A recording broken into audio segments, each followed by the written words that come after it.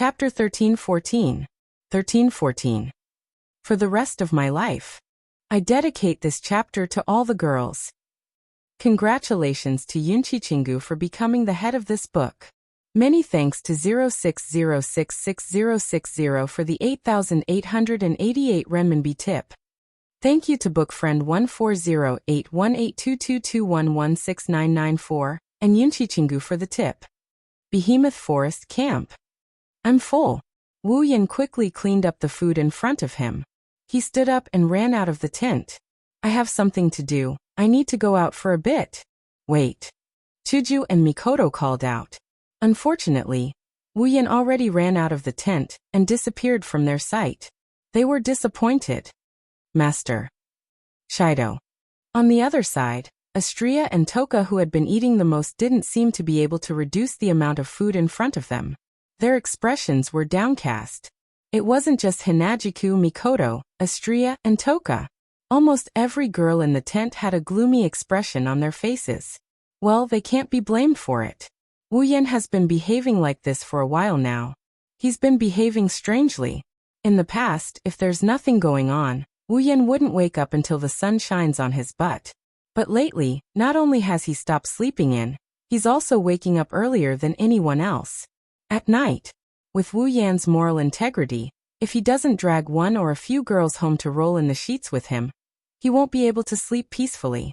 Even if he can't get anyone to roll in the sheets with him at night, he will stick to the girls like sticky candy until they are willing or throw a tantrum.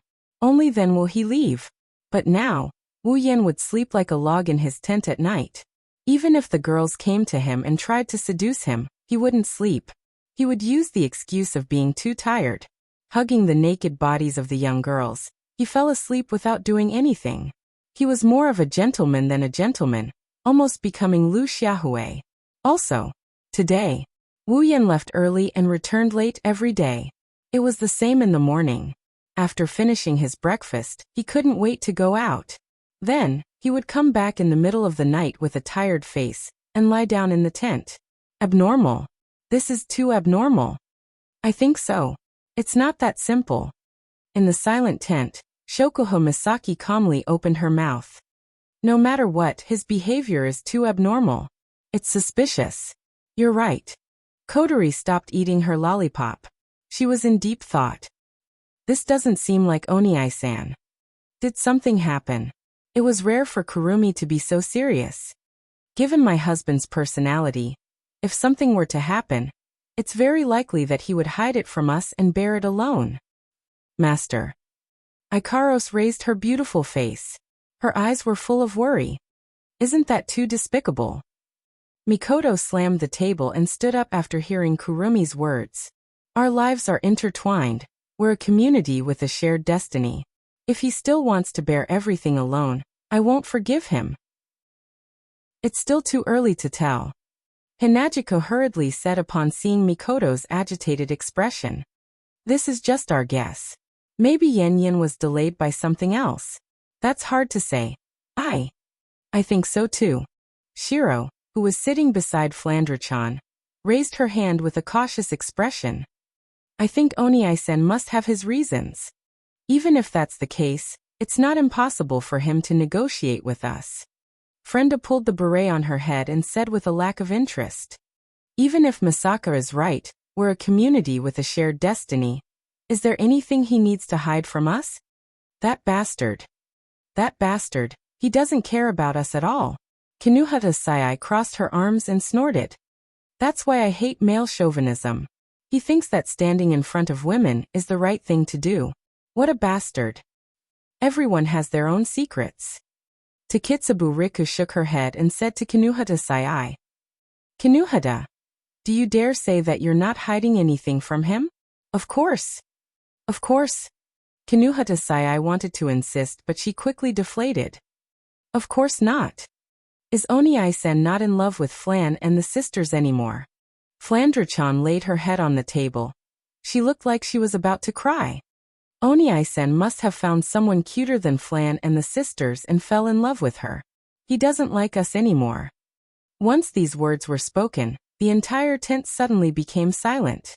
Soon after, The surrounding temperature continued to drop at a rate of 1 degree per second. No. No way. Astria smiled awkwardly. Master. Can't be that kind of person, right? However, none of the girls answered Astria's question with a dark expression. Astria shushed them and kept quiet. Shido. Toka said anxiously. Could it be that Shido doesn't like me anymore? Is that why he doesn't want to be with me? Looks like I can't sit back and do nothing anymore. Kotori stood up and looked at Ikaros with a cruel smile. Oni-san shouldn't be too far away. Ikaros, can you scan Oni-san's location? A glint of data flashed in Ikaros's eyes as she nodded. Master's location has been confirmed. Current coordinates, Behemoth Forest. Let's go. Mikoto and Chuju stood up with a cold smile on their faces. Let's see if he has fallen for some vixen or not. And so the girls marched towards Behemoth Forest. Master's location has been confirmed. Ikaros pointed at an empty space in front of them. Over there. Slowly approach him. Shokoho Misaki ordered. Remember, don't let him see you. The group of young girls all nodded obediently. They tiptoed closer to the open space and hid in the bushes. Gently pushing aside a corner of the grass, he let his vision shoot into the open space. When the scene in the open space was imprinted in the eyes of all the girls, all of them were stunned. The scene of an affair they expected didn't happen. Instead, they saw something different. It was an unbelievable scene. This was because the girls saw a cake in the middle of the empty space. It was a huge cake. It was 3 to 4 meters in diameter. It was a huge cake that was more than 2 meters tall. Around the cake, Wu Yan was holding some utensils. While baking some small cakes, he added them to the big cake to increase the surface area of the big cake. The girls looked at each other in dismay. What's going on? Who is it? The moment the girls made a move, Wu Yan noticed them. Who's there? It's us. Looking at Wu Yan's cold expression, the girls quickly came out from the bushes. Wu Yan was stunned and he exclaimed in surprise. Why are you here? It's all because of you. Hinagika's eyes drifted away embarrassedly, but soon her face tensed up again. What are you doing here? Wu Yan hesitated for a bit before bitterly laughing out loud when he saw the dissatisfied looks on the girls' faces. So we were exposed in the end? This cake. The girls came closer and their gazes shifted to the cake. What the hell is going on? You've been busy helping your sisters build the base recently. You haven't had time to rest. Wu Yan sighed helplessly. As for me, I'm not very good at this aspect. I can only throw everything to you guys. Looking at how busy you guys are every day, I don't know what to do. In the end, I can only think of this way to express my feelings. Wu Yan picked up a cream drawing tool used for writing and added 4 words on the cake. One life. Looking at the 4 words on the cake, the girls were stunned. Then, the expressions on their faces started to melt. A lifetime.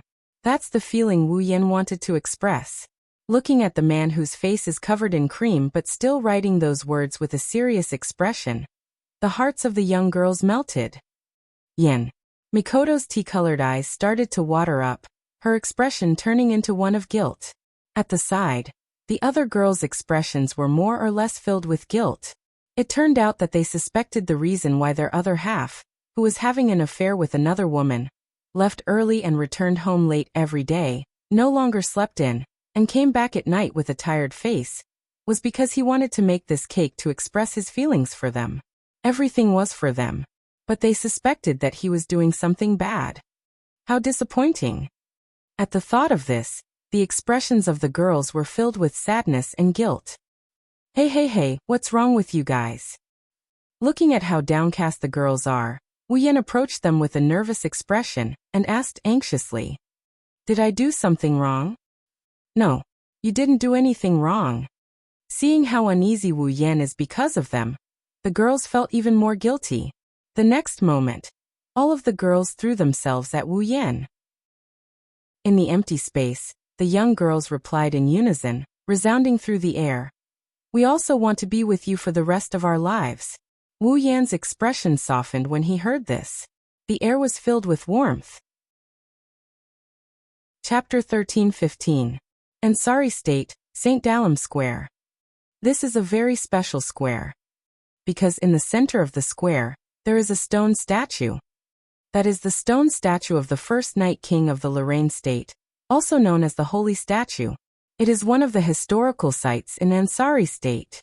Whether it is a local or a foreigner, if there is a place in Ansari State that must be visited, it must be the Holy Statue, which is St. Dalam Square. Because of this, St. Dalam Square is not only the place with the most tourists during the day, it is also a meeting place for many people who live in Ansari State. And of course, this includes Wuyan. In the end, I still came early. At the foot of the Holy Statue in St. Dalam Square, Wuyan, who is wearing casual clothes and a jacket, looked at the sky and he couldn't help but grumble. That guy Corset, why does he look more excited than me? Rushing me out in such a hurry. There is still an hour before the appointed time. How could Rebecca come so early? As the #1 celebrity in the Ansari State Dragon Riding Academy, and the idol of all the boys and girls in Ansari State, to Rebecca, dating with Wu Yen might just be a routine. Although it didn't sound very nice, this date was still a reward for the winner of the Aries Dragon Rite. It couldn't be considered a real date, and Rebecca was only fulfilling her promise. She was definitely carrying out this date with a vague attitude. Therefore, with Rebecca's character, even if she won't be late, she shouldn't be too early, at least not as early as an hour in the morning. Wu Yan thought so. But in the next moment, the scene that appeared in front of Wu Yan mercilessly shattered this thought in his heart. Nobody knows when it started. The entire St. Dalam Square was silent. The scene that was still a bit noisy a second ago. At this moment, all the voices seemed to be extinguished by something. They were cut off in the air. Every man, woman, old, young at the scene. All of them seemed to be holding their breaths. They didn't even dare to make a sound. All of them turned their gazes towards one direction. Their eyes flashed with a somewhat dull look. Wu Yan followed everyone's line of sight and looked ahead. He was also stunned by what he saw. That was because in that direction, a young girl was walking into the plaza with extremely elegant and noble steps. Looking at the young lady who was slowly walking towards the center of the field, everyone's eyes lit up at the same time. That is breathtaking. Under the sunlight, the young girl was wearing a pure white blouse. It was very crisp and neat. It set off her voluptuous and explosive chest. Both sides of her chest spread down in an extremely seductive trajectory, drawing out slender curves. Her lower body was a pure black miniskirt, matched with knee-length stockings and knee-length boots.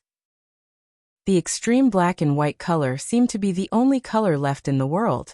Her fiery red hair was gently tied up by a white ribbon and placed on the left side of her head. It drooped down on the young girl's chest. Clear emerald was the color of the young girl's pupils. It embellished that beautiful and charming face that was suffocatingly beautiful. Taking a step forward, the sound of her boots landing on the ground could be clearly heard throughout the square. Red hair, white blouse, black miniskirt, stockings, boots, and emerald eyes. For colors like the sky converged on that beautiful figure that didn't seem to belong to this world. In this world, there seemed to be only one person left. Everyone's gaze couldn't leave that beautiful figure. Their eyes followed her as she walked. However, she didn't care about the surrounding gazes at all, as if she was already used to it. While walking into the square, she lightly shifted her gaze. When she saw Wu Yan standing under the holy statue, the young girl's eyes lit up. A smile that made everyone's heart beat faster appeared on her face. She slightly quickened her steps. Under everyone's gaze, she arrived in front of Wu Yan. Seeing Wu Yan's shocked expression, the young girl raised an eyebrow and said in amusement, "What's wrong? You don't recognize me?" Hearing that sweet and dignified voice, Wu Yan blinked and asked with uncertainty, "Rebecca? You really don't recognize me?" Rebecca let out a bitter laugh, but she quickly regained her smile. "Well, I didn't waste my time getting up early in the morning to dress up. Looks like the effect is pretty good." Hearing Rebecca's blunt words and the intoxicated expressions of the passers-by, Wu Yan finally reacted and shrugged. "Not only is it pretty good, it can't get any better. No one recognizes you as the strongest student council president. Because this is the first time I'm wearing casual clothes in public." Rebecca easily said something that could easily be misunderstood and flattered. Then she sized up Wu Yan. You're dressed pretty well too. This is all thanks to corset. Speaking of that heaven-defying maid, Wu Yan felt his strength begin to drain away. She's even more nervous than I am about this date. I really don't know what she's so excited about. Corset. Rebecca paused for a moment, then revealed a faint smile. Speaking of which, she's now your personal maid in the morning. You should be able to take advantage of this opportunity to do some things you normally wouldn't dare to do. That's a very ambiguous statement. Wu Yan chuckled in an embarrassed manner. It's not like you don't know how heaven-defying corset is. If I really make a move on her, I might fail miserably before I can even take her down. Aren't you underestimating yourself too much? Rebecca said with a smile and a deep meaning behind her words. If you really take action, maybe corset won't refuse you. You're not sure. How is that possible? Wu Yan's first reaction was to laugh. It's a very funny laugh. I've only known corset for less than a month. The chances of us meeting are even rarer. How could corset? Is that so? Rebecca interrupted Wu Yan. Her eyes contained a different kind of emotion. But we've only known each other for less than a month. Haven't we already progressed to the level of a date? This is the reward for the Ares Temple's dragon sacrifice. Wu Yan sighed. If I held a bouquet of flowers like those people who wanted to pursue you, shouting, President Rebecca, I love you, and please go on a date with me at the same time, would you agree?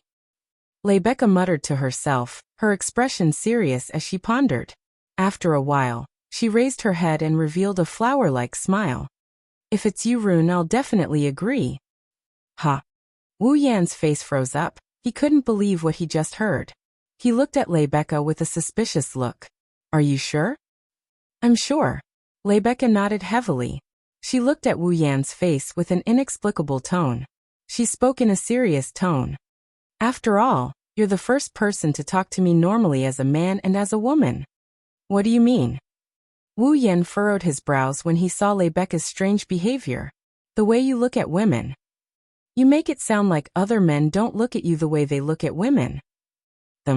Rebecca's expression turned bitter. Instead of saying that I'm looking at a woman, it's better to say that I'm looking at the most reliable student council president and the Saint Dragon Knight. Oh! Wu Yan narrowed his eyes, and he rapped her on the head with his knuckles. You. Rebecca held her head in pain. She looked at Wu Yan in shock. She didn't expect him to treat her like this. Let me use your words. You're underestimating yourself too much. Wu Yan pursed his lips. Even if you disregard your identity as the Student Council President and the Sacred Sky Dragon Knight, you're still a beautiful woman. Wu Yan pointed at the passers-by. Their gazes are the evidence. Rebecca couldn't help but look around. Immediately, she caught sight of the stunned and envious expressions of the passers-by. Due to her disguise, the passers-by didn't know this beautiful girl was the Student Council President. As Wu Yan said, their gazes were the most direct evidence of Rebecca's identity as a woman. Rebecca's eyes flickered. She smiled. Her smile was extremely beautiful. Chapter 13-16. Ansari City, City District. Wow, what a beautiful girl. Where is that girl from? I've never seen her before. Is there such a beautiful girl in Ansari City? Who is that man beside her? He can't be that beauty's lover, right? That beauty is holding his hand. They must be lovers. Damn it, I'm so envious. That man. On the streets of the city district, the passers-by all stopped in their tracks. Attracted by Rebecca's heaven-shaking beauty, they widened their eyes. They looked at Rebecca in awe while pointing at her in excitement. However, when they noticed Wu Yan walking next to Rebecca and Rebecca holding onto his arm, their enthusiasm dissipated like a splash of cold water. They started pointing at Wu Yan and started gossiping. Of course, unlike Rebecca, Wu Yan only attracted negative envy and jealousy. Wu Yan grimaced as he looked at Rebecca, who was leaning on him intimately. She hooked her arm around his, and she leaned on him with a smile on her face. She's one step away from leaning into his embrace. His bitterness deepened. It was bitter to say it. Wu Yan, on the other hand, felt troubled and puzzled. Naturally, he was annoyed by Rebecca's intimate actions. His hand had completely sunk into the other party's voluptuous breasts. Feeling that amazingly soft touch, while the fire in his heart continued to burn, his absent-mindedness affected his state of mind. Even his steps became light as a feather. He almost made a fool out of himself. What he didn't understand was Rebecca's attitude. Ever since the conversation in St. Lamb Square, Rebecca suddenly became incomparably passionate, like a lover who was passionately in love. Not only did she insist on holding his hand, she also ignored the scrutinizing and unbridled gazes of the surrounding people. This made Wu Yan very confused. The rumored strongest student council president of Ansari City's Dragon Riding Academy. She was usually upright and awe-inspiring. In addition to her awe-inspiring performance and extremely beautiful appearance, once she released her passion, even Wu Yan almost couldn't take it. It was no wonder that Wu Yan didn't understand. After all, it was the first time he saw Rebecca like this. He couldn't help but reach out his hand. As Rebecca stared blankly at him, he touched her forehead and then touched his own as he muttered to himself, "That's right, master. I don't have a fever." As soon as he said that, with a slap, a weak yet powerful hand mercilessly slapped Wu Yan's shoulder, making him cry out in pain. He looked at Rebecca, causing her to look unhappily. "Do you know that your behavior just now was very rude?" Sorry. Wu Yan rubbed his shoulder and smiled apologetically. "I just didn't expect, Rebecca, you would be so passionate when you're on a date. When you're on a date, you must use a different way to interact with the opposite sex. That's the easiest way to arouse the resonance between both parties and show the warmth of your feelings." Rebecca's lips slowly curled up. "This is common knowledge for dating." "That's right." Wu Yan scratched his face. "It's not a problem for normal lovers or opposite sex who have feelings for each other to do this, but are we lovers or opposite sex who have feelings for each other?"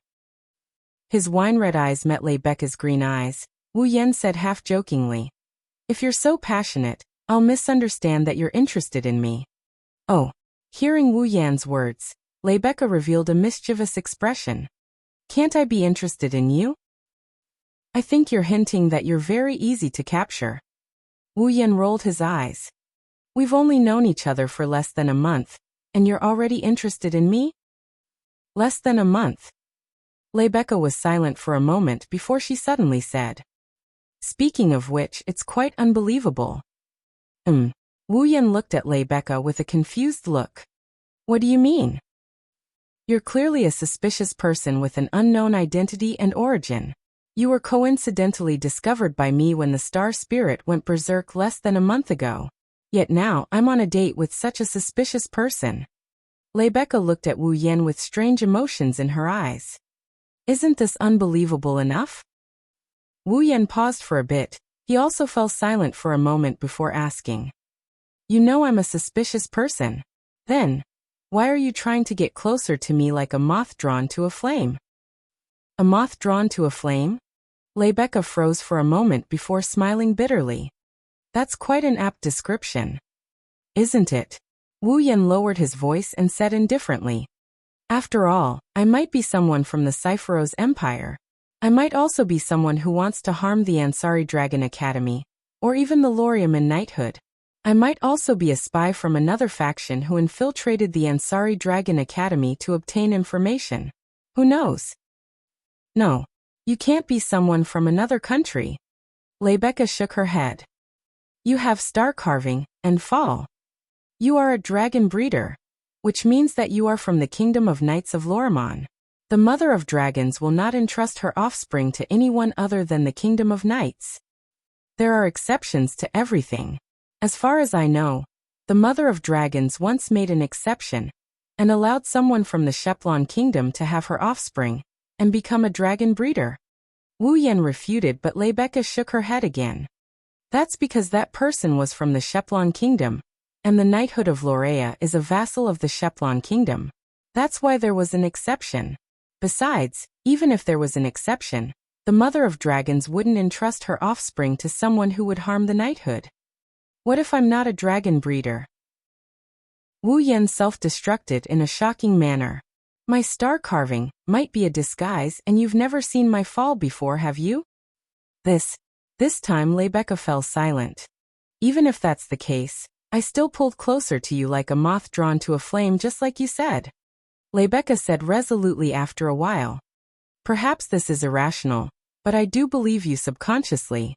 Perhaps this is a woman's intuition? This. Wuyan didn't know whether to laugh or to cry. That's not something that the highly capable student council president would say. Isn't that why I said it's inconceivable? Rebecca smiled and lifted her head. The sunlight shone on her face, making her as beautiful as a goddess. There are indeed many mysterious things about you, but they're far from suspicious. One day, I will uncover all these mysteries and you'll have no more secrets from me. Wuyan looked at Rebecca in astonishment. Rebecca responded with her usual confident smile. Wuyan chuckled helplessly. Is this a declaration of love? It can be considered a declaration of challenge. Wuyan and Rebecca smiled at each other. They ignored the gazes of the passers-by and intimately stuck to each other, beginning a true date. Ansari State Dragon Riding Academy, Epona. Under the setting sun, Wuyan sent Rebecca to the entrance of Epona Lodge. He looked at the incomparably beautiful girl standing in front of him and sighed. I say it's a date, but I'm not familiar with Ansari City at all. I just want you to take me shopping and familiarize me with the roads. Then I'll treat it as a prelude to our next date. Rebecca didn't mind making such a declaration. She walked up to Wuyan with a grin on her face. She stood on her tiptoes and before Wuyan could react, she placed her lips on Wuyan's cheek and she kissed him with a soft chirp. Wuyan's eyes widened when he felt the fragrance and touch on his cheek. A farewell kiss is the perfect ending to a date. This is common knowledge when dating. Rebecca leisurely said after a light kiss. She then turned around and walked into the dormitory with a smile. Wuyan rubbed his cheeks. He looked at Rebecca's cheerful back, and he couldn't help but reply to her. Remember to kiss me next time. That will depend on your performance. A confident smile appeared on Rebecca's face. She recovered her usual heroic demeanor and walked into the dormitory. Today was destined to be a beautiful day. Chapter 13-17. Ansari State Dragon Riding Academy. Due to the Corpse Ash Dragon's attack, Ansari Dragon Riding Academy suspended classes for quite some time. Today, although the reconstruction of Ansari City was still ongoing, the impact of the attack on the people of Ansari City had mostly subsided. Therefore, the Ansari Dragon Riding Academy was also preparing to open today. Early in the morning, the students of Ansari Dragon Riding Academy gathered in a spacious auditorium. They lined up in an orderly manner and quietly waited for this little ceremony that resembled a school opening ceremony to begin. Of course, although it was described as a school opening ceremony, the students didn't think it would be boring. Because at this very moment, the one standing in the middle of the stage is the most popular goddess of the Ansari University's Dragon Riding Academy. This time, our Ansari Dragon Riding Academy Student Council has recruited 4 new student council members. On the high platform of the auditorium, Rebecca wore her usual confident smile as she leisurely spoke to all the students in a dignified and loud voice. Next, let me introduce the new members of the student council. Rebecca moved away from the stage where the microphone was placed and turned to the side. She extended her hand to the screen next to the stage. First, the student council's disciplinary committee member, Sylvia Loren. Sylvia Loren? Yes. Following a stern response, all the students began to hold their breaths. They couldn't help but look to the side. There, Sylvia, with her long blonde hair swinging, walked up to the podium with clear footsteps. Her face was full of coldness. Looking at Sylvia, who was standing on the podium, the students snorted in disdain. After all, Sylvia was famous for being unreasonable and arrogant. Even if she was extremely beautiful, she didn't want to arouse dissatisfaction from others. It was also very easy. Although it was a little hard to believe, this incomparably beautiful princess was indeed not very popular. She was not even close to anyone. However, Sylvia's subsequent performance caused all of the students' jaws to drop. I am the disciplinary committee member, Sylvia Loren. Loren. She had a solemn expression on her face. However, Sylvia's voice was no longer as cold and emotionless as before. Instead, it was much gentler. There were even beautiful ripples in her eyes. As a junior, I know that there are still many areas where I am immature, but I will do my best to assist the student union in its work.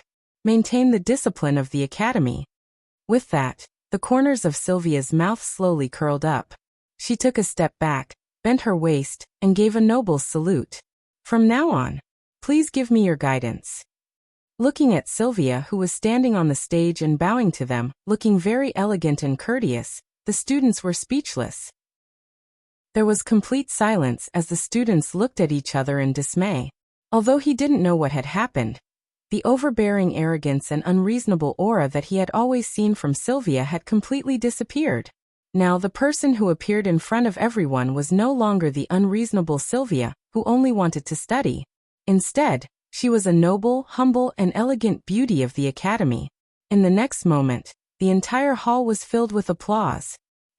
It seemed that even Sylvia herself was shocked by the loud applause. Her refined and courteous temperament instantly disappeared, and a panicked expression appeared on her originally solemn face. Ever since she entered the academy, due to her status and grades, Sylvia had gone on stage many times.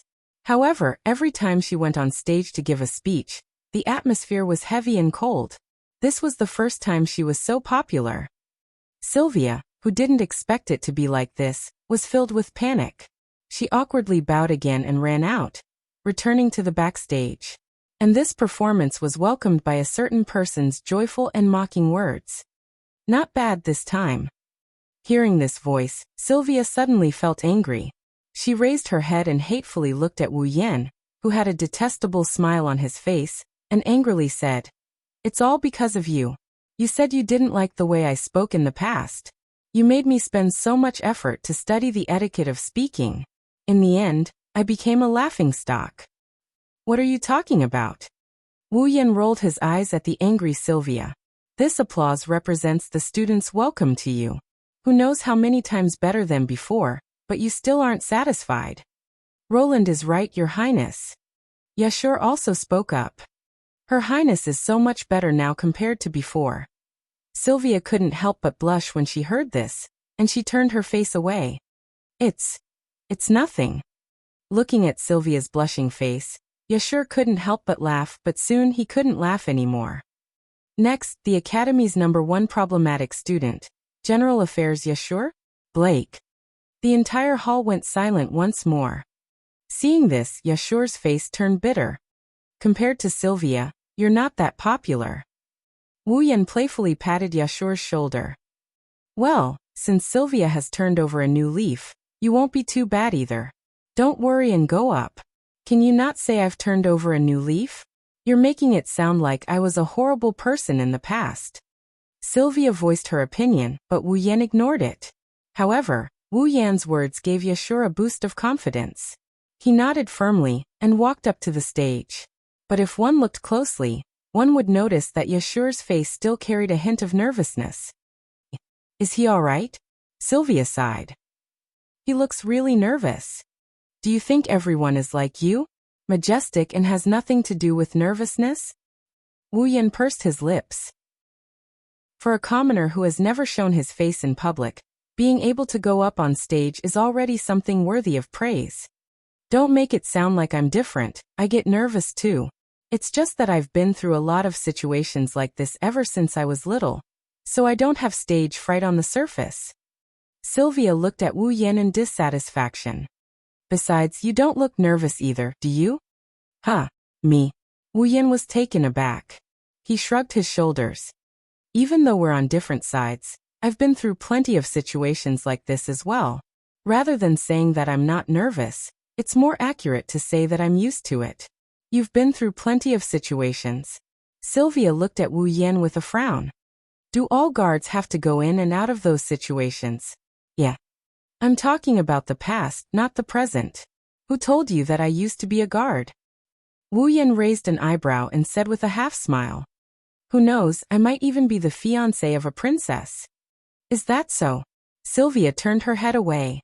She didn't listen to Wu Yan. Wu Yan sighed helplessly. He wasn't lying. Even though they're not in this world, Sylph is still a princess and he is indeed her fiancé. Next up, let's welcome the genius dragon rider, the one who has never lost a single battle since he entered the school. He is known as the Divine Rider, and is now the assistant of the student council, Randall. Unknowingly, Yashur had also returned to the backstage and ended his speech. Rebecca made an introduction with slightly clearer words than before, causing a burst of applause in the auditorium. Compared to Sylvia and Yashur, Wu Yan is much more popular. I am Randall, the assistant of the student council. Randall. Standing on the podium, Wu Yan had a calm expression on his face. Originally, the student union didn't have the position of assistant, but since the vice president and secretary of the student union were often absent for no reason, the president created the position of assistant. I will take over the vice president and secretary's work and be responsible for assisting the president. If there's anything you need my help with, feel free to look for me. I will be more than happy to do so. Oh. As soon as he finished speaking, the students immediately clapped and cheered. Rebecca and Sylvia clapped their hands when they saw Wu Yan standing on the stage with a carefree expression on his face.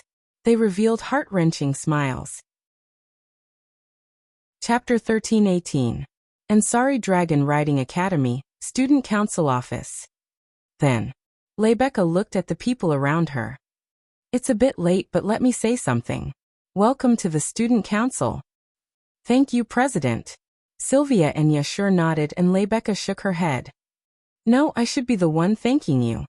Rebecca sighed. On the surface, the student union sounds very glorious, but in fact, there is a shortage of internal staff. The vice president and the secretary are absent all year round, so the entire student union has long shown signs of not being able to operate properly. The fact that all of you can join the student union has allowed me to catch my breath. Guild leader, you mustn't say that. Yashur was flattered and shook his head. If a problematic student like me can help a little, I definitely won't refuse. Me too. Sylvia nodded solemnly. I've always thought that I can do what others can do with a little effort.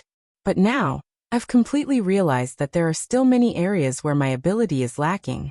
Take the corpse dragon incident, for example. At that time, I couldn't even help at all. Princess, what are you saying? Yashur looked at Sylvia in shock. If it wasn't for Princess and Lancelot's help, I wouldn't have been able to defeat the corpse grey dragon alone. However, Yashur's comforting words were met with Sylvia's sharp gaze. You bastard! Don't you know what you've done? Looking at Sylvia's somewhat angry expression, Yashur was stunned on the spot. Even if it's just a rushed holy knight armor, you're still wearing it. Sylvia clenched her teeth, unwilling to give up. In other words, you were a true sacred sky dragon knight back then. Hearing this, Yashur opened his mouth and finally realized what kind of level he had reached at that time. Sacred Sky Dragon Knight.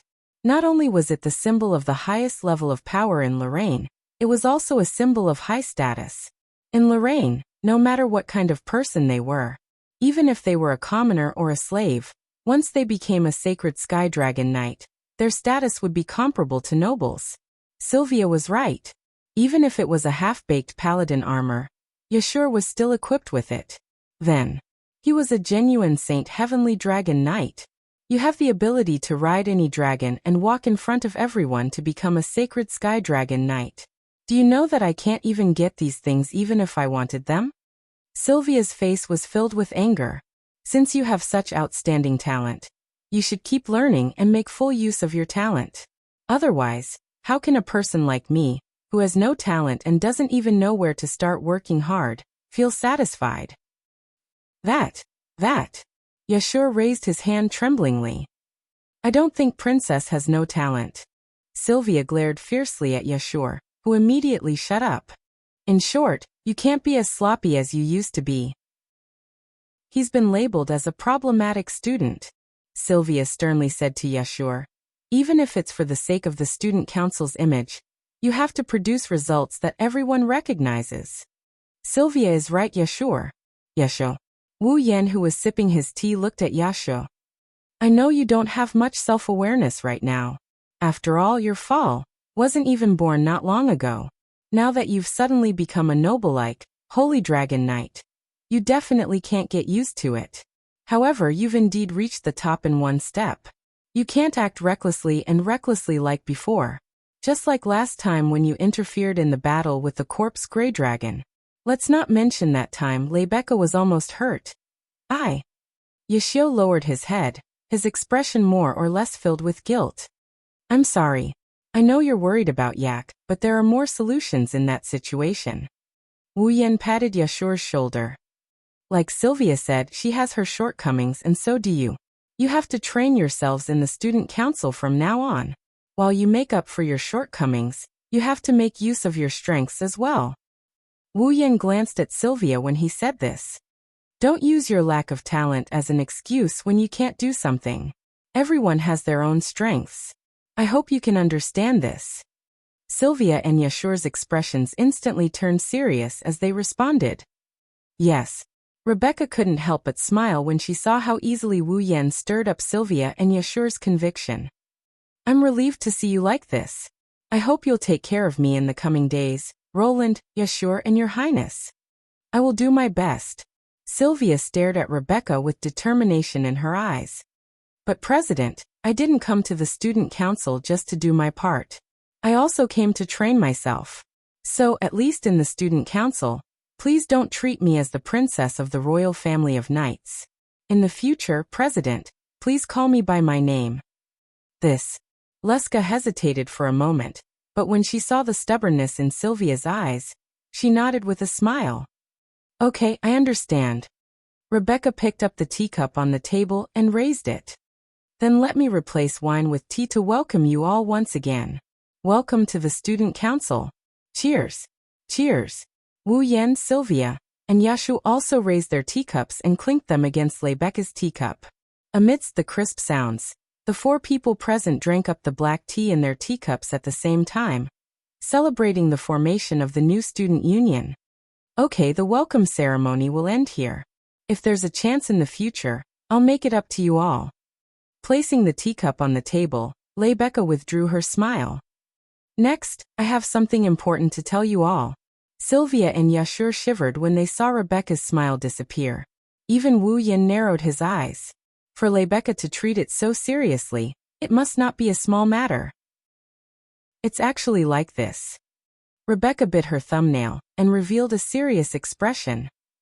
I've already reported the corpse dragon's attack on Ansari City to the royal family of knights.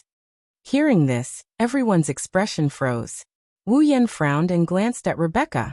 Did the Lorimon Wang family, or the Lorimon Holy Dragon Knights do something? That is indeed the case. Rebecca bitterly smiled. In order to further understand the cause of the corpse ash dragon's attack, investigate the truth behind it, and collect information, the Lorimon Wang family will personally visit Ansari City on the grounds of expressing sympathy for the people. The royal family of Lorimon will personally come.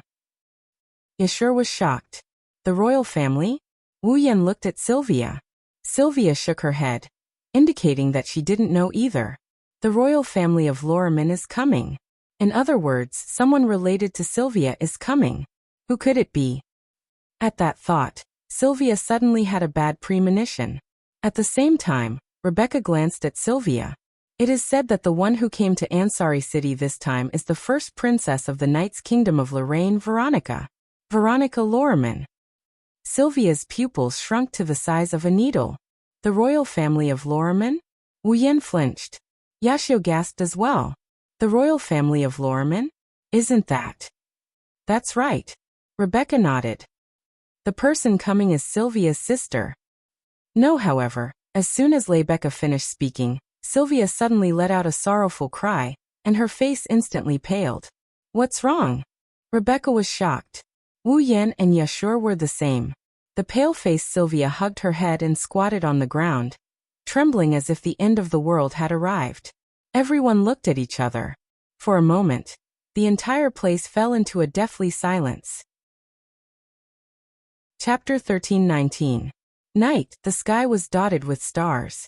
It looked like the Milky Way was streaking across the horizon. Apollo's house. Wu Yan was lying on his bed in a room. He looked at the cold ceiling. After a while he raised his hand. On that hand, A strange drop of blood was floating above his hand in an extremely strange manner, drifting up and down. Young blood of the Avalon Saint Dragon Emperor. Special item. A special blood extracted from the last descendant of the Avalon Saint Dragon Emperor, when he was young. Due to the extraction by the system, it has a magical effect. If consumed by a vampire who relies on blood as their foundation, it can strengthen the vampire's ability. If consumed by a vampire's true ancestor, it can raise the level of the vampire by 1 level. Note: due to the extraction by the system, it can only be effective if consumed by the system's user. The effective range is before level 90. When the user reaches level 89, the consumption will be ineffective. This drop of blood is the one Wu Yan obtained from AI Ke. It is also the prerequisite for Wu Yan to complete the second dungeon quest. The extraction process was very smooth. At least, it was much smoother than when he asked the Dragon Mother for a drop of blood. Wu Yan only used a table of delicious dishes to make AI Ke happy. She agreed to Wu Yan's request for a drop of blood, and let Wu Yan extract it from her body. Wu Yan's second dungeon quest was successfully completed. Character: Wu Yan. Equipment points: 61100. Item points: 180000. Ability points: 51,000. Summoning points: 81,000. Level: 85. Dungeon World. Star Carvings Dragon Knight Dungeon Quest. Acquire. Quest 1. Enter Tokisaki Kurumi's Red Jade Mode. Using the ability of the angel, the Zafkiel, he used the bullet of 12 Yod, the Zafkiel. Bet. When the Mother of Dragons placed the last descendant of the Avalon Holy Dragon royal family in the Abayan Forest, she obtained a drop of the original blood of the last descendant of the Avalon Holy Dragon royal family, before he was born and placed in the Abayan Forest. Quest reward: 10,000 equipment points, item points, ability points, summoning points. Completed. Mission 2. Obtain a drop of infant blood from the last descendant of Avalon's Holy Dragon royal family. Quest reward: 30,000 equipment points, item points, ability points, summoning points. Completed. Mission 3. Obtain a drop of awakening blood from the last descendant of Avalon's Holy Dragon royal family. Quest reward: 50,000 equipment points, item points, ability points, summoning points. At present, there was only one instance dungeon quest left to complete Wu Yan's quest in this world. Then, he would be able to move about freely in this world. The third instance dungeon quest still required Wu Yan to obtain blood from the last descendant of Avalon's Holy Dragon royal family, which was Yak. However, unlike the previous 2 instances, this instance dungeon quest required Wu Yan to obtain a drop of blood from Yak when she enters the awakening period. However, when is Yak's awakening period? When is this awakening period? These. Wu Yan had no idea at all. Therefore, this instance dungeon quest could only be temporarily put aside and be dealt with in the future. However, Wu Yan had to continue paying attention to Yak. Although he didn't know when Yak would enter the so-called awakening period, Wu Yan could only wait. Looking at the drop of Avalon's Holy Dragon royal family's infant blood floating in his palm, Wu Yan sighed. There were 2 reasons for the sigh. Firstly, it was a pity that the effect of the Holy Dragon royal family's infant blood was the same as the original blood of Avalon's Holy Dragon royal family. After all, Wu Yan was hoping that this drop of blood would have the effect of allowing him to enter the demigod rank. Now it seems that entering the demigod rank was not as easy as he thought. Therefore Wu Yan sighed. Secondly, he was confused about what happened during the day and sighed. Putting away the drop of Avalon's Holy Dragon royal family's infant blood, Wu Yan put his hands behind his head and looked at the ceiling. In his mind, Sylvia's face, which had turned pale due to excessive fear, appeared. When she heard that her sister was about to come to Ansari City, Sylvia was not happy at all. Instead, she was terrified. Isn't this a little too suspicious? Sylvia's reaction really puzzled Wu Yan. If Sylvia's expression was hatred, it was disgust. Then, Wu Yan wouldn't be surprised at all. After all, the Wangs were always scheming against each other due to their background and environment. There was also the heir to the throne and other factors that made the relationship between the Wangs not harmonious, even if they were siblings. That had been played out many times in TV dramas. Because of this, Sylvia and Veronica's relationship was not good. Wu Yan could understand. However, Sylvia's reaction wasn't hatred or disgust. It was fear, and it was extreme fear. This puzzled Wu Yan. Could it be that Veronica had done something to Sylvia? Thinking until here, Wu Yan couldn't help but sigh again and murmur, "What the hell is going on? Why don't I answer for Lord Rune?" A cold voice suddenly sounded in the room, making Wu Yan's whole body tremble, and he reflexively jumped up from the bed. Next, Wu Yan saw Corset standing beside the bed in her usual court-made uniform looking at him with a mischievous expression. Wu Yan bitterly chuckled in response. He didn't seem to be in a good mood. "Corset, please. Next time use a normal way to appear, okay? Then I won't be able to come in. This is the boys' dormitory." Corset winked mischievously, and a playful expression appeared on her face. "I saw that Lord Rune seemed to be troubled. That's why I came to care about him. Isn't Lord Rune happy? The one who should be troubled is your master, who should be hiding in the quilt and trembling right now, right?" Wu Yan laid back down on the bed. Corset sat on the edge of the bed without any hesitation. She looked at Wu Yan with a half-smile. "Lord Rune really cares about Her Royal Highness. Now do maids gossip too? I'm just curious about Lord Rune's feelings. Then it's called gossip. So be it." Cosette smiled indifferently, but soon after, he let out a sigh. "Actually, the reason why Her Royal Highness behaved that way is all because of Her Royal Highness Veronica." Wu Yan immediately turned his eyes to Corset.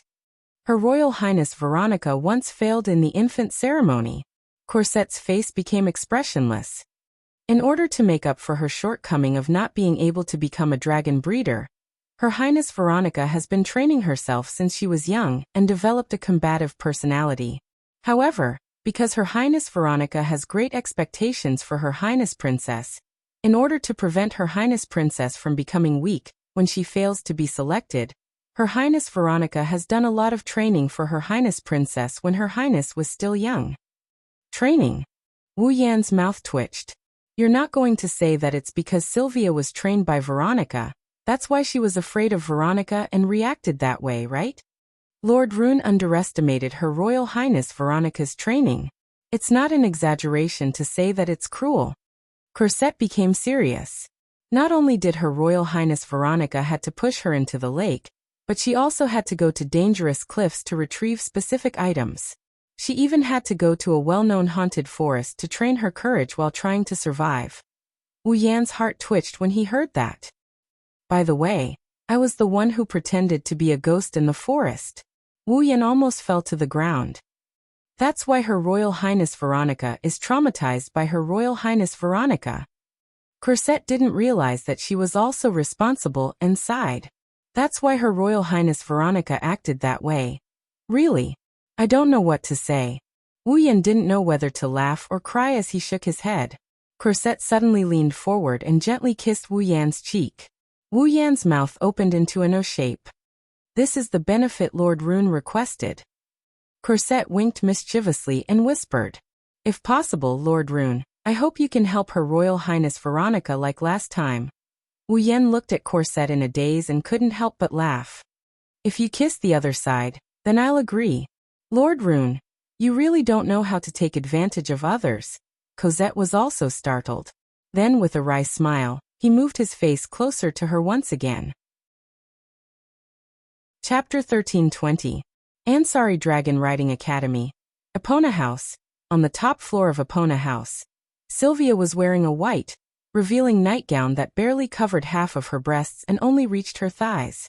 She was lying on her bed with a pair of ice blue eyes that were filled with disappointment. Today, all the students of the Ansari Dragon Riding Academy got a holiday, because the first princess of Lorea Knight's kingdom, Veronica Loriaman, would be visiting Ansari City today.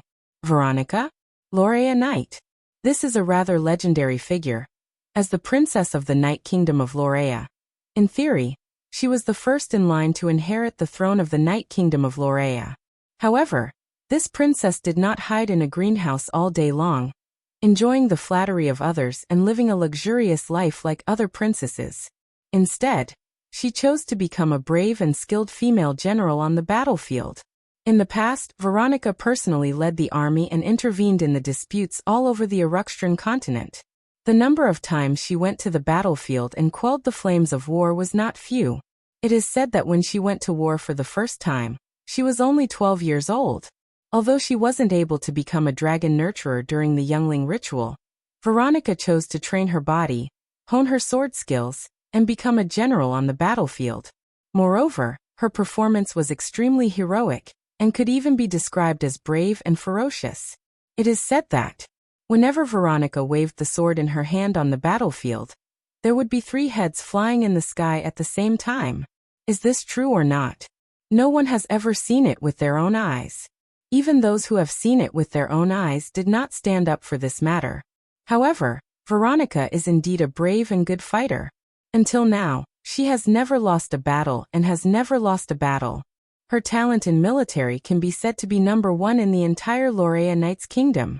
The sword skills that she has honed over the years can be said to be invincible.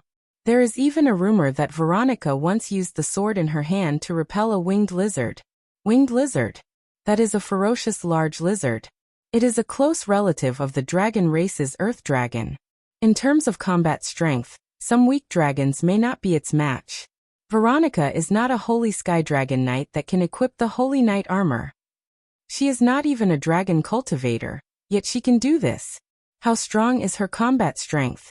One can only imagine. And these are the achievements that Veronica had when she was in her teens. Now Veronica's fame is still the same, but her combat strength is definitely much higher. Such a brave female warrior made the citizens of Lorea Knight's kingdom admire Veronica. Her position in the hearts of the citizens Knight's kingdom's people's heart is far from Sylvia, who was still a student, can compare to her. People even thought Veronica's eyes. It was because the mother of dragons felt that Veronica's eyes were too scary when she was only 7 years old. Of course, there was no way to verify this. The famous Veronica was known as the Iron Blood Valkyrie. It refers to her powerful combat strength and ruthless mentality on the battlefield. Plus, she is the princess of the royal family. Such an existence is about to come to Ansari City. The upper echelons of Ansari City have already prepared a welcoming ceremony. Naturally, the Ansari Dragon Academy's board of directors, student council, and various high-ranking officials are also included. Under such circumstances, the Ansari Dragon Riding Academy was also on holiday. Now the relevant personnel of the academy should be there to welcome Veronica's arrival. Sylvia, on the other hand, was still in her pajamas and lying on her bed. Her heart was struggling to the extreme. Logically speaking, as Veronica's sister, the 4th princess of the royal family, and the student council's disciplinary committee member, Sylvia must be there no matter what. But the fear of Veronica in her heart overcame her reason. Sylvia can only lie on her bed, struggling in her heart and feeling disheartened by her current state. In the end, am I still a coward? Sylvia laughed self-deprecatingly, her hand involuntarily touching the star carving on her chest. This star carving, and even Lancelot, were given to Sylvia by someone else. Originally, Sylvia should have failed in the youngling ceremony. But in the end, she met a benefactor and received his help to obtain a youngling, becoming a dragon cultivator. Sylvia doesn't know why that big brother of hers also had a youngling that only the mother of dragons can entrust to him, and even gave it to her. But when Sylvia expressed her gratitude to him, she already made a decision in her heart. She won't let him down. But now, such a cowardly person like her would only stain the big brother who had bestowed her with such a great favor. Sylvia can even imagine the disappointment on his face when he sees her current state. This made Sylvia's heart tighten. No, Sylvia clenched her teeth and sat up. At least, I have to face it bravely. That's right. Sylvia's voice suddenly rang out in the originally empty room, causing the resolute expression on Sylvia's face to collapse. She held back her tears and covered her eyes in fear. What are you doing? Then a speechless voice entered Sylvia's ears. Only then did Sylvia realize how familiar that voice was. She raised her head and looked at the source of the voice. In the next moment, Sylvia saw Wu Yan is standing beside her with a helpless expression on his face. You. Sylvia was stunned. Why are you here? Nothing. It's nothing. Wu Yan crossed his arms and looked down at Sylvia. I'm just here to see how the great 4th princess is a coward. Sylvia raised an eyebrow, but quickly deflated. After all, what Wu Yan said was the truth. I don't want to teach you a lesson anymore. Wu Yan closed his eyes. I just want to ask you, are you really willing to live under Veronica's shadow for the rest of your life? Sylvia opened her mouth and wanted to refute, but when she remembered what Veronica did to her, her voice seemed to be stuck in her throat, and she couldn't force it out.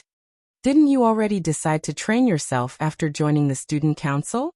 Wu Yan looked at Sylvia with disdain, causing Sylvia's heart to skip a beat. She felt a faint sense of fear. This wasn't the first time Wu Yan taught Sylvia a lesson.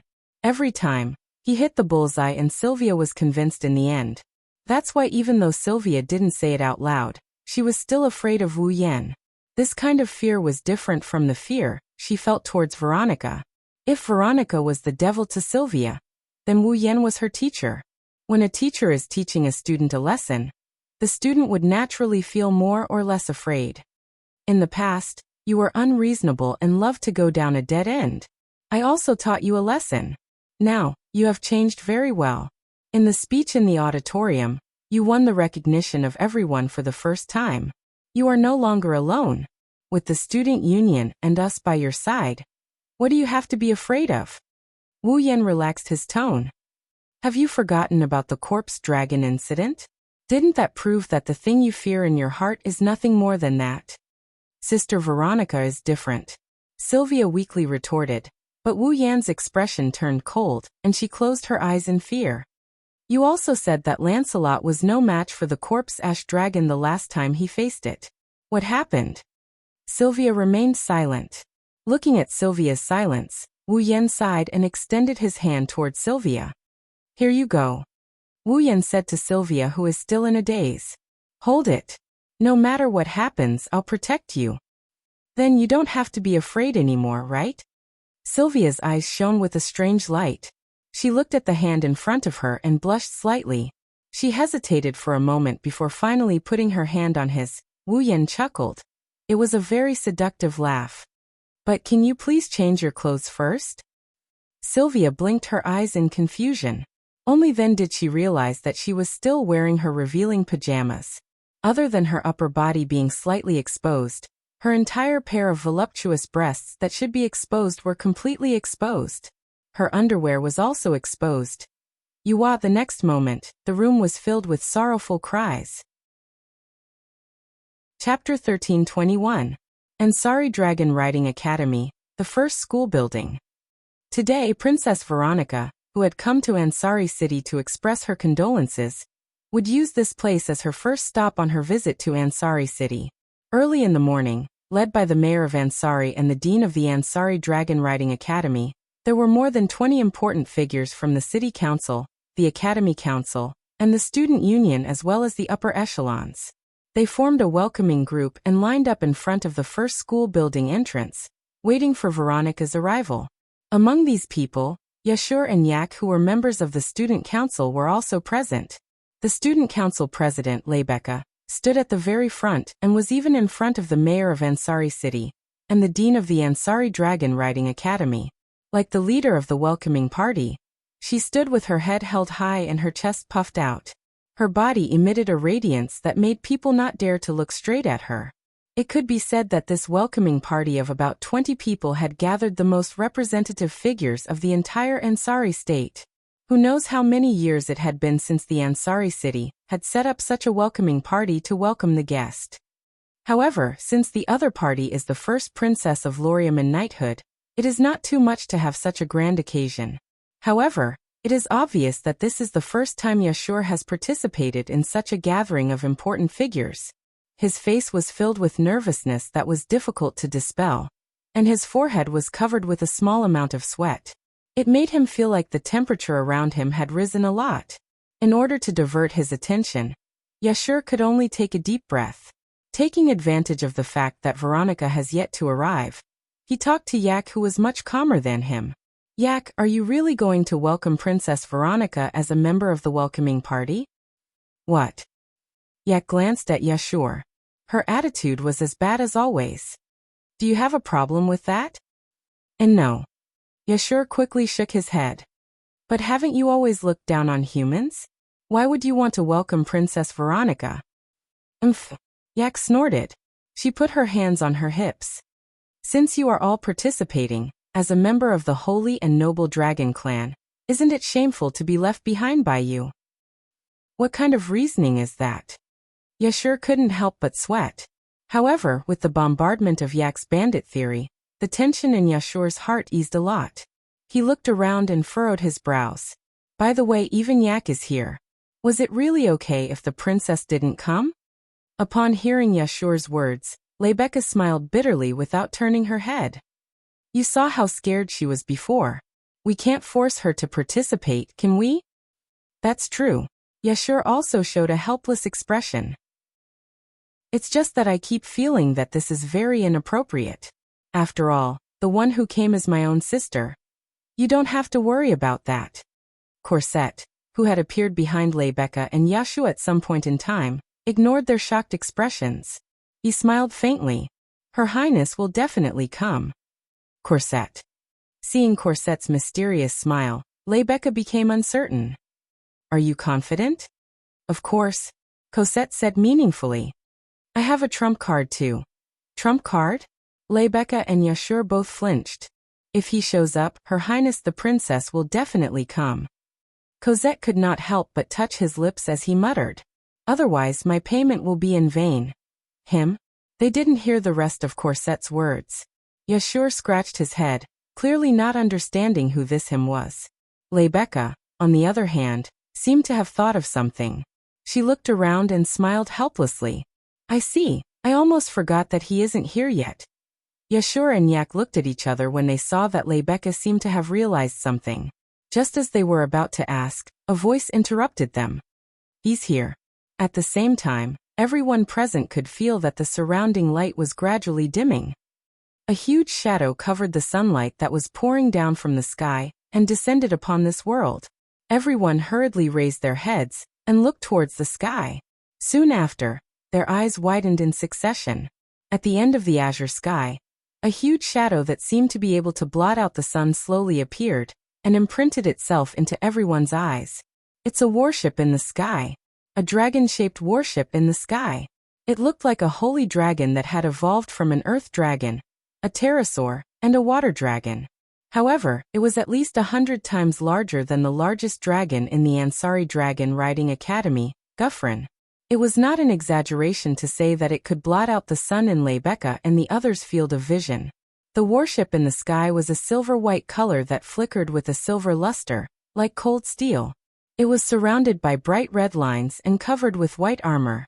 Its appearance was extremely magnificent, and around the space warship were clearly visible cannons, making its magnificent appearance full of deterrence. At this time, at the rear engine of the dragon-shaped warship, a huge magic array was replacing the function of the engine. It was constantly emitting different kinds of magic fluctuations, allowing the entire warship to fly forward stably. Clearly, it's because of it that this huge thing can fly in the sky. Around the dragon-shaped space battleship, there were several dragons that seemed to be acting as guards surrounding it. On top of the dragons, there were riders wearing armor with knight swords at their waists. Those dragons are all holy dragons. That also meant that those who rode the holy dragon were at least dragon knights. No way, right? Looking at the heaven-devouring mechanical dragons and the luxurious dragon knights in the sky, Yashur's face was filled with shock. Even Yak was stunned on the spot, unable to react.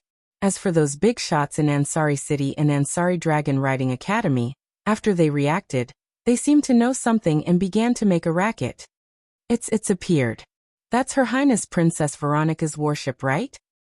It's just like a warship made by the Sepharo's Empire.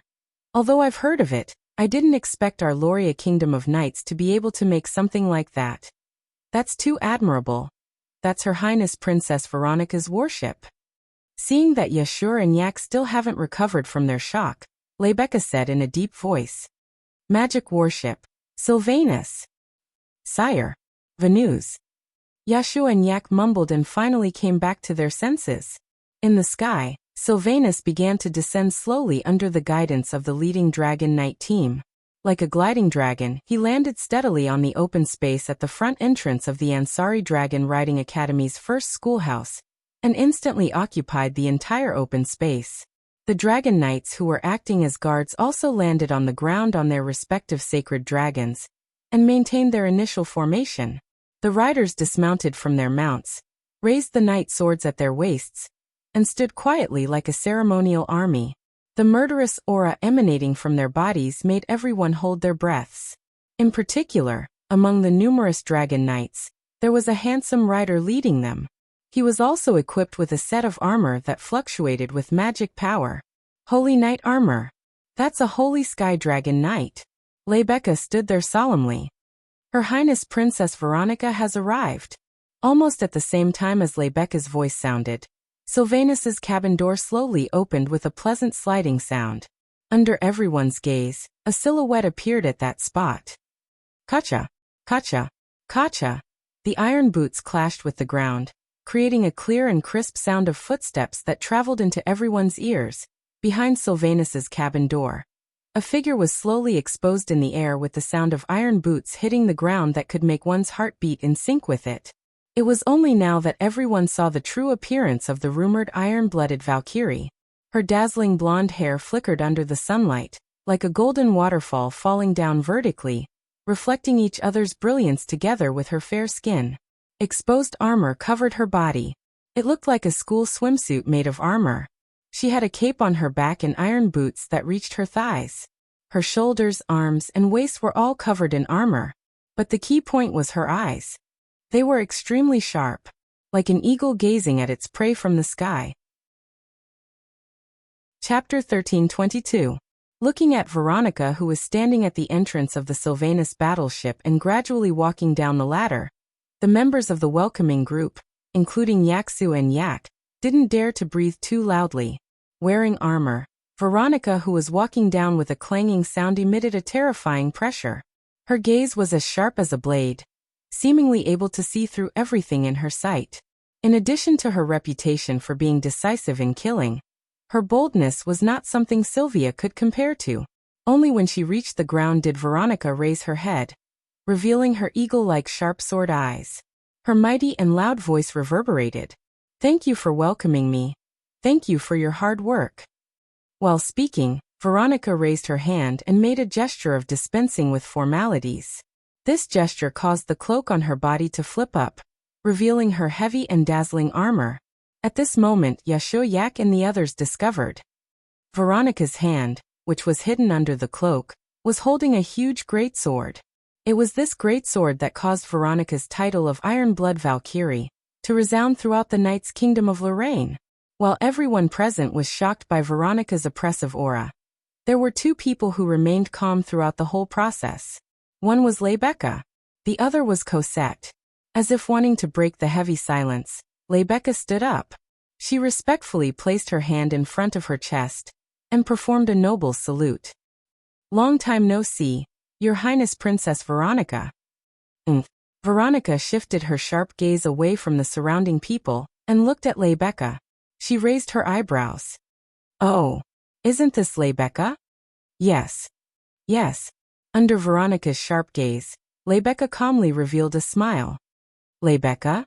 Randall represents the people of Ansari City to thank Your Highness Princess Veronica for personally coming to visit.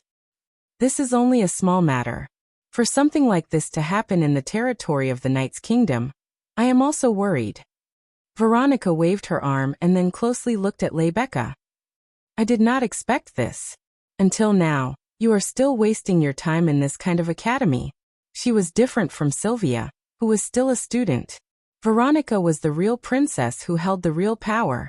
Due to her reputation for bravery and battle prowess, as well as her unparalleled martial skills, the country's most glorious and prestigious Lorimon Holy Dragon Knights were directly under Veronica's command.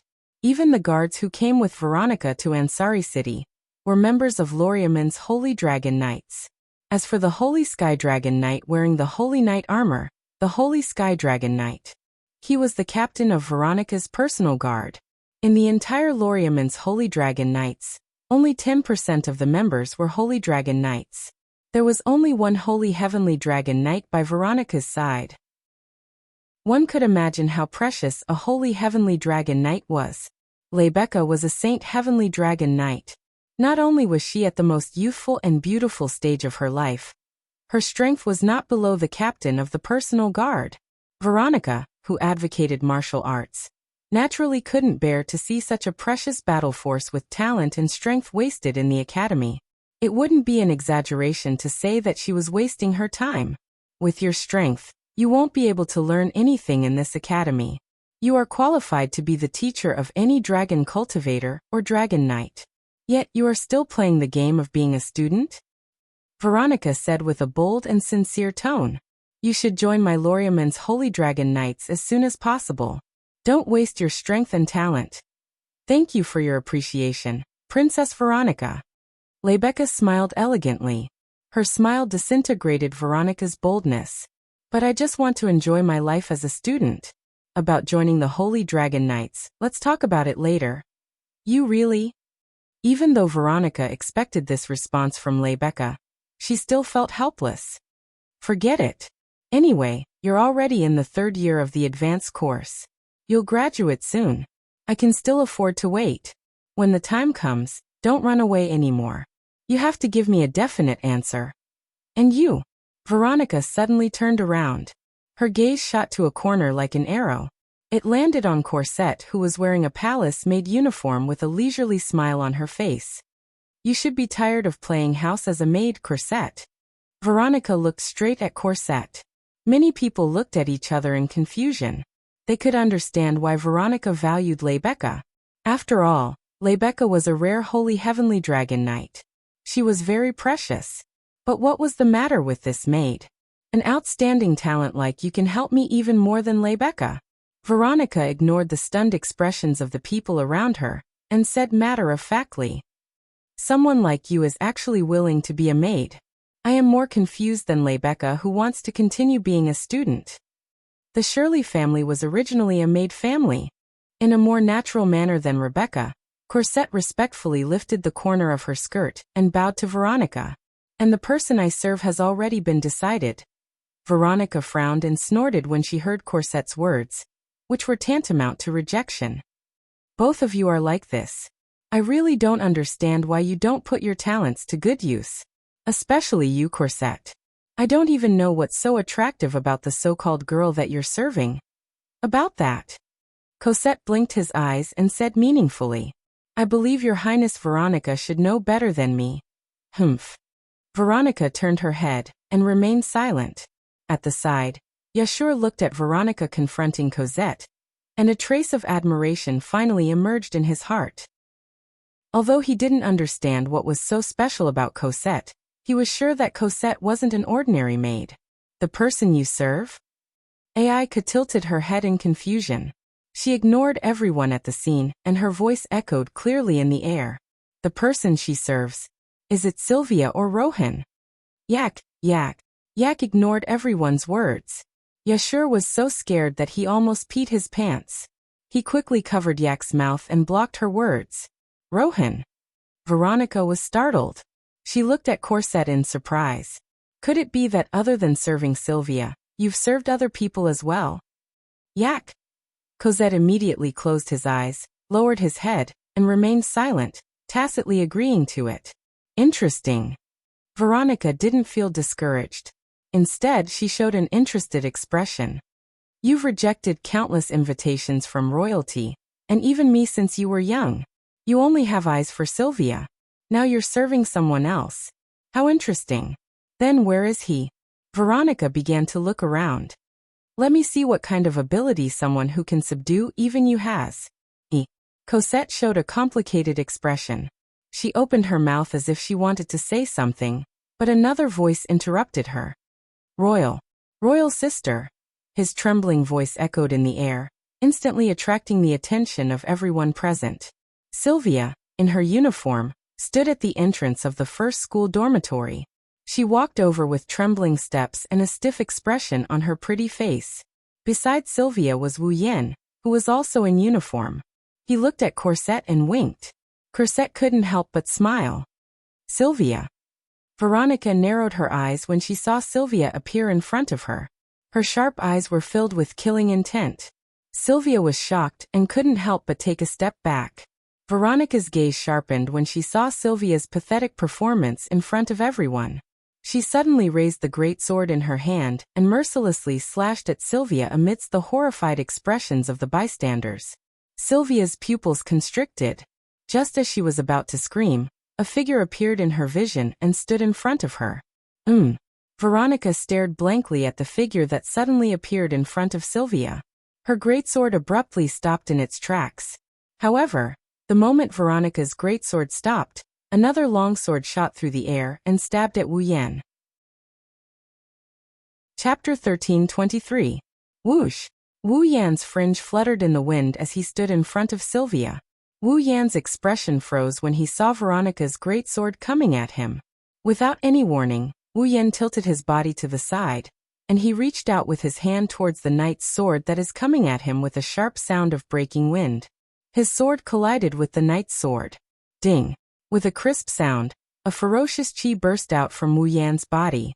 It blew in all directions, waking up the members of the welcoming party, who didn't know what to do due to the sudden development of the situation.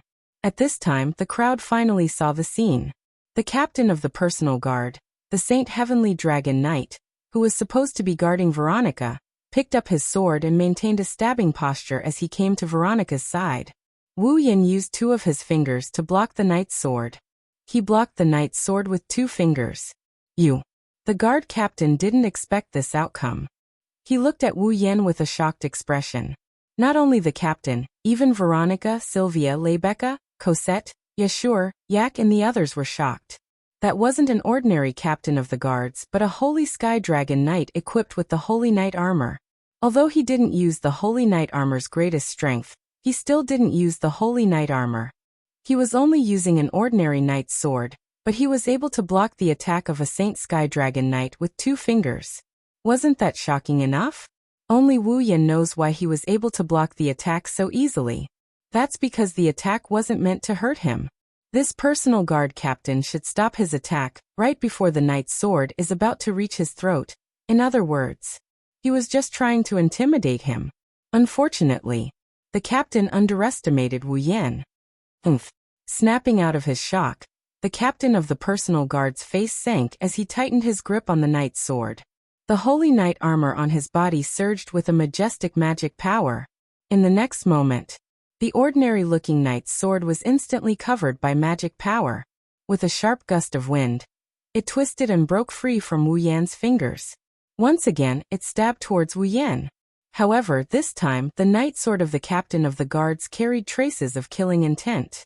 It's clear that the captain doesn't plan to stop this attack, and will directly stab into Wu Yan's body. Of course, the captain didn't aim for Wu Yan's throat, but Wu Yan's shoulder. Sensing the gust of wind coming towards him, Wu Yan's eyes flashed coldly. He clenched his fist and smashed it against the sharp knight's sword. Bang! With a muffled sound, the guard captain's magic-infused knight sword shattered under Wu Yan's punch before it exploded into pieces. Wu Yan's tightly clenched fist didn't change its momentum. With a sonic boom, it passed through the fragments of the knight's sword and heavily smashed towards the captain who was holding the broken sword. Although the opponent didn't kill him with his second attack, he didn't show any mercy either. Then Wu Yan doesn't need to show any mercy. Seeing the sonic boom and the heavy fist smashing towards his head, the captain had goosebumps all over his body. His pupils shrunk and his heart was filled with disbelief. His attack, which had been infused with magic, was actually shattered by the opponent's punch together with his weapon. How is this possible? Not only is the opponent a student, he's also not a Saint Sky Dragon Knight. He doesn't have a Saint Knight armor and his attack doesn't carry any magic. The huge fist continued to enlarge in the captain's eyes. The captain also knew that now wasn't the time to think about this. He quickly turned his head to the side. Who? The fist that came out of the broken pieces of the knight's sword brushed past the captain's shoulder and past his ear. The fierce wind from the fist made the captain's face burn with pain. This stinging pain stimulated the anger in the captain's heart at the same time. I can't even deal with a student? With this thought in mind, the captain tightened his grip on his sword and swung his body. He used the broken sword in his hand as a club and fiercely smashed it towards Wu Yan. Seeing the opponent's reaction, Wu Yan was slightly surprised, but he still turned his body to the side and clenched his other hand into a fist. Facing the hilt of the broken sword falling from the sky, he met it head-on without any explanation. Boom! A shockwave swept out from between the fist and the hilt of the broken sword, swaying in the air. However, without the knight's sword, the captain who was skilled in sword skills was no match for Wu Yan, who had a strong body and battle techniques. With a pung, the broken sword in the captain's hand was smashed into pieces. The fierce shockwave passed through the captain's arm and surged into his body. Umph! The guard captain groaned. His body was pushed back by the impact and landed on the ground not far away. He took a few steps back awkwardly. He only stopped after the impact was neutralized by the holy knight armor on his body. He looked up at Wu Yan, who is still standing in front of Sylvia. The captain had a serious expression on his face. Rebecca, Sylvia, Veronica, Cosette, Yashur, Yak, and the others were also more and more shocked. In just a short period of time, before anyone could even stop them, the two people who were in conflict had engaged in such a soul-stirring close combat. Although they didn't have time to stop it, they saw the two collide. That short confrontation just now could be said to be extremely dangerous. If one of them was careless, one would have a hole in his body, and the other would have been punched by the other. In the end, it would have ended with one of them being injured. Such a dangerous battle had ended in a short period of time with both sides evenly matched. One could imagine just how dangerous it was. At this thought, everyone looked at Wu Yan in disbelief. They didn't think that a student would be able to fight a Saint Sky Dragon Knight equipped with the Saint Knight armor. It was simply inconceivable. After all, compared to Rebecca, this guard captain had been on the battlefield more than once, and he had killed more than once. The other party's strength might be on par with Rebecca's, but in a true battle, the experienced captain of the personal guard would definitely be the one to obtain victory at the cost of some injuries. Wu Yan, on the other hand, managed to fight to a standstill in this short exchange. Although the captain of the personal guards didn't use his intrinsic magic device in this battle, the uniformed student didn't have a weapon in his hand either. He didn't even have a holy knight's armor. He was completely relying on his body to fight. Terrifying. Extremely terrifying. Even Rebecca, Cosette, Yashur, and Yak, who were familiar with Wu Yan, couldn't help but be shocked by Wu Yan's combat prowess. Amazing. Yashur muttered absent-mindedly. Too amazing. That guy, is he really human? Aika was also on the verge of going crazy. With that kind of physical ability, he can't be of the same race as me, right? Roland. Rebecca couldn't help but laugh. As expected, there are still many secrets. Lord Roland. Cosette slowly recovered and smiled. As expected of my trump card. That student. On the side, Veronica, who could also fight without the Saint Knight armor, looked at Wu Yan with a different gaze. Very strong. He might be stronger than Cosette and me. Roland. Sylvia's icy blue eyes were filled with ripples. Wu Yan, he's fighting for her sake. No matter what happens, I will protect you. Sylvia couldn't hide her emotions when she recalled what Wu Yan said to her in the room. He really is protecting me. Protecting me like a coward who doesn't even dare to face my royal sister. Looking at Wu Yan's back, Sylvia suddenly felt like she saw the back of the big brother, who left during the youth ceremony when she was 7 years old. Ripples spread through her heart and didn't calm down for a long time. Chapter 1324. Everyone was silent. The guard captain looked ahead, and Wu Yan met his gaze as well. Their eyes met in an instant. However, Wu Yan's eyes flashed with a glint of light while the captain had a serious expression on his face. Gulian? Mark Gaia. Level 70. Level 70? Early level 8? Wu Yan's expression turned more serious. Currently, all of Wu Yan's abilities have been sealed. All that's left is his physical prowess and infinite arms refinement. The amount of power he can use right now is around the level of a tier 8. If he really fought with the captain of the personal guards called Gulian, he would probably still be evenly matched like before. Of course, once the battle starts, every factor will become the key to victory. Wu Yan has the body of a true ancestor. Even if he doesn't have the immortal body, he still has a lot of stamina left in him. In an evenly matched fight like this, he is sure to emerge victorious. Moreover, Wu Yan can remove the seal on his body at any time. When the time comes, dealing with someone who just entered level 8 will be a piece of cake. Even if he doesn't completely remove the seal, he only needs to extract a bit of mana from the seal, use a spell, or use a superpower. Winning against Gulian is just a matter of time. Therefore, there is no need to worry too much. Gulian. At most, it will make Wu Yan, who has his power sealed, get serious. Unfortunately, the other party doesn't think so.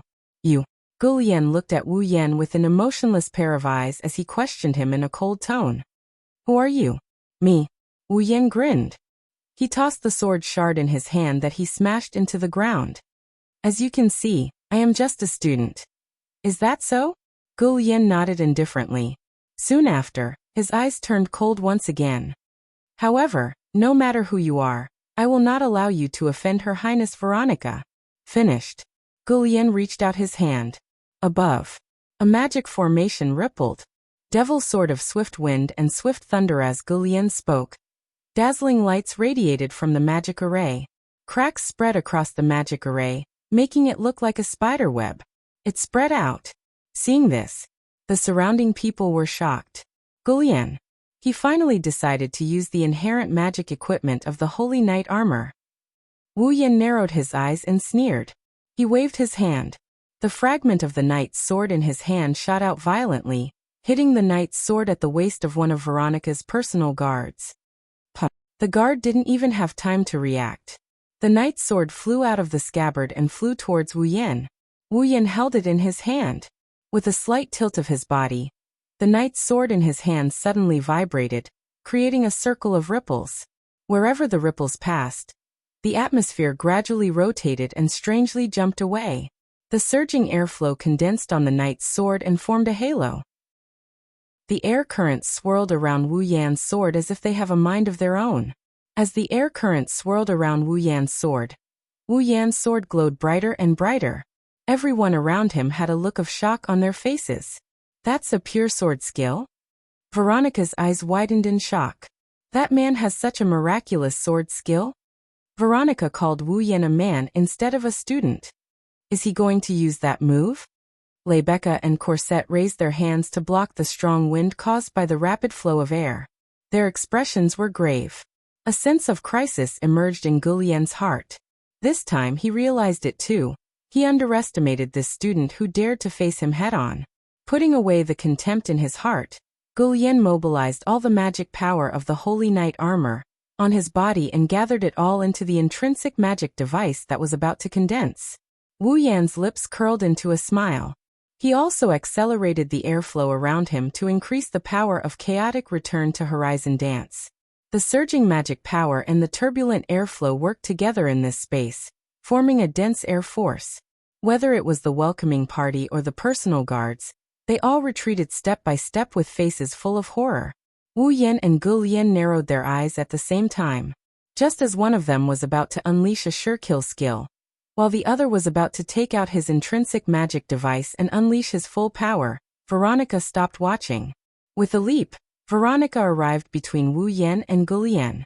She opened her palms and faced the two who are going all out with their palms. All of you stop. Wu Yan and Gulian were shocked when they saw Veronica jumping out of nowhere.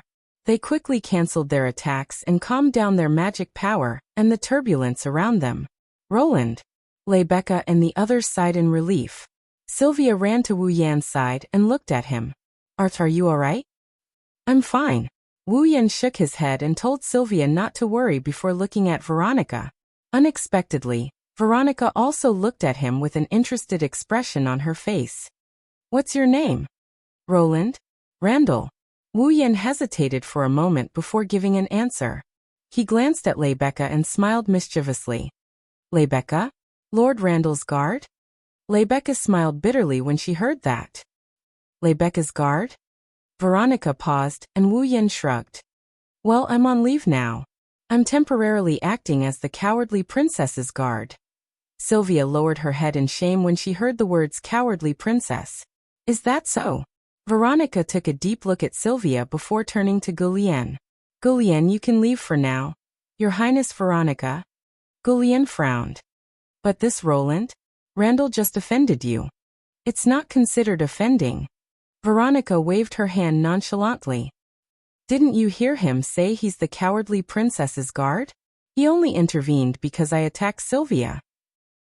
Not only can we not blame him, we have to reward him for his loyalty. Gulian's frown deepened. But what? Veronica's sharp eyes were filled with an unquestionable determination. You have a problem with that? No, I've offended you. Gulian's heart clenched. He quickly bowed and apologized before leaving. However, before he left, Gulian took a deep look at Wu Yan. I didn't expect such a surprise in Ansari City. Veronica looked at Wu Yan. She glanced at the star carving on the back of Wu Yan's hand before asking. You're a dragon cultivator, right? Wu Yan nodded. Veronica's lips slowly curled up. A dragon cultivator actually managed to train your body to such a degree. You're not bad. Do you want to join my Lorimon Holy Dragon Knights? Everyone was shocked when they heard Veronica's words. Join Lorimon Holy Dragon Knights? That was the glory that everyone yearned for even in their dreams. Even Wu Yan was stunned by the sudden invitation. He didn't know whether to laugh or cry. I'm sorry, Your Highness Veronica.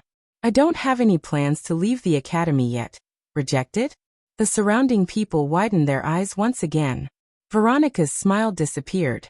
Her face was filled with dissatisfaction. Why do all of you want to stay in such a greenhouse? Is this place that good? With that, Veronica looked at Lebecca. Lebecca, your guard has such abilities. Don't you want him to reach a higher level? Lebecca smiled helplessly. She whispered something into Veronica's ear. Veronica's eyes lit up. Then let's talk inside.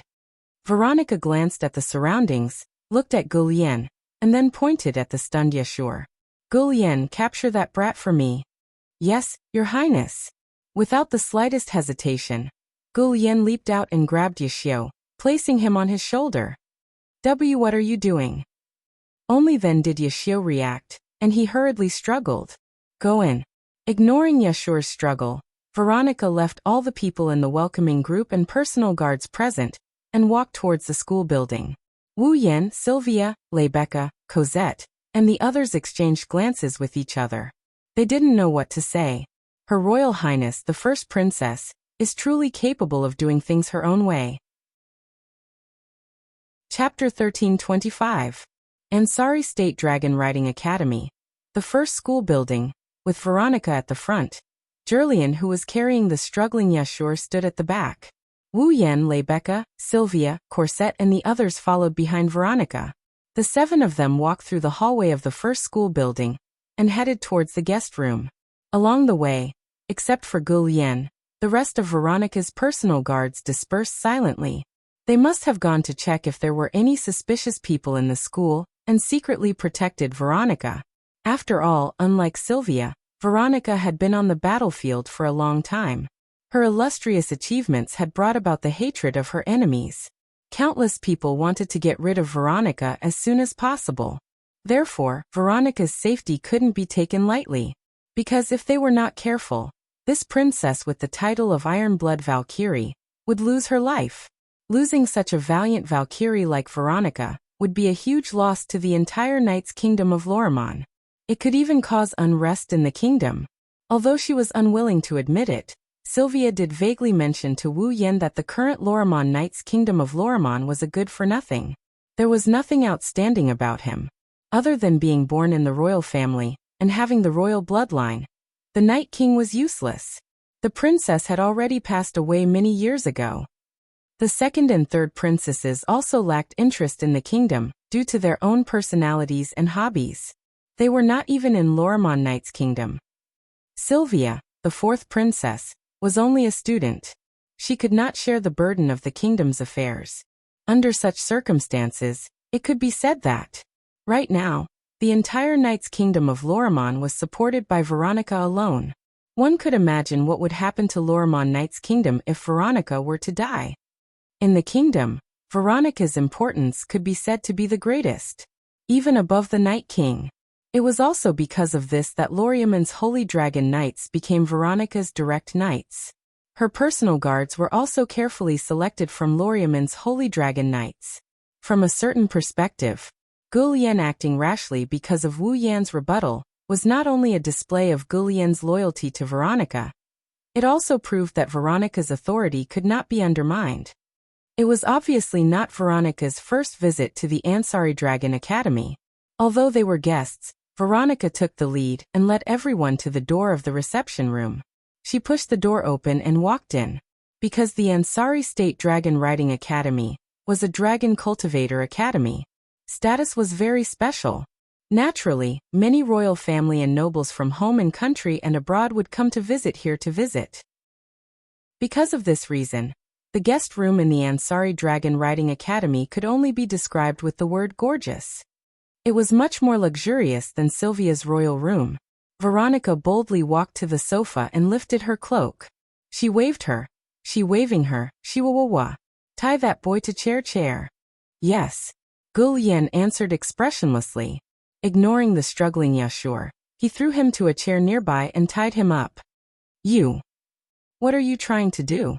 Yashu wanted to cry but had no tears. He used up all his strength. He tried to resist with all his might.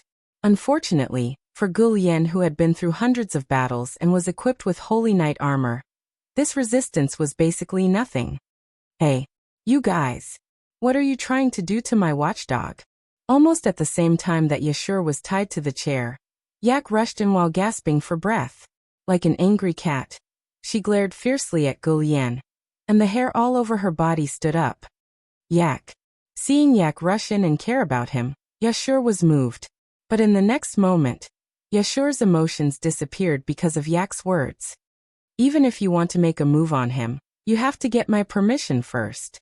You only need to say a word and I will give it to you. What are you doing here? To give me the final blow? Yashur's face was full of tears. Seeing Yashio and Yak starting to quarrel in front of Veronica, Gu Lian's cold face wrinkled deeper and deeper. But since Veronica herself didn't say anything, he didn't do anything either. Sigh. Wu Yan shook his head helplessly. Without asking for Veronica's permission, he sat down under Gu Lian and Veronica's gaze and waved at Corset. Corset, black tea. Yes. Corset answered naturally. With her usual playful smile, she began to make black tea. This scene is actually not very strange. Since Corset was in charge of Wu Yan's breakfast, almost every morning Wu Yan would ask for a cup of black tea. Corset didn't refuse, so over time, she got used to it. However, Veronica was stunned when she saw this scene, which had become a part of her nature. You. Veronica's hawk-like sharp eyes shifted to Wu Yan. Don't tell me the other person Corset is serving is you. Corset's hand paused in the middle of making black tea. Wu Yan also frowned in confusion. It's too much to say that she served me. Corset only took care of me for a short period of time. Is that so? Veronica gave Corset a meaningful look.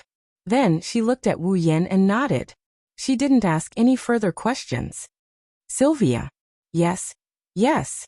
Sylvia's delicate body trembled violently as she stuttered in response. Veronica narrowed her eyes and sneered.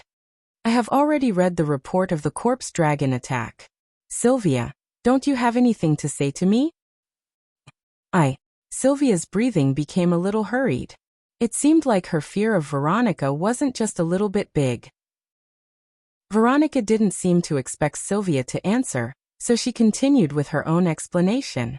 When the corpse ash dragon first appeared, Lebeka was the first to stand up and protect the Ansari kingdom from being destroyed by the corpse ash dragon. The mysterious holy dragon knight that appeared later also dealt with the corpse ash dragon almost perfectly and dispersed it. During this process, there were witnesses who saw Lancelot taking over Lebeka and suppressing the corpse ash dragon with his amazing dragon riding skills. He almost defeated it with his own hands. From this point alone, as Lancelot's master, Sylvia, you are indeed worthy of praise. That. But Sylvia. Just as Sylvia was about to step forward to explain, Veronica interrupted her with a cold voice and said, Don't worry about it. I don't believe you have such ability. Sylvia choked on her words. Her delicate body trembled and her eyes dimmed. You. Seeing that Veronica had actually denied the ability of his own sister, Yashure's heart was burning with rage. He wanted to flare up, but Gulian, who was by the side, was staring at him coldly, causing him to not dare to move. Wu Yan looked at this scene indifferently. He didn't say anything. He accepted the black tea from the silent corset. While drinking, he tapped the table rhythmically. Compared to believing you can defeat the corpse dragon with your own strength, I'd rather believe someone else is riding your fall, Veronica said coldly. Don't tell me there's someone who can ride someone else's fall and use Lancelot to suppress the corpse dragon. And you're just watching helplessly from the side, aren't you? Sylvia's pretty face instantly turned pale. She was right. Veronica was right about everything. Looks like I was right. Veronica didn't hide her disappointment. Even if you have the title of Dragon Knight, you're still a coward. You've ruined the reputation of the royal family of knights. Veronica's words pierced Sylvia's heart like a sharp arrow. Her knees went weak, and she wanted to kneel on the spot. However, a nonchalant voice reverberated in Sylvia's ears. If you can't even take the insults, how will you mature? Sylvia's heart skipped a beat. She used all her strength to support her body, and stood on the spot with great difficulty. Wu Yan, the initiator, couldn't help but smile. Veronica's eyes also flashed with subtle praise. Chapter 13:26. Well, it's not like you haven't improved at all. Veronica looked at Sylvia, who was biting her lips to prevent her legs from falling to the ground. She retracted the praise in her eyes and looked at Wu Yan. Your words are quite effective as a guardian. I'm just talking to myself. I won't flatter her just because she's a princess. Wu Yan looked at Veronica with a faint smile. So if you want to recruit me, you better think it through. Even if you're the Iron Valkyrie, if you make a mistake, I'll still slap you. Ha ha ha ha. Gulian's eyes were filled with murderous intent, while Veronica laughed out loud. I'll be happy if that's the case. Very good. I lack people like you by my side. How about it?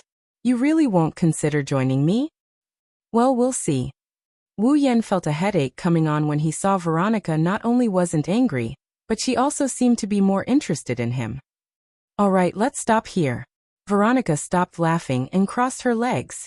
She looked around at everyone with a sharp gaze that was full of oppression. I'm sure all of you know what I'm doing. I didn't come to Ansari just to express my condolences. Rebecca, who had been quietly watching the development of the situation, lifted her head. So, you're here to investigate the truth behind the corpse dragon incident? Yes. Veronica's eyes flashed with a sharp light. It's as the report said.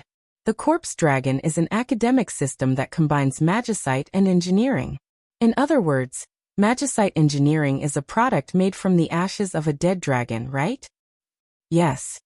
Rebecca nodded. She glanced at Yashu, who was silently asking Yak for help, but was ignored by Yak. In the corpse ash dragon incident, Yashur obtained the holy knight armor that Yak presented to him. With his special talent, he was able to ride the corpse ash dragon and connected his consciousness with the corpse ash dragon. That was how he obtained the information about the corpse ash dragon. The information explained the origin of the corpse ash dragon. Special talent? Veronica turned to look at Yeshu. Does this nobody who doesn't seem to have any special talents? He can ride any dragon. Rebecca answered. It's the same for Loon. Both he and Yashur have the special ability to ride other people's dragons. Oh. Veronica's eyes lit up. He slowly smiled. I guessed it right. There really are people in this world who can ride other people's dragons. Then, who was the one who rode Lancelot and suppressed the corpse grey dragon? It's Luoang. Rebecca also laughed. Loon is known as the horseman of the Protoss in the academy. His dragon riding skills are unparalleled in the world. In this world, no one can surpass him purely in dragon riding skills. Gulian glanced at Wu Yan when he heard Rebecca. Veronica pursed her lips. To be able to fight evenly with Gulian with a mortal body, and to have extraordinary sword skills, it's not too surprising that he can have such achievements in the dragon riding technique. However, I feel like it's a waste to keep you in the academy. The last sentence was obviously directed at Wu Yan. In return, Wu Yan gave her a non-committal look. Veronica felt a little bored. In that case, the identity of the mastermind behind this attack should be obvious, right? If I'm not mistaken. Rebecca narrowed her eyes. Magical engineering has always been the pride of the Sepharos Empire. So the mastermind behind the corpse Grey Dragon incident. It's very likely the Imperial Army. As Rebecca spoke, the atmosphere in the guest room turned heavy. After all, the Sepharos Empire and the Shepron Kingdom were in a state of truce. Now that the Empire had attacked a vassal state of the Shepron Kingdom, it was very likely that the two countries would go to war again. On the day of the corpse Grey Dragon incident, Lune discovered a suspicious person who claimed to be from the Empire. He took the item used to create and control the corpse Grey Dragon from the other party. Rebecca revealed another shocking piece of information, causing a bloody smile to appear on Veronica's face. In other words, we have evidence of the Empire's people attacking an important city within our borders? Yes. Rebecca's eyes lit up. Thanks to this, we can use it to our advantage and demand an explanation from the Empire. No matter what the outcome is, it will be beneficial for us. Very good. Veronica's face lit up with satisfaction. However, Wu Yan, who had been drinking his black tea, poured a bucket of cold water on her. The result of this will definitely be a split in the end. Veronica, Rebecca, Sylvia, Corset, Yashur, Yak and Jirian were all stunned. Break up. Veronica frowned. What do you mean? I do have the item that the Empire's people used to create and control the corpse Grey Dragon. Wu Yan put down the teacup in his hand and asked. But who among us can prove this point? Everyone was startled and seemed to have understood something. Wu Yan shrugged. That's right. In the end, that sword still belongs to someone else. We have no way of controlling it at all. Even if we can prove that it's a product of the Empire's magical engineering, we won't be able to use its effects. The Empire can easily cover it up by saying that the Knight's Kingdom somehow got their hands on something that belongs to the Empire and insult them. Also, don't forget that the corpse Grey Dragon is still a dragon. Wu Yan looked at everyone who was in deep thought. Everyone in the world knows that the Lorimon knighthood is the dragon-breeding nation. The mother of dragons loves the knighthood so much that she only gave the knighthood the right to control dragons. But now, a dragon is causing trouble in the dragon-breeding nation. No matter how you look at it, it seems that the knighthood did something wrong and made the dragon go crazy.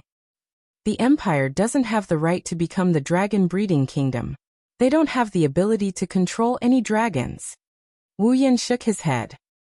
Therefore, even if you say that the Empire controlled a dead dragon to cause trouble in the knighthood kingdom, no one will believe you. This. Everyone looked at each other and laughed bitterly. I have to say, what you said makes a lot of sense. Veronica snorted unwillingly. Looks like we can only continue investigating this attack and see if we can find any evidence. Veronica looked at Wu Yan after she said that. Then where's the sword? It's still in my hands. Wu Yan gritted his teeth. I've tried all sorts of methods, but I still can't find a way to revive a dead dragon. If you have an expert over there, I'll give this sword to you. If you can find a way to control it, then the people of the Empire will have nothing to say, right? All right. Then it's settled. Veronica nodded decisively and stood up. I've rushed all the way to Ansari. I should go take a bath. Veronica looked at Rebecca and Sylvia. Rebecca, Sylvia, you two come as well. Yes. Why yes. The two were startled at first, then one nodded in agreement while the other trembled in fear. Oh right. Veronica looked at Wu Yan. You come with me. Cough, cough, cough. Wu Yan coughed the tea back into the teacup. Corset started patting him on the back in a panic. He looked at Veronica with a shocked expression. What did you just say? What? You don't even dare to take a bath with me? Veronica said with a matter-of-fact expression. If that's the case, my evaluation of you will have to be lowered. Don't dare? Wu Yan raised an eyebrow. It doesn't look like I'm at a disadvantage, does it? Why wouldn't I dare? All right then. That's it then. Veronica was as decisive as ever. She waved at Gulian as she walked out. Gulian, Take that kid to the training ground for a bit. Even if it's a rushed paladin armor and there's a time limit, it's still a valuable asset. Yes. Yes, my ass. Seeing that Gulian had agreed, Yashu grew agitated. What do you think? Gulian ignored Yashu and carried him outside. Yashu yelled and chased after him. Wu Yan pursed his lips and stood up with a sigh. Rebecca and Sylvia followed behind Wu Yan. Their expressions were unnatural, and their heartbeats quickened. After all, they're going to take a bath together. Chapter 13:27. Sylvanus. Veronica led Wu Yan, Rebecca, Sylvia, and Cosette to the interior of the battleship.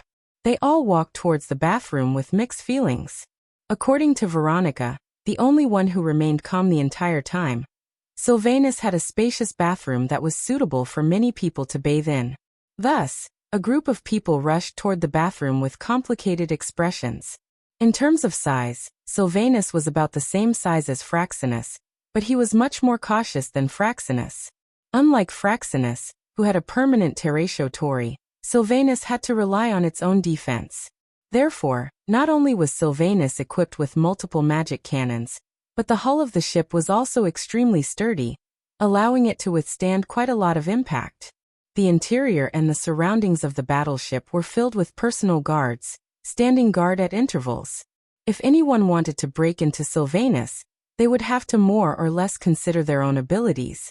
It was also because of this that Veronica wanted to return to Sylvanus to take a bath. It wasn't that the Ansari Dragon Academy didn't have a spacious bathroom. There were even a lot of bathrooms that were bigger than the one in Sylvanus. But for Veronica, there shouldn't be any other place safer than Sylvanus's ship. After all, many rebels had their eyes on Veronica's life. Veronica's strength wasn't to be underestimated, so she wasn't afraid of some rebels trying to assassinate her. But bathing was different. She had to remove all her armor. Veronica wore armor all year round. To her, armor wasn't just a form of beauty. It also gave her a sense of security. Without it, Veronica felt her fighting strength drop. Therefore, only when taking a bath would Veronica more or less put away her strong woman side and accept the careful protection of others. Of course, the decrease in combat power was just Veronica's psychological effect. The armor was not the paladin armor. It was just ordinary armor. It couldn't increase Veronica's fighting strength. At most it would let her take a few more hits in battle. Not long after, the five of them arrived at the bathroom inside the Sylvanus battleship. You don't have to be so reserved. Veronica hung her greatsword to the side.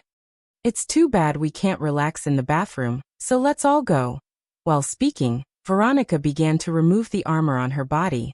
His fair and healthy skin tone with a tinge of dark was slowly exposed to the air. Wu Yan's lips twitched.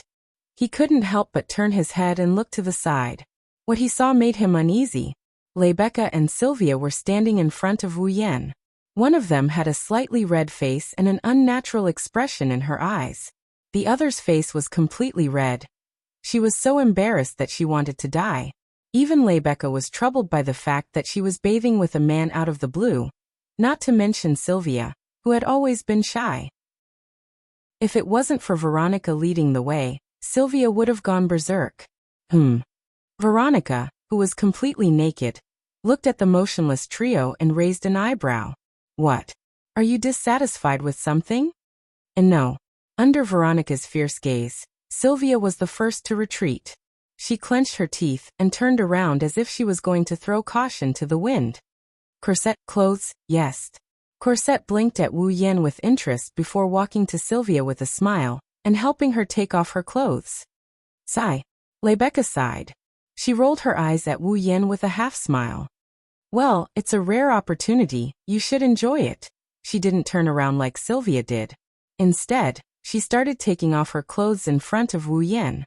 The unnatural look on her face and eyes disappeared as if they were never there in the first place.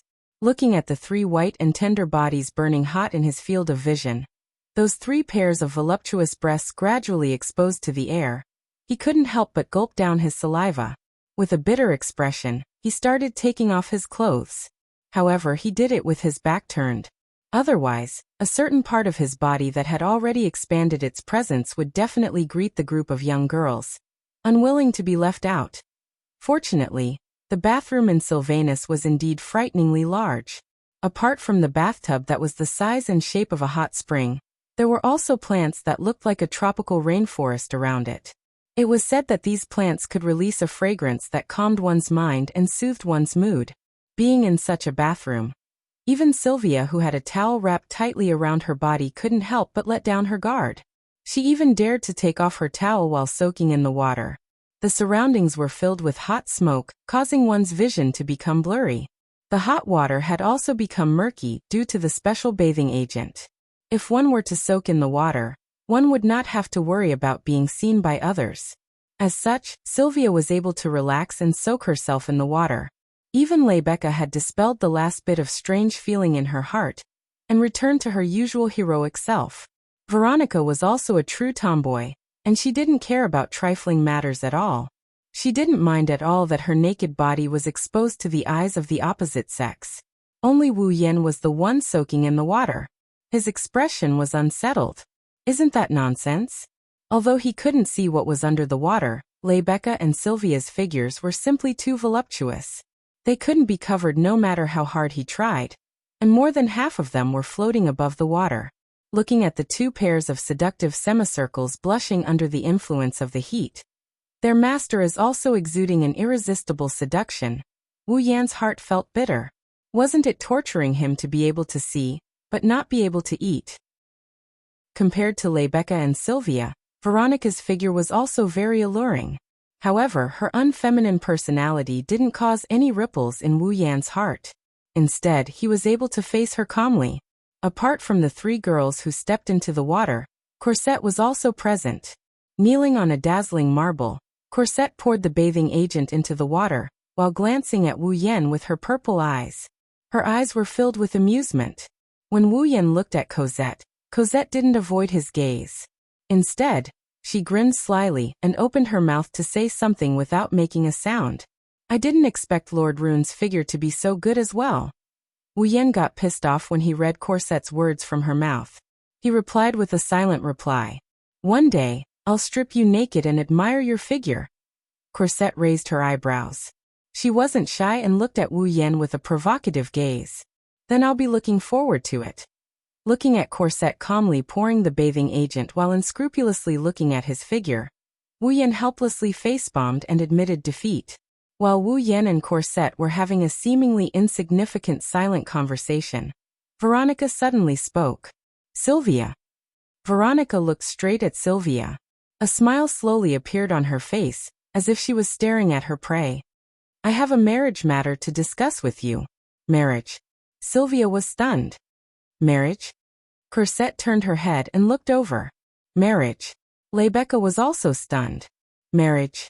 Wu Yan raised his eyebrows. The two simple and easy-to-understand words echoed in the bathroom. No one seemed to understand the meaning of these two words in the first place. By the time they reacted, the atmosphere in the room had become heavy. Maybe to others, marriage was something worth celebrating, but to them, marriage was something worth celebrating. However, for Sylvia, as a member of the Wang family, this was no small matter. Wu Yan didn't know why Veronica said such a thing at this time. However, if this so-called marriage was related to national affairs, then wouldn't Sylvia become a sacrifice for the Wang family? Chapter 1328. Along with Veronica's sudden words, the entire bathroom fell into a cold atmosphere. Even the fragrance that had been permeating the air seemed to have become a little faint. Even though the plants in the surroundings were able to release a pleasant fragrance, Sylvia no longer felt any sense of comfort when she smelled this fragrance. The only feeling that remained in her heart was heaviness. At that moment, Sylvia forced a smile. Royal sister. Are you joking? Joking. Veronica smirked at Sylvia. Have you ever seen me crack a joke?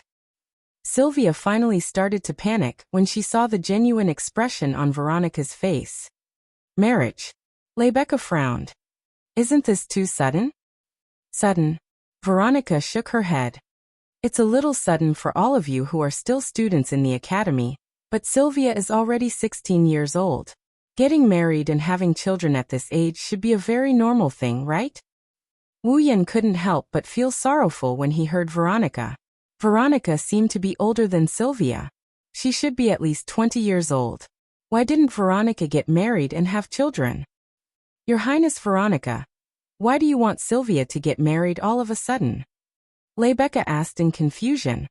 Logically speaking, there's no need for her to get married at 16, right? That's true. However, there are only benefits to having Sylvia get married now. Veronica said in a ruthless tone.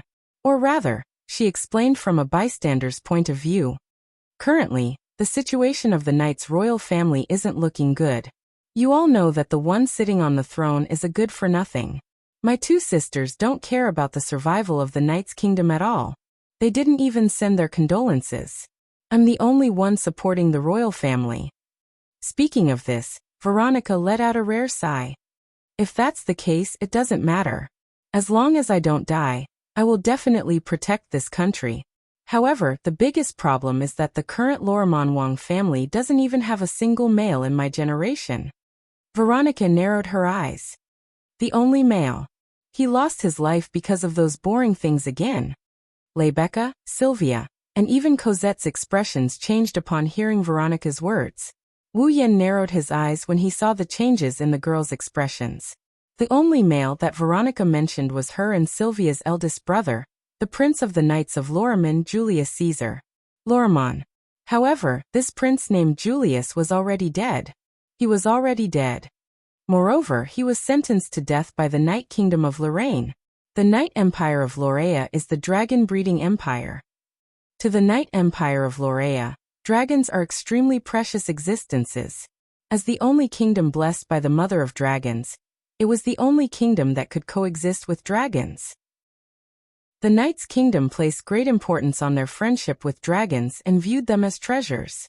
Thus, it was strictly forbidden to harm dragons. Severe cases could even result in death. And Julius had committed the greatest taboo of all taboo, dragon slaying. He killed Fall, who was destined to accompany him for the rest of his life. This was the greatest crime in the Knight's Kingdom. Even as the Prince of the Knight's Kingdom, the Lorimon royal family couldn't protect him. Thus, Julius was directly executed and died under the guillotine. To the people of the Knight's Kingdom, the name Julius was taboo. Now that Veronica had mentioned Julius in front of everyone felt an unimaginable weight in their hearts. To the royal family of knights, Julius has become a disgrace. Veronica's tone was extremely harsh at that moment. It's also because of him that our family fell to such a state. Royal brother must have his own reasons. Sylvia couldn't control her emotions and defended herself. No one would kill their own Fall for no reason. Royal brother must have his own reasons. Reasons? Veronica muttered, then looked at Sylvia with a cold smile. That does sound like something you would say. After all, your relationship with Julius is the best among us siblings. Since that's the case, you should be happy. Happy? Yes. That's right. Veronica's lips curled up.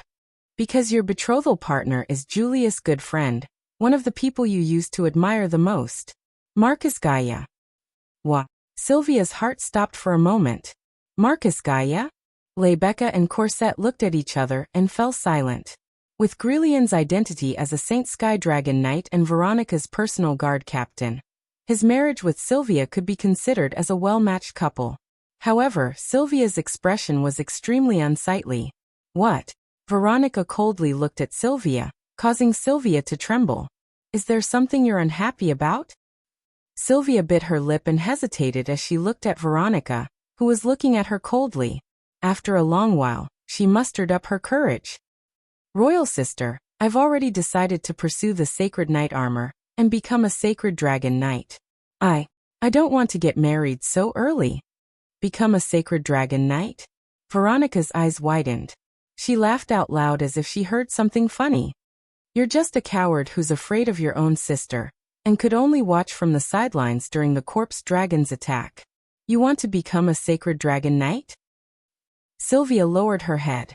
Her expression was hidden under her bangs, and her expression could not be seen clearly. However, Sylvia's shoulders were trembling at a rate visible to the naked eye. Veronica coldly snorted. The talents of Dragon Breeder. are very likely to be passed on to the next generation.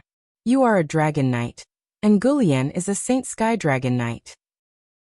The offspring of the two of you are indeed very likely to become a Saint Sky Dragon Knight. Therefore, instead of hoping that you can become a Saint Sky Dragon Knight, you might as well hope that your child can become a Saint Sky Dragon Knight. Such harsh and heartless words made Sylvia's eyes turn misty. Even Rebecca and Corset could not stand it any longer, and turned their heads away. Veronica recalled something, and she turned around with a smile. She turned around and looked at Wu Yan, who had been silent all this while. Aren't you this cowardly princess's guardian? Don't you want to say something? Rebecca, Corset, and Sylvia raised their heads and looked at Wu Yan. No matter what I say, Her Highness Veronica will be able to find an example to refute me. After all, Sylvia's performance is there. What else can I say? Wu Yan suddenly smiled when he saw everyone's eyes on him. So, instead of talking, why don't we let the facts speak for themselves? Facts. Everyone was stunned for a moment.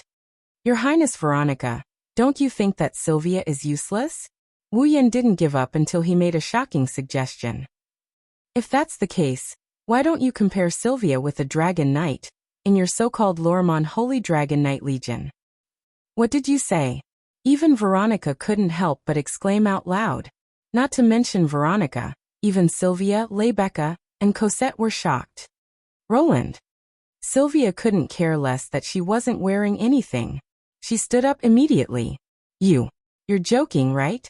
How could I possibly defeat a dragon knight of Loriamon's Holy Dragon Knights? Wu Yan ignored Sylvia and looked at Veronica. Veronica looked back at him and laughed. Isn't it interesting? Veronica rolled her eyes. Then, why don't you join us? Me. This time, it was Wu Yan's turn to be stunned. I'm also very interested in how strong you are. Veronica had an excited smile on her face. I'll arrange an important opponent for you. What do you think? How about? Looking at Veronica's amused grin, Wu Yan grinned as well. All right. I'm fine with it. Then it's settled. Sylvia didn't know what to do when she saw Wu Yan and Veronica coming to an agreement. Chapter 1329. Just like that, Wu Yan and Veronica decided on a duel between Sylvia and a dragon knight from the Lormon Holy Dragon Knights without Sylvia's consent. Naturally, this included the duel between Wu Yan and a dragon knight from the Lormon Holy Dragon Knights. And the time of the duel was 3 days later at the Imperial competition. The so-called Imperial competition referred to the competition of dragon riding skills. There was a tradition in the Ansari Dragon Riding Academy. Whenever the royal family came to visit the Ansari Dragon Riding Academy, they would choose a day to have a ball game performance. There were many types of game performances. Some were similar to soccer, some were similar to basketball, and some were similar to cricket, rugby, and volleyball. The only difference was that these games all had a basic requirement. That is, one must ride a dragon in order to perform.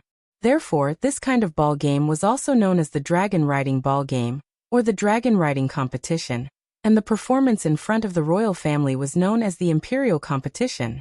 To put it bluntly, it was to let the students of the Ansari Dragon Riding Academy ride their own fall in front of the royals and nobles, and play a game of basketball with dragons as the driving force. Originally, the Imperial tournament was held on the second day of the royal family's visit to the Ansari Academy. However, due to the sudden mention of a duel, Veronica insisted on it. Veronica specifically ordered that the competition would be held 3 days later. This would give both sides time to prepare. Thus, the 2 duels to be held in the Imperial competition 3 days later were settled. Veronica didn't seem to have any intention of hiding it. Rather, it should be said that she was more inclined to blow this matter up so that the 2 duels would be more interesting. Therefore, Veronica also gave the order for the 2 duels to be held in front of the Imperial competition. Let the Academy prepare. Come to think of it, the Academy would spread the news, right? At that time, the 4th Princess of Lormon will duel with a member of Loriamon's Holy Dragon Knights, and the Academy's dragon riding genius will duel with a member of Loriamon's Holy Dragon Knights would definitely attract all the citizens of Ansari City, who love to watch a good show. One could only imagine how grand the Imperial tournament would be. However, for Sylvia, one of the parties involved, this definitely wasn't a good thing. It started when they walked out of the bathroom in Sylvanus. On the way, Sylvia was silent the entire time. She glanced at Wu Yan, who was walking in front of her, and then at Corset, who was following behind her. She had a complicated feeling in her heart.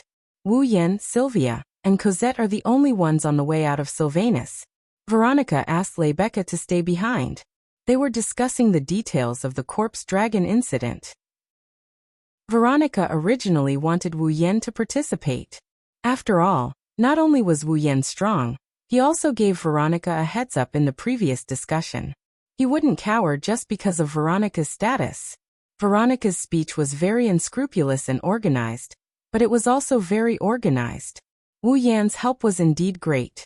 Moreover, Wu Yan was very active in the corpse dragon incident.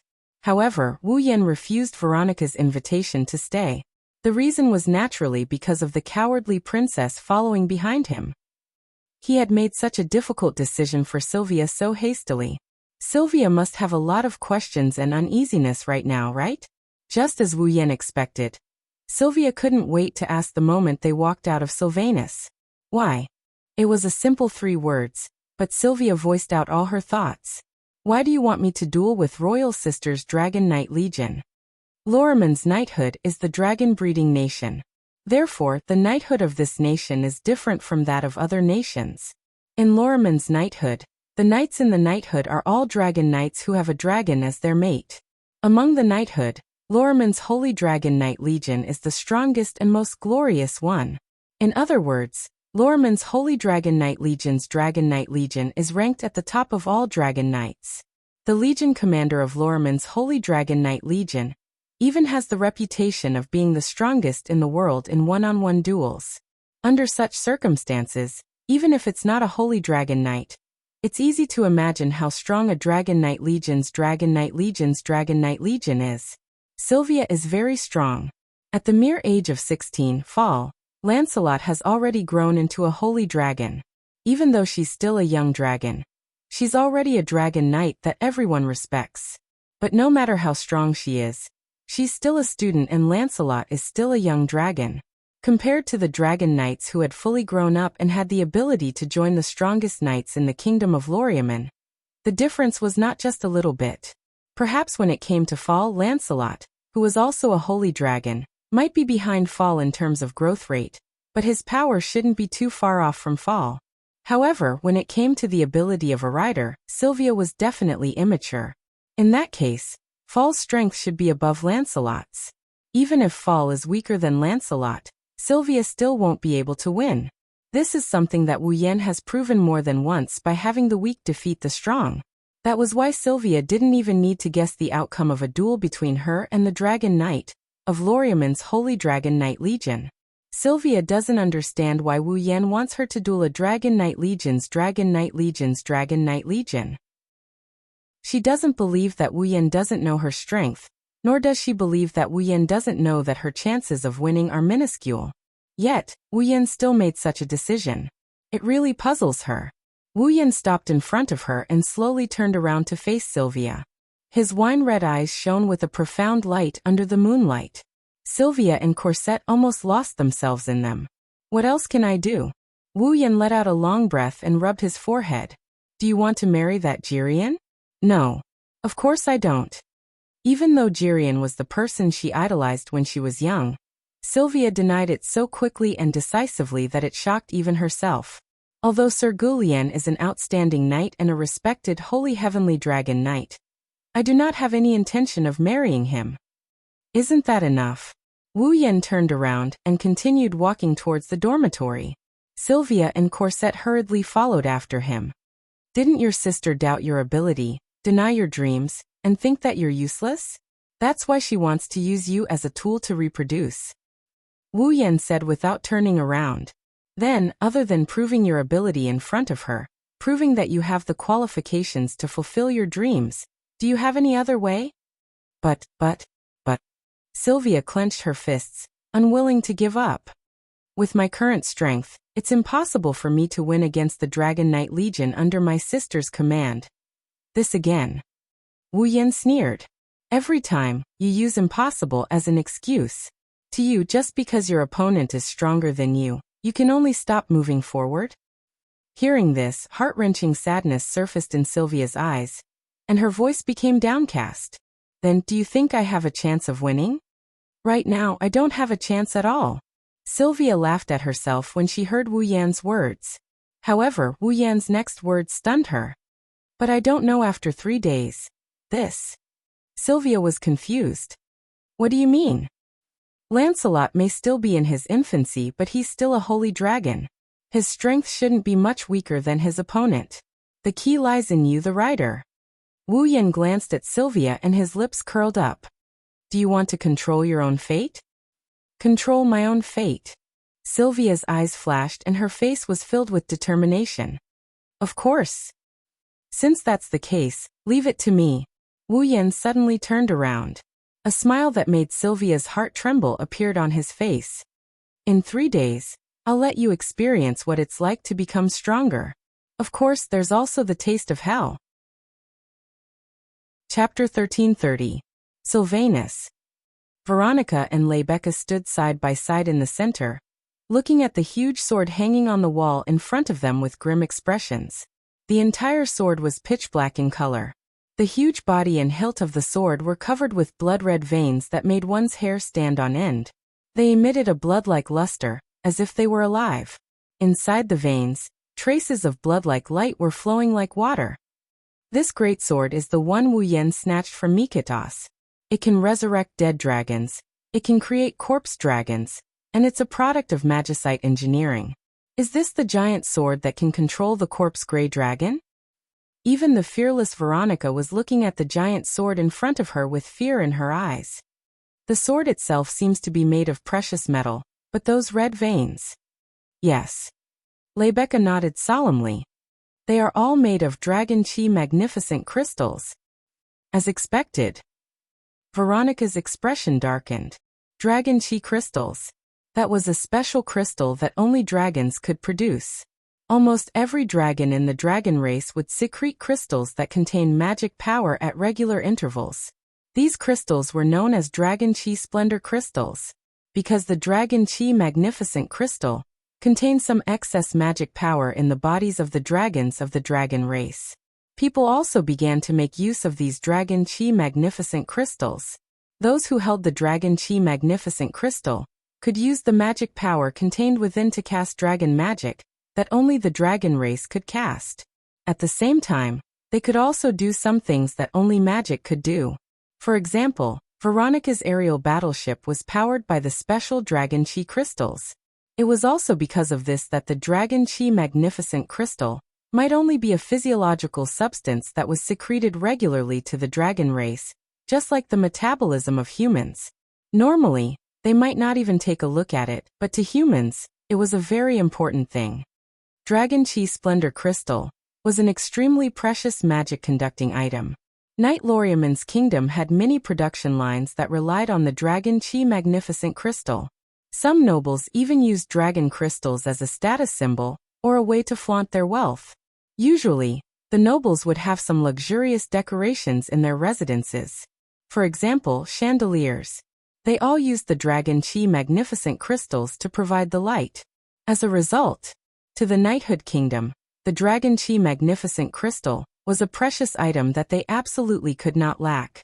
However, it was also because of the large amount of dragon crystals that they could use and convenience. The other countries also coveted the Dragon Chi Magnificent crystals. After all, unlike the dragons that only contracted with citizens of Knight of Knights, dragon crystals could be used by almost anyone. Although the dragon magic cast using dragon crystals would not be as powerful as those cast by dragons themselves, it was still much more powerful than using human power. In addition to the various convenient effects, who wouldn't want to obtain the Dragon Chi Magnificent crystal? Now, the various factions of the Eruxtran continent would regularly come to Loriaman to purchase large amounts of dragon crystals. As the sovereign nation of Loriaman, the kingdom of Sheplon even requested a regular tribute of dragon crystals. Even the Sepharo's empire secretly obtained dragon crystals from various channels. That was why they had the opportunity to fuse dragon magicite with their own machinery, and develop magicite engineering.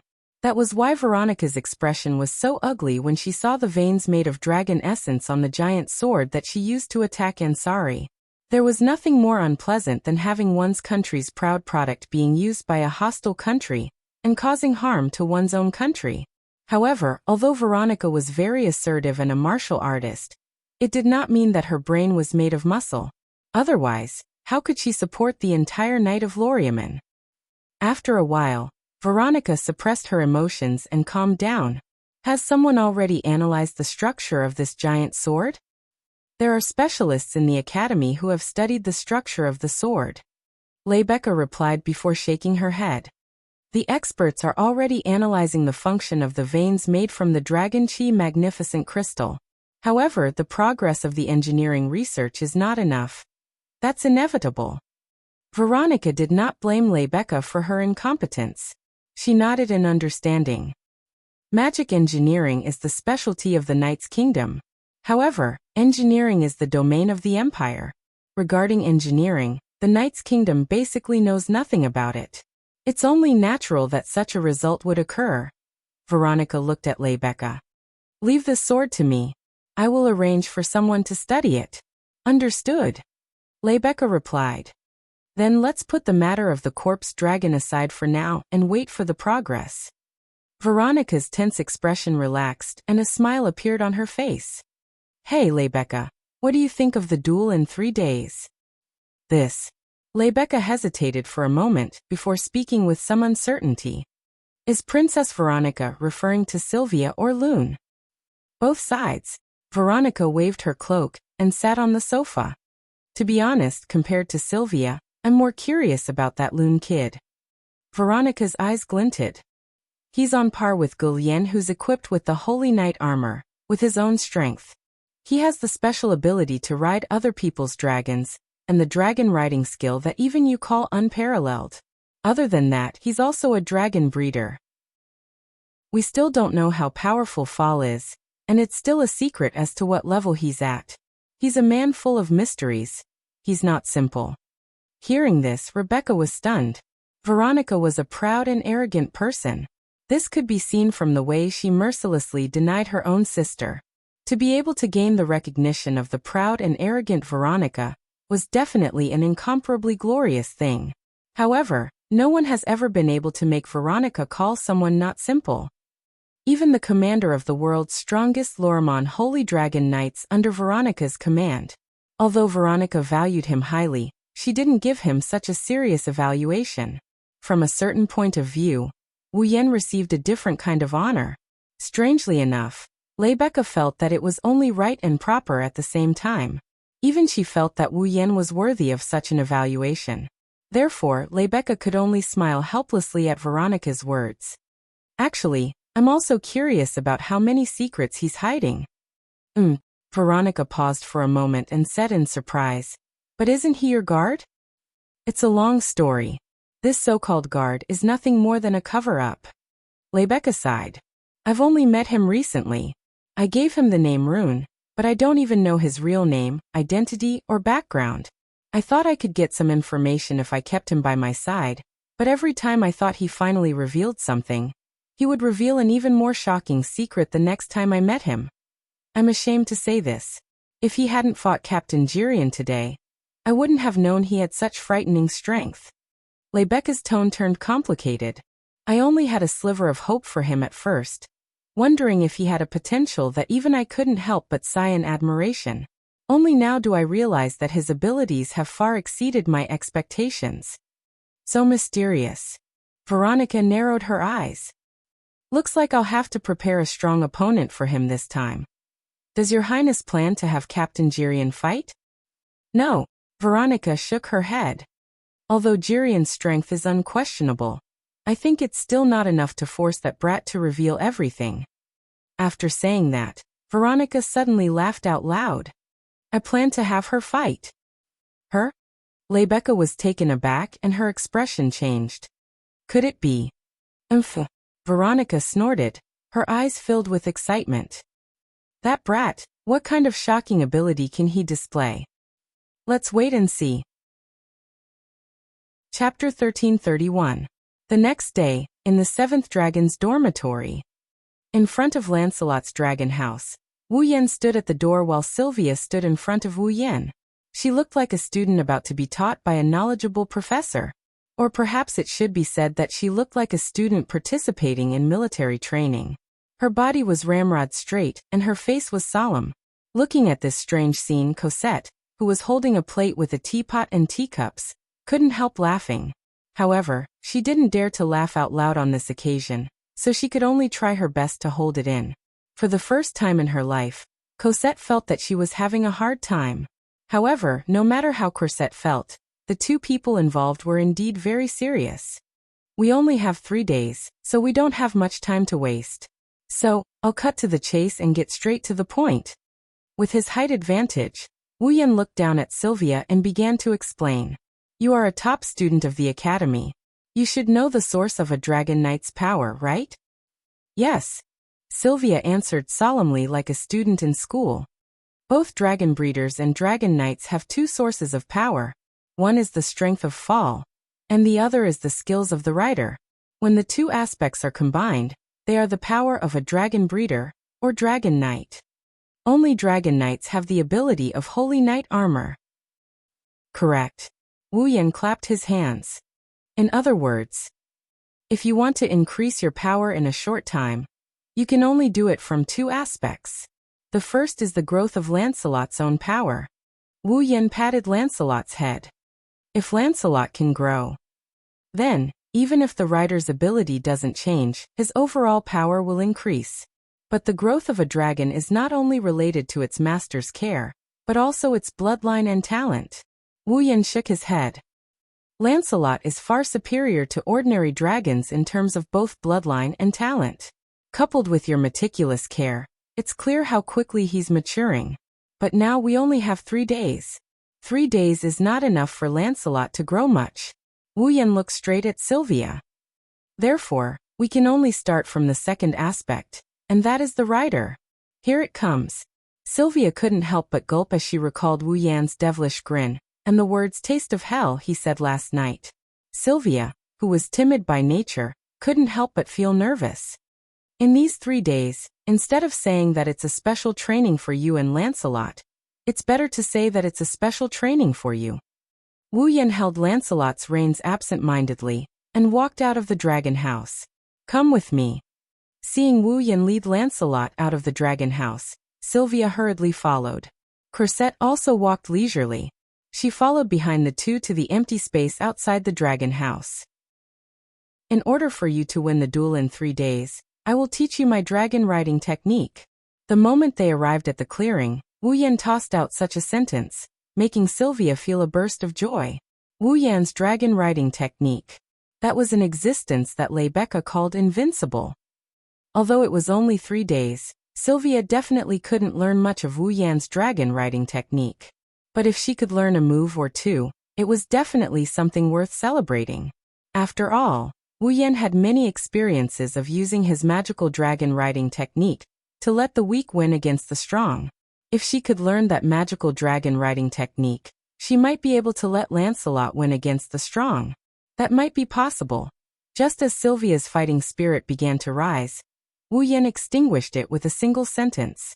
However, before I teach you dragon riding technique, we have another matter to attend to. Another matter?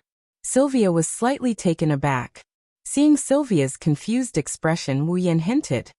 Do you still remember the flying speed that Lancelot displayed when he was dealing with the corpse ash dragon? Sylvia reflexively recalled the time when Wu Yan brought her to ride Lancelot. She also recalled the time when Wu Yan brought her to ride Lancelot. She also recalled the terrifying flying speed back then. Could it be? Sylvia shuddered. The dragon riding technique you're going to teach me is the flying method Lancelot used back then? What kind of dragon riding technique is that? However, not only did Wu Yan deny it, he even curled his lips in disdain. That's just a layer of mana covering Lancelot's body, changing the shape of the mana covering Lancelot's body, reducing the air resistance to Lancelot to 0, and giving Lancelot a push instead. As long as Lancelot remembers the shape of the mana at that time, even without a rider, Lancelot will be able to fly at the same speed. Wu Yan stroked Lancelot's dragon horn, causing Lancelot to act coquettishly. Last night, I rode Lancelot again and let Lancelot fly at the same speed. Now Lancelot has remembered the shape of the manna. Even without me riding it, it will be able to fly at the same speed at any time. Sylvia was touched by Abel's words. It turned out that when she was sleeping, he had already thought of everything and made all the necessary preparations. He helped me so much. I can't let him down. With such conviction, Sylvia became serious. Then what should I do? Very simple. Wu Yan once again revealed that smile that made Sylvia tremble in fear. Then, Wu Yan's next sentence sent Sylvia to hell. With Lancelot's speed, it will definitely increase your chances of winning by more than one level. However, you still can't get used to that speed, right? The corner of Wu Yan's mouth slowly rose. So, before learning the dragon riding technique, you must get used to Lancelot's speed, and be able to control it at that speed. Wah! Sylvia was instantly terrified. Even now, Sylvia could still remember that time when she sat on Lancelot's back, the centrifugal force that almost scraped her body apart, and the extreme discomfort and nausea that came along with the extreme speed. Did he have to get used to that kind of speed and control Lancelot as he wished? No. Sylvia shook her head without hesitation. Impossible. Absolutely impossible. Oh. Wu Yan seemed to have predicted Sylvia's reaction, and asked without a change in expression. What's the reason? That's too dangerous. Sylvia's face was a little pale. Let's not talk about whether I can get used to that speed for now, but if I accidentally fall off the dragon's back during practice, that's not something that can be resolved with just some injuries, right? You don't have to worry about that. Wu Yan used a bright expression to take out something from his back. It was a rope. A bad premonition surfaced in Sylvia's heart, and a chill ran down her spine. Sylvia took a step back and asked with a fearful expression. What are you trying to do? Do you even need to ask? Wu Yan revealed a dazzling expression. Unfortunately, this expression was no different from a devil's to Sylvia. Of course, what made Sylvia think that Wu Yan was a devil was Wu Yan's words. I'll tie you to Lancelot's back, so that you won't be in danger of falling off. I. Sylvia's teeth began to chatter. I suddenly remembered. I still have something to do. Trying to escape? Wu Yan raised an eyebrow and snapped his fingers. The next moment, Sylvia's limbs were held by someone. Sylvia couldn't help but be shocked. Cosette. It's you. Your Highness, Lord Roland is doing this for your own good. Cosette's face had the same dazzling smile as Wu Yan's. For the sake of your Highness, I can only offend this lowly maid. You just think it's fun. Sylvia struggled with all her might. Let me go. Don't worry. Wu Yan grabbed the rope and approached with a ferocious expression. I'll be very gentle, I won't hurt you. Sylvia's pretty face turned ghastly pale in an instant. Then Wu Yan pounced on her. No, a sorrowful cry echoed through the sky. Chapter 1332. Woo, a sorrowful wail that would make anyone who heard it cry reverberated throughout the seventh dragon house. It sounded like the cry of a ghost in the middle of the night. Whoosh, a sharp sound accompanied by a sorrowful wail echoed throughout the sky. A streak of light flashed through the sky above the seventh dragon house, causing a series of incessant shrieks. At the doorstep of the seventh dragon house, Wu Yan and Corset were drinking black tea and munching on pastries. The sorrowful wail that reverberated throughout the sky seemed to be adding to their enjoyment. It was a very pleasant sight. Looking up, Wu Yan couldn't help but sigh when he saw Sylvia, who was tied to the back of Lancelot's dragon and screaming with her eyes closed. As expected of the princess. She's been screaming for an entire hour, and her voice is still so loud. It's a pity that she's not singing the high notes. That's true. Cosette wasn't worried about his master at all. He looked at Sylvia, who was screaming in the sky with a big smile on his face. Her Highness seems to be very happy. If Sylvia or anyone else heard this, they would definitely stay away from Corset and never dare to approach her again. What is bad? That is bad. What is bad taste? That is bad taste. Corset proved to everyone in the world that in this world, there was no one who could help her. There was actually a maid who would feel happy for her mistress' misfortune. He didn't know he had a maid who was both capable and good-looking, but a powerful maid with a very bad taste. Would that be a good thing for Sylvia? Of course, if Veronica was here, she would definitely admit that she was inferior. Even though Veronica also gave Sylvia hellish special training when she was young, Sylvia wasn't that bad. At the very least, she wasn't so bad as to leisurely drink black tea and eat pastries while Sylvia's life was in danger. However, after watching Sylvia scream for an hour in the sky, Wu Yan got bored of it. She's a real demon, no doubt, so he casually mentioned it. Speaking of which, aren't there 5 holy dragons in the 7th dragon house? Why do I only see Lancelot and Guffrin every time I come here? Corsette was admiring her mistress' tragic experience. Corsette was also nonchalant in her reply. Apart from Guffrin and Lancelot, the other 2 holy dragons seem to always be by their master's side. They rarely stay in the dragon house. One of the holy dragon's master has been skipping classes, and hasn't even been to the academy that many times. Therefore, Lancelot's master has been skipping classes. So Lancelot and Lancelot are the most common holy dragons. You haven't even been to the academy that many times? Wu was slightly surprised. It's truly a miracle that such a person was able to nurture his fall into a holy dragon and become a dragon knight. Although he hasn't been to the academy many times, he's not a student with low grades. Cosette explained with great interest. I heard that this student often skips his classes and school activities. She once aroused the dissatisfaction of many people in the academy. However, her grades are always among the best. Her ranking has never fallen out of the top 5 in the year. So even the teachers, instructors, and the dean can't do anything about it. That's amazing. Wu Yan curled his lips. Then he thought of something and looked at Corsette. You said the other 2 holy dragons rarely stay in the dragon house? Yes. What about the other one?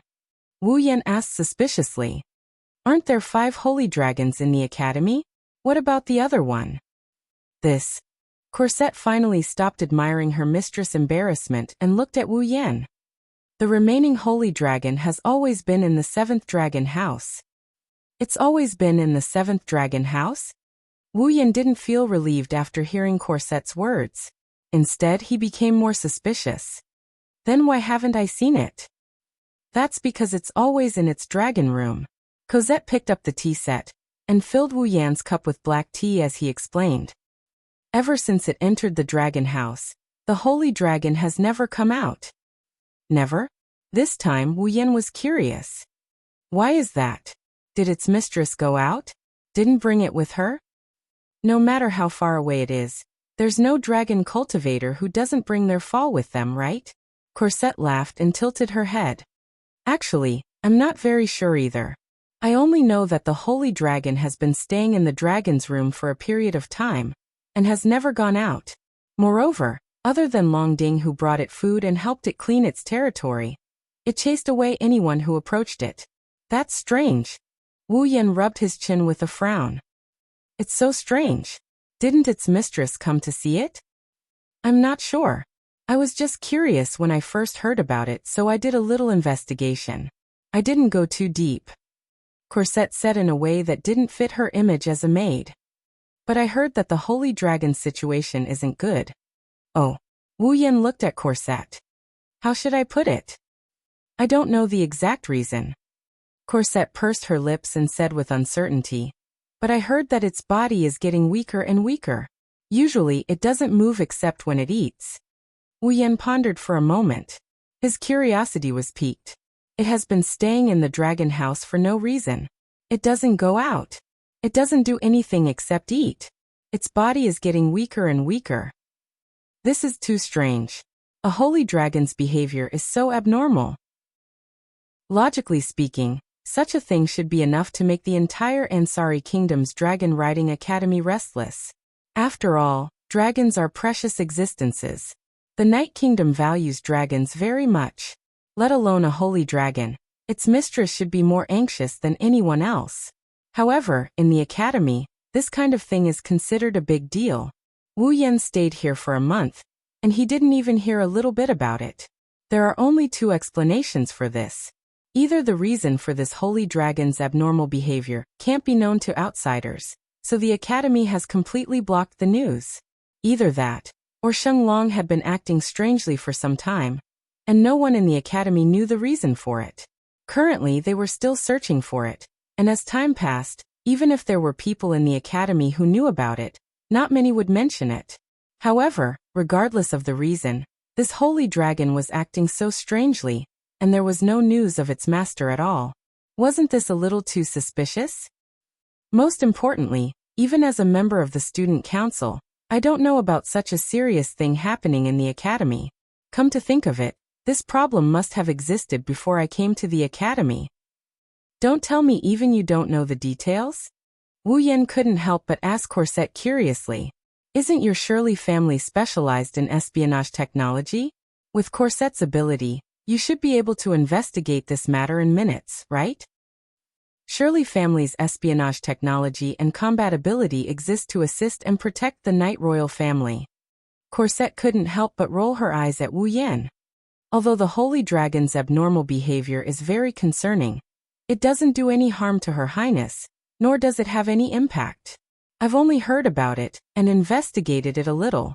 I didn't delve too deeply into it, so how could I know the details? At this point, Corset looked at Wu Yan with a meaningful look. Her cute face slowly inched closer to Wu Yan's face. Lord Lune. Corset's purple eyes stared at Wu Yan. She suddenly laughed. You don't think I'm the kind of person who would use my ability to do something like peeping because of a little curiosity or gossip, do you? Wu Yan laughed and his eyes began to drift. How could that be?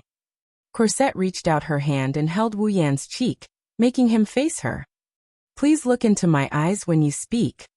Corset's cute face was so close to his, Wu Yan's heartstrings were fiercely touched. I'll go see that holy dragon. Resisting the urge to kiss her, Wu Yan shook off Corset's hand and ran into the dragon house like he's escaping from something. Wu Yan didn't see that at this moment. Corset's face was also flushed. Chapter 1333.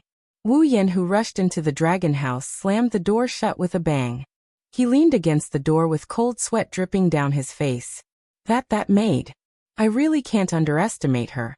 Recalling the cute face that was less than 10 centimeters away from him less than a minute ago, Wu Yan couldn't help but wipe the sweat off his face. I actually ended up like this because I got too close to a girl's face. What the hell is wrong with me? Wu Yan has a lot of girls around him, and all of them have stunning looks. Even though Cosette is also very cute, she's still lacking compared to Ikaros, who's breathtakingly beautiful. In front of Ikaros, Wu Yan sometimes behaved in an unbearable manner, but as time passed, he got used to it. He even thought that his immunity should have increased by quite a bit. Who knew that under such circumstances, he still behaved in such a pathetic manner? It's no wonder Ikaros thought he's abnormal. Taking a deep breath and exhaling, Wu Yan calmed the inexplicable tension in his heart. He raised his head and looked at the interior of the dragon house. The 7th dragon house of the Ansari Kingdom's Dragon Riding Academy is dedicated to the holy dragons. Therefore, the 7th dragon house can be said to be the most sacred place in the entire academy. There are only 5 holy dragons residing in this dragon house. However, the 7th dragon house is the largest, tallest, and most luxurious building of the 7 dragon houses of the Ansari Kingdom's Dragon Riding Academy. From the outside, the 7th dragon house looks like an extremely luxurious villa. From the inside, the structure of the 7th dragon house is actually quite simple. After entering through the main entrance, they stood at the entrance. The first thing they saw was a spacious open space. The ground was made of precious blue marble. The place is specially decorated in gold. It's monotonous but not perfunctory. It's very tasteful. In front of the open space, there's a row of dragon houses against the wall. The dragon rooms that were arranged side by side were just empty rooms. Apart from the fact that they occupied a larger area than normal rooms, there was nothing special about them. There was even a water tank inside. The holy dragons that resided inside replenished their water supply from the water trough. As for food, the dragons were responsible for providing it on time. Because each dragon room only had a small door that could only cover about 1/5 of the area, no one would think of locking the dragon up. Therefore, even if one stood at the door of the dragon house, they would not be able to see through it. Wu Yan could also clearly see the situation in each dragon room.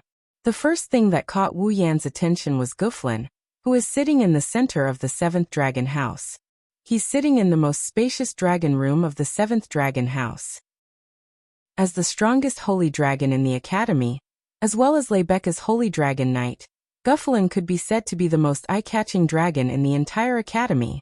There was no one who could compare to him.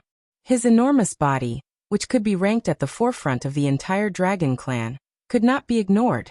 After all, in the dragon clan, basically, if there were no surprises, size represented a dragon's strength. The larger a dragon was, the greater its growth potential, the more power it accumulated and the stronger it would be. That's why most people's understanding of a dragon's strength was based on their size. Guflin's size was ranked at the top of the dragon clan, so there was no doubt about its strength. Compared to Guflin's enormous body, even the dragon room of the 7th dragon house, which was designed to fit an adult dragon's body, felt a lot smaller. It didn't fit Guflin. Roar! Perhaps sensing someone's gaze on it, Guflin opened its eyes. When it saw Wu Yan standing in front of the dragon house, a trace of joy flashed through its solemn dragon eyes. It then let out a joyful roar. To Guflin, Wu Yan was not only the only other person it acknowledged aside from Lebecca who could ride on its back, he was also its benefactor, who took care of its meals every day and provided it with delicacies several hundred times more delicious than before. In Guflin's heart, Wu Yan's position might not be as high as Lebecca's, who had already received the holy knight armor from Guflin and swore to be its master. However, Wu Yan was the person Guflin was most willing to get close to.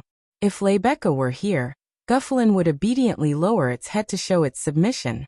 However, if Wu Yan were here, Guflin would roar in a way that didn't match its image to show its closeness.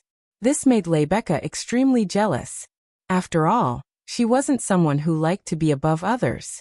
Rather than simply submitting, she wanted Guflin to be closer to her. Of course, Lebecca was still alright. Sylvia was the one who suffered. Unlike Guflin, who had already presented his holy knight armor and swore to be his master, Lancelot, who hadn't presented his armor to Sylvia, was much closer to Wu Yan than Guflin. Similarly, because Lancelot hadn't presented his holy knight armor to Sylvia, it meant that Sylvia wasn't worthy enough for Lancelot to pledge his everything to her. Her loyalty wasn't as high as Guflin's towards Lebecca. Therefore, to Lancelot, Wu Yan's position in his heart might even be higher than Sylvia's. Fortunately, Sylvia didn't know about this. Otherwise, she would have suffered a heavy blow. At this thought, Wu Yan couldn't help but smile and beckon Guflin over. It's not time to eat yet. Rest first. When it's time to eat, I'll bring you something good to eat. Roar. Guflin let out another roar of joy before obediently lying on the ground and sleeping comfortably. It seemed that he was looking forward to Wu Yan's cooking. Dragons were able to eat 5 meals a day, and they had a special desire for delicious food. As an incredibly intelligent species, dragons weren't only capable of creating holy knight armor and researching dragon-related magic. Their desire for beautiful things far surpassed that of humans. In the hearts of dragons like Guflin and Lancelot, Wu Yan's cooking was the pursuit of good food. Shaking his head, Wu Yan couldn't help but laugh.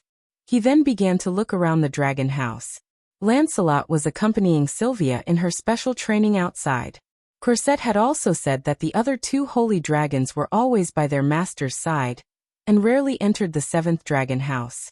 Thus, in the entire 7th dragon house, other than Gufrin, there should only be that holy dragon with abnormal behavior left. In the quiet 7th dragon house, Wu Yan could clearly hear that other than Guflin, there was also a relatively weak breathing sound echoing in this space. Following this breathing sound, Wu Yan walked to the innermost part of the 7th dragon house, and arrived at a rather remote dragon house. The next moment, he saw, in this dragon house, a dragon was lying on the ground. It was a holy dragon about the same size as Lancelot. It was obvious that it was still in its infancy. It had the same white fur as Lancelot, but it had a faint purple glow. It looked like a purplish-white color, and was much more elegant. The dragon's horns were extremely well developed, just like those of a buck. They were sharp, but not rough. A pair of purple dragon eyes without pupils were suffused with a rich luster, adding a bit of ferocity to its elegance, but it was not too frightening. Clearly, this was an extremely extraordinary holy dragon. Even though it was still in its infancy, one could still feel the immense pressure from its body that only holy dragons of the dragon race possessed. However, this sacred dragon, which should have exuded immense pressure, was currently lying limply on the ground, looking listless. Even its white fur, which was glowing with a purple glow, seemed to have dimmed significantly. Its purple eyes were filled with weakness, without any luster. Seeing this scene, Wuyan immediately frowned. It's as Corset said, this dragon's situation is not good. Although he didn't know what happened to this dragon, Wuyan could clearly sense that its aura was gradually weakening. From the looks of it, it probably won't be long before this dragon's life comes to an end. Staring at the weak holy dragon, Wuyan closed his eyes. When he opened them again, there was a flash of light. Wuyan lifted his foot and walked towards the holy dragon in the dragon house. Yu. When Wuyan was 5 meters away from the holy dragon, it suddenly turned its head and looked at Wuyan. The pair of purple dragon eyes were filled with warning. Chapter 1334. Gawain. Level 62? Wuyan stared at the holy dragon Gawain, who was giving him a warning look. He hesitated for a moment before speaking to Gawain. I don't mean any harm, I just wanted to check on you. The dragon race possessed a dragon seed memory that could provide every dragon with knowledge accumulated over thousands upon thousands of years. That was why the dragon race was known as an extremely intelligent race. Every dragon possessed the accumulated knowledge of the dragon race from the moment they were born. And in the dragon species memory of the dragon race, there would definitely be records of the human language. Although the dragon race couldn't rely on it to speak the human language, it would be easy for them to understand the human language. That was why Gawain could definitely understand Wu Yan's words. However, even after Wu Yan finished speaking, Gawain still looked at him with vigilance. There was even a hint of hostility in his eyes. If someone else approached Gawain, with Gawain's previous behavior, he would have roared and scared them away. However, Gawain could feel a trace of pressure from Wu Yan's body that was different from ordinary people. It was the pressure from the bloodline. It was because of the true ancestor bloodline's pressure on the dragon race's bloodline that Wu Yan was able to obtain the dragon race's approval and become an existence that could ride any dragon. In the past, relying on this, Wu Yan could be said to have never failed in riding a dragon. Ordinary dragons felt that Wu Yan's life force was superior to theirs. That was why they would straightforwardly submit to him. The holy dragon could resist the bloodline pressure from Wu Yan. However, the dragon race was also a race that valued bloodlines greatly. Even if they weren't of the same race, they would still give a certain amount of respect to existences whose bloodline far surpassed theirs. Take Gufflin for example. To the dragon race, it was clearly the biggest taboo to allow someone other than their master to ride on their back. Many people had died because of this in the past. However, Guffrin still gave Wu Yan a chance to gain its approval. After some comparison, it approved of Wu Yan as its mount. Because Lancelot was a dragon whelp, his resistance to Wu Yan's aura was not as strong as Guffrin's. Moreover, with the help of delicious food, Lancelot's resistance to Wu Yan had plummeted. In the end, in addition to Wu Yan's teachings to its master, Lancelot very straightforwardly agreed to let Wu Yan ride it. Although Gawain was a holy dragon, he was still in his infancy, just like Lancelot. His resistance to Wu Yan's bloodline pressure shouldn't be stronger than Gyvlin's. But Wu Yan didn't show any intention of riding it. He had merely approached, but the other party had given him an undisguised warning. Could it be that this holy dragon called Gawain had a dragon bloodline of a higher level than Gufflin and Lancelot's? Was that why he was able to ignore the pressure from his bloodline like Yak? Just as this thought appeared in his mind, Wu Yan immediately rejected it. Because he saw it. In Gawain's eyes, which were filled with warning, there was also a trace of fear and respect. It was clear that Gawain also respected Wu Yan's bloodline pressure. But he still gave Wu Yan a warning. This proved that even though Gawain was respectful, he still didn't want Wu Yan to get close to him. That was why Gawain didn't even give existences of a higher level a chance to get close to him. This was a dragon with quite a personality, and also a difficult one to deal with. Almost instantly, Wu Yan had such an impression of Gawain. However, this only aroused Wu Yan's competitive spirit. Taming a holy dragon that clearly respected him, but didn't want him to get close to him. It forcefully resisted his bloodline pressure, and even showed obvious hostility. This was a very unique holy dragon. Wasn't this very interesting? Moreover, he didn't want to harm him. He only wanted to see how he was doing and find out the reason why he was so weak. When the time came, Wu Yan wouldn't mind giving him a hand. With that in mind, Wu Yan ignored the warning in Gawain's eyes. With a smile, he continued to approach Gawain. Roar! At this moment, the warning, respect, and fear in Gawain's eyes all turned into pure hostility. Roar! Gawain's originally listless appearance instantly disappeared. He stood up abruptly and placed his 4 limbs on the ground. He raised his large dragon head and let out a warning roar at Wu Yan. The ferocious roar stirred up a dense shockwave that reverberated in all directions of Gawain's room. It caused the ceiling to tremble slightly and dust particles to fall down. From Gawain's roar, Wu Yan could sense his intentions. If you come any closer, I will attack. That was Gawain's intention. Wu Yan's wine-red eyes flashed. With a smile on his face, he ignored Gawain's warning and finally stepped into Gawain's room. A fierce glint flashed across Gawain's dragon eyes. Whoosh! In the next moment, a sharp sound of something breaking through the air echoed throughout the room. A blurry black shadow that caused the atmosphere to tremble violently flew out and viciously whipped towards Wu Yan, who had just walked into the room. That was Gawain's tail. Bang! A muffled sound that sounded like a direct hit to the heart rang out. A cloud of smoke exploded in a corner of the room and rose into the air. Seeing that his attack seemed to be effective, Gawain exerted a bit of force and immediately tried to pull back his tail. However, an extremely strong force restricted his dragon tail and prevented him from pulling it back. Gawain's dragon eyes suddenly widened. He raised a dragon claw and forcefully smashed it towards the center of the rising cloud of smoke. Bang! Another muffled sound rang out. This time, Gawain's attack scattered the cloud of smoke in all directions, exposing the situation within to the air, and allowing Gawain to clearly see his current situation. He saw that the dragon tail he had just wildly swung out was tightly grasped by a relatively thin and small hand. The force that restricted his dragon tail came from this small hand. The dragon claw he had just smashed down was lifted up high by another hand as if it was supporting the heavens and earth, blocking it. Gawain's dragon eyes trembled. His immature mind was momentarily stunned by this unrealistic scene. With one hand grabbing Gawain's dragon tail, and the other raised to block Gawain's sharp front claw, Wu Yan raised his head and met Gawain's eyes. I've said it before, I have no ill intentions. I just wanted to check on your situation. Roar! Gawain growled, his voice filled with intimidation. He didn't care about Wu Yan's kindness at all. Seeing this, Wu Yan furrowed his brows and said in confusion, I'm not even trying to ride you. Why are you so hostile? Roar! For a moment, a trace of hesitation appeared in Gawain's voice. However, it quickly became the same as before, filled with intimidation.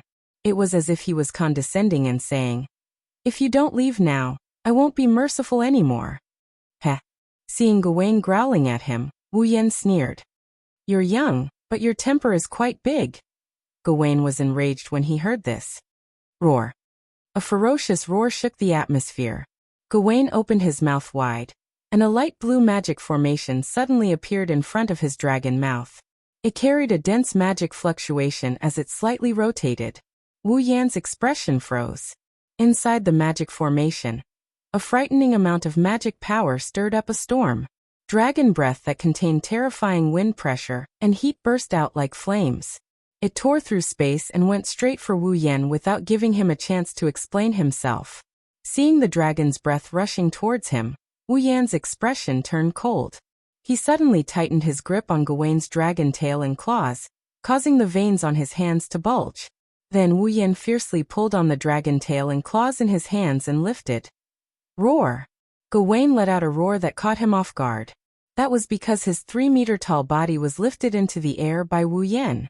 Gawain's huge body was lifted into the air, as if he was falling down. His mouth, which was spitting out dragon breath, was involuntarily facing upwards.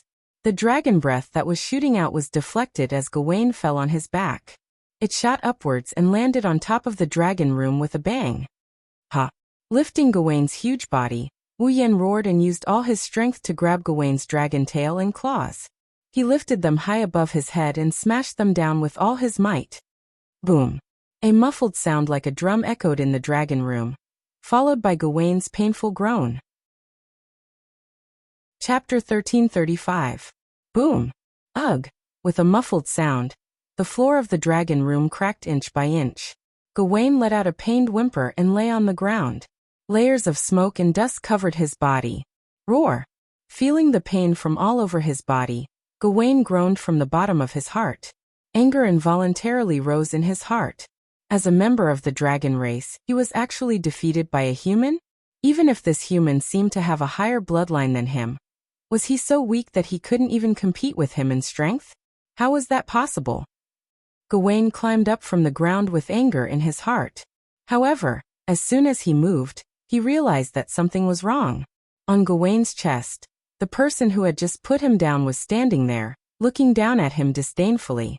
His wine-red eyes were filled with a sense of oppression that made Gawain's heart palpitate. I wasn't kidding when I said you had a bad temper. Standing on Gawain's chest, Wu Yan slowly raised the corners of his mouth. How is it? Have you calmed down? If you've calmed down, let's talk. With that, Wu Yan let his consciousness take root along his feet and enter Gawain's body. He attempted to connect with Gawain's consciousness as a rider, and see if he could obtain any information from it. Gawain could clearly sense Wu Yan's consciousness spreading into his body.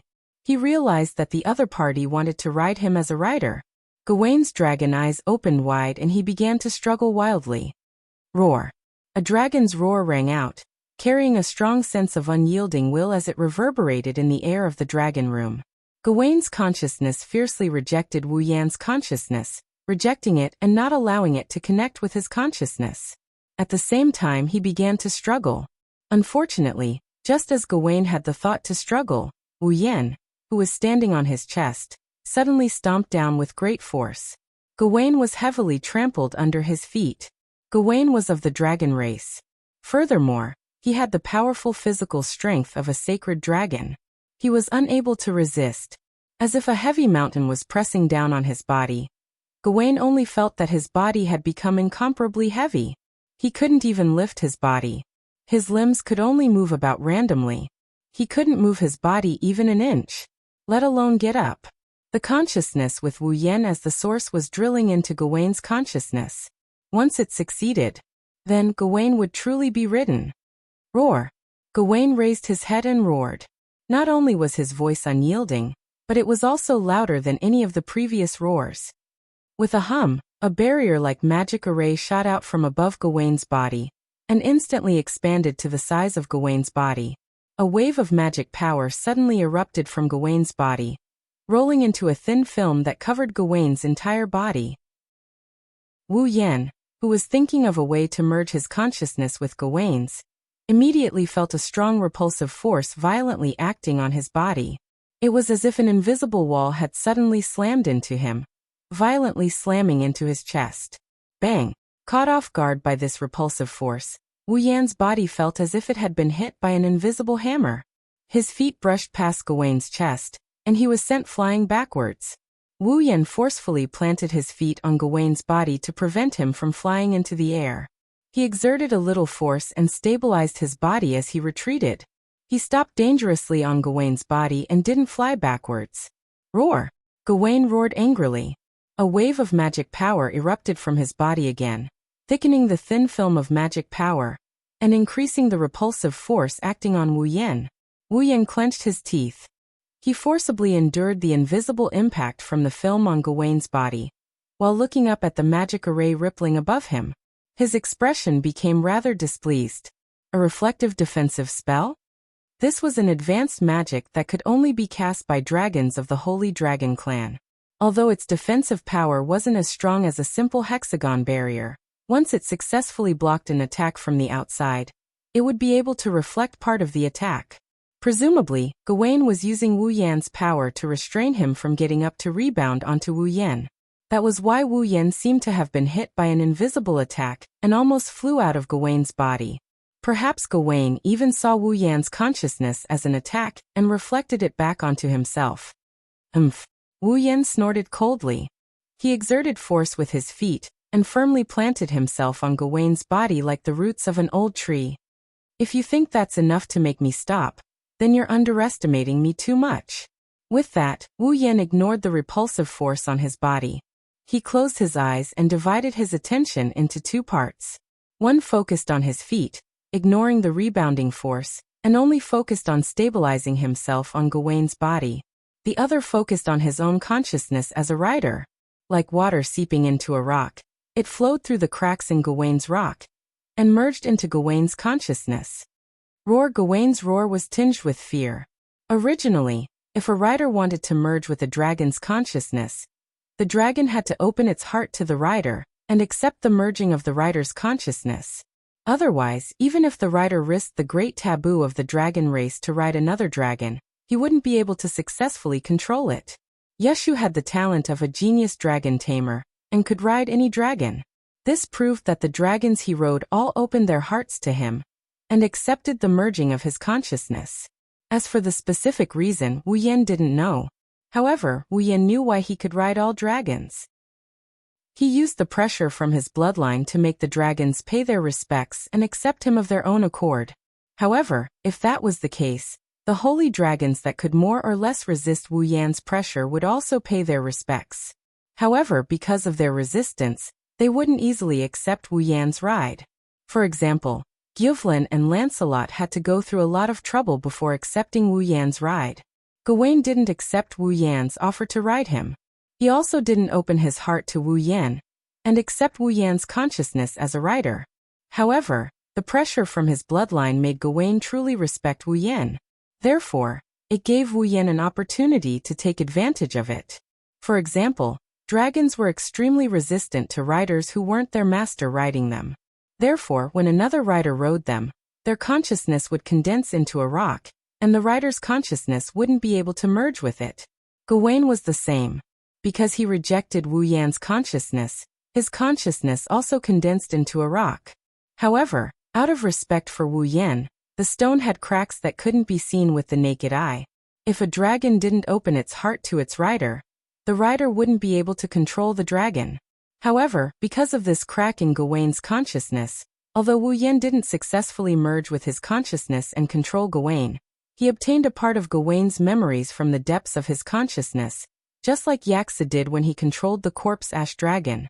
Thus Wu Yan saw a scene of Gawain flying freely in the sky. Soaring in the sky, Gawain flew at an extremely terrifying speed, following an extremely strange trajectory. It was as if he was dancing. As Gawain flew, scattered light particles seemed to be released from his body. They followed Gawain's flight path and outlined streaks of flashing light in the sky. The crisscrossing streaks of light gradually increased in number, forming a diagram. It was a magic formation shaped like a star carving. The magic formation seemed to have been drawn directly in the air, following Gawain's flight and drawing streaks of light, gradually becoming complete. However, at this moment, a figure fell from Gawain's back. Gawain abruptly stopped his flying figure and turned his head around. However, the figure that fell from his back had already landed helplessly on the ground. Gawain could only watch in despair as the figure fell. In the sky, the magic formation that was almost complete exploded like fireworks, turning into starlight and gradually dissipating. Fortunately, the figure that fell from Gawain's back didn't suffer any major injuries, only some superficial wounds. However, since then, the figure had developed a fear of riding on Gawain's back. Afraid that the figure would insist on riding him under such circumstances, Gawain began to refuse. The scene was cut off. Chapter 1336. The memory fragments replayed clearly in his mind. Wu Yan lowered his head and looked at Gawain, who was still struggling at his feet. His expression changed slightly. In the end, he sighed and withdrew his consciousness from Gawain's body. Ugh! Gawain was startled when he sensed Wu Yan withdrawing his consciousness. He stopped struggling and raised his head, meeting Wu Yan's gaze. Wu Yan smiled helplessly. He shrugged and jumped down from Gawaine's body, landing on the ground. Gawaine came to his senses and hurriedly got up from the ground. He landed on all fours, wisps of magic flowing through his body. He stared at Wu Yan with vigilance and doubt. Gawaine didn't understand. This mysterious existence seemed to have surpassed him in power. Why would he suddenly give up?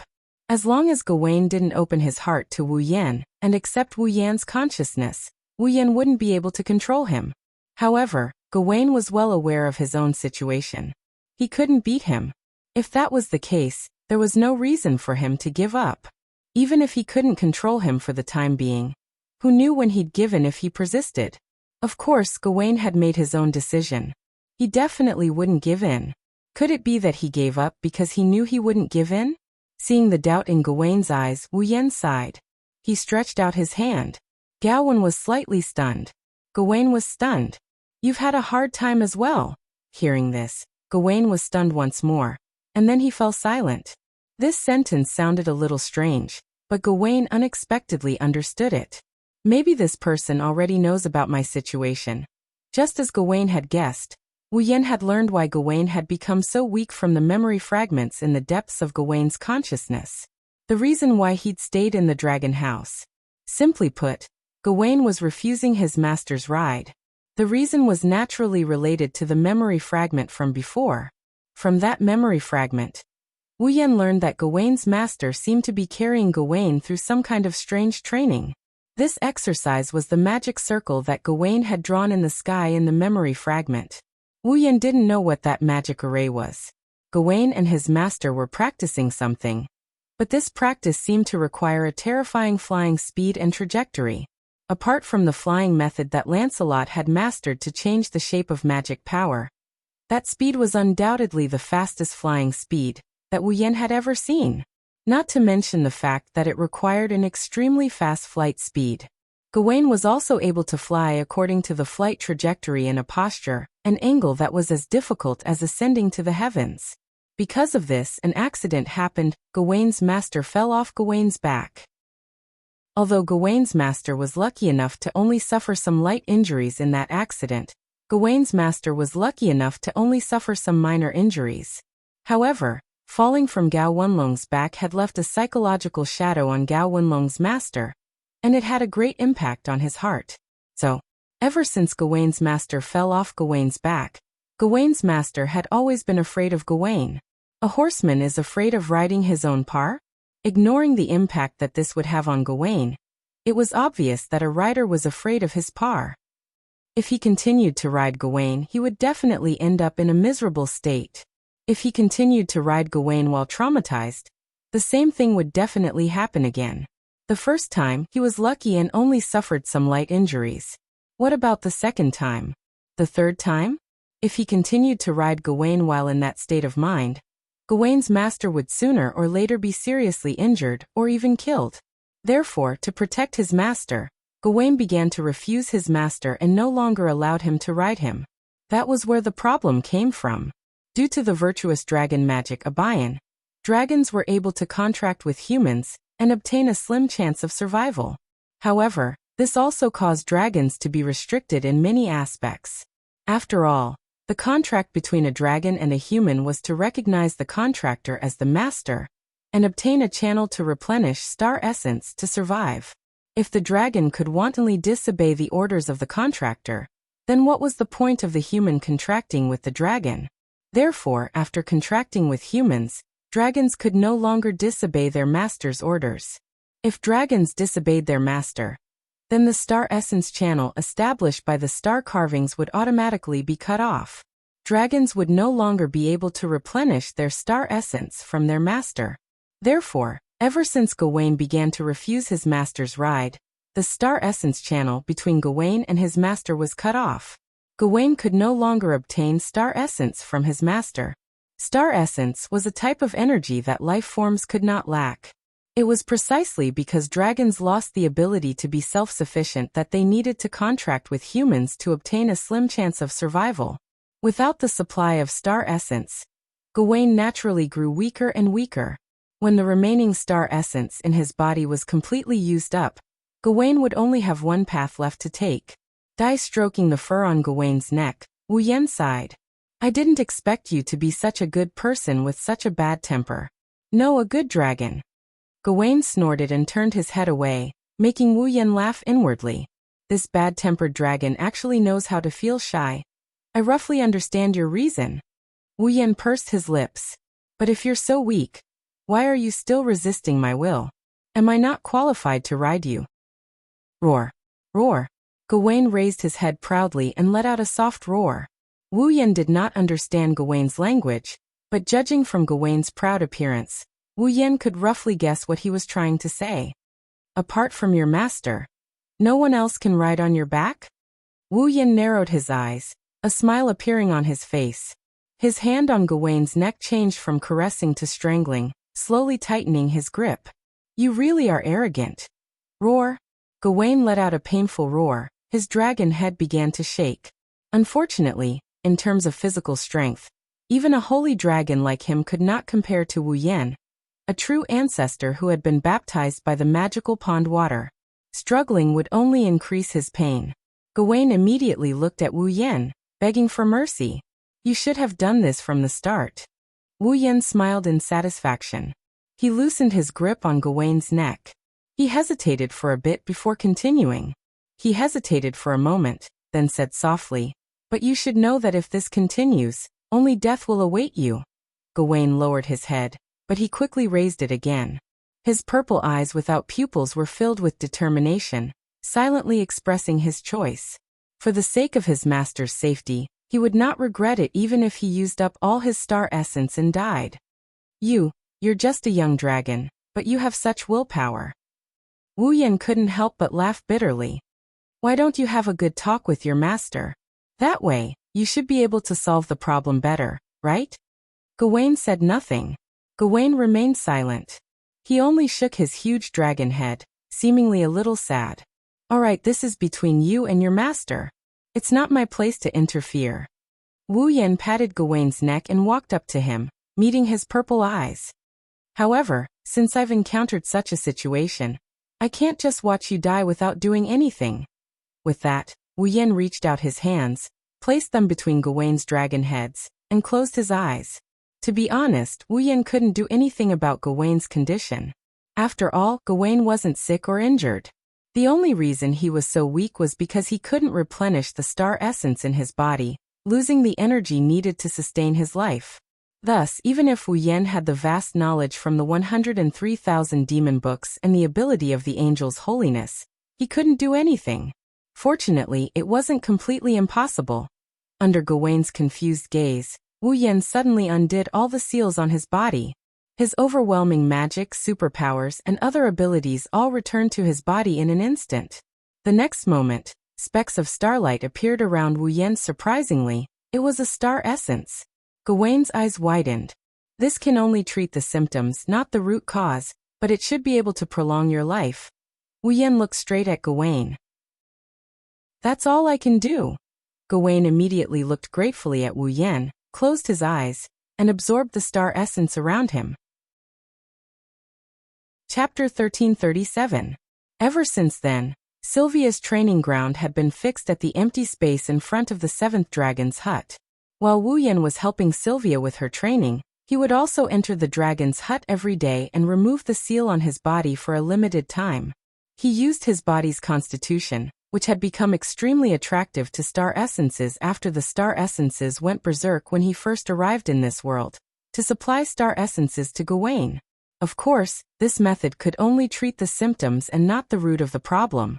The star essences that Gawain needed to survive weren't something that could be supplied by the star essences in the air that had been attracted by Wu Yan. Wu Yan was only doing this to prolong Gawain's life. But if he didn't do anything, Gawain's life would only last for 1 or 2 months at most. With Wu Yan's help, Gawain might be able to live for another 1 or 2 years. So it was better than doing nothing. Apart from that, Wu Yan would also make some special dishes every day to maintain Gawain's life as much as possible. After all, in this world, all life forms needed star essence in their bodies to survive. The food that humans and dragons ate, such as meat and vegetables, were all originally living beings, so there was more or less star essence in their bodies. Wu Yan purposely chose some food that contained a lot of star essences. He made them into dishes to provide Gawain with his daily meals. This way, Gawain's life would be slightly prolonged. However, this could only treat the symptoms and not the root of the problem. Looking at Gawain, who lay motionless in the dragon's hut every day and would only move when he came, Wu Yan couldn't help but sigh inwardly. If this continued, Gawain would eventually meet his end. Should I take some action? To tell the truth, Wu Yan can't just watch this holy dragon die like this. It has a temper, it has a personality, and it's also very close to him.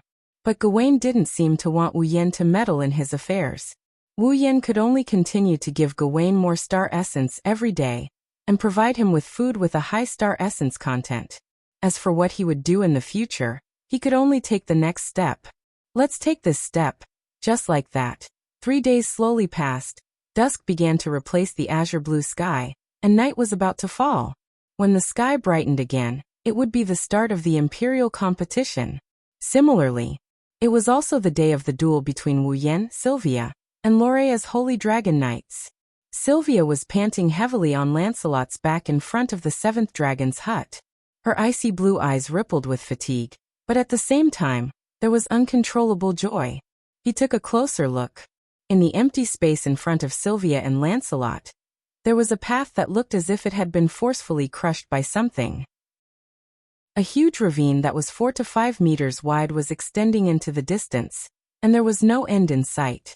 Looking at this terrifying ravine, Corset's eyes were filled with shock. Wu Yan looked at Sylvia and Lancelot with a smile on his face. Looks like we made it in time. Sylvia nodded her head hard.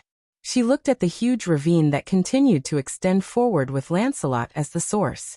She tightened her grip on the reins, and her eyes shone with a light that was completely different from her weak self from 3 days ago. There was even a hint of confidence in her eyes.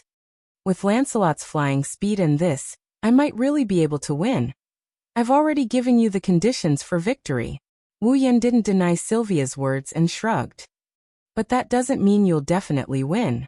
In the end, whether you can win or not will still depend on yourself. I understand. You've already helped me enough. Sylvia's expression turned solemn. She flipped over and got off Lancelot's back. She walked in front of Wu Yan, took a deep breath, and then bowed deeply.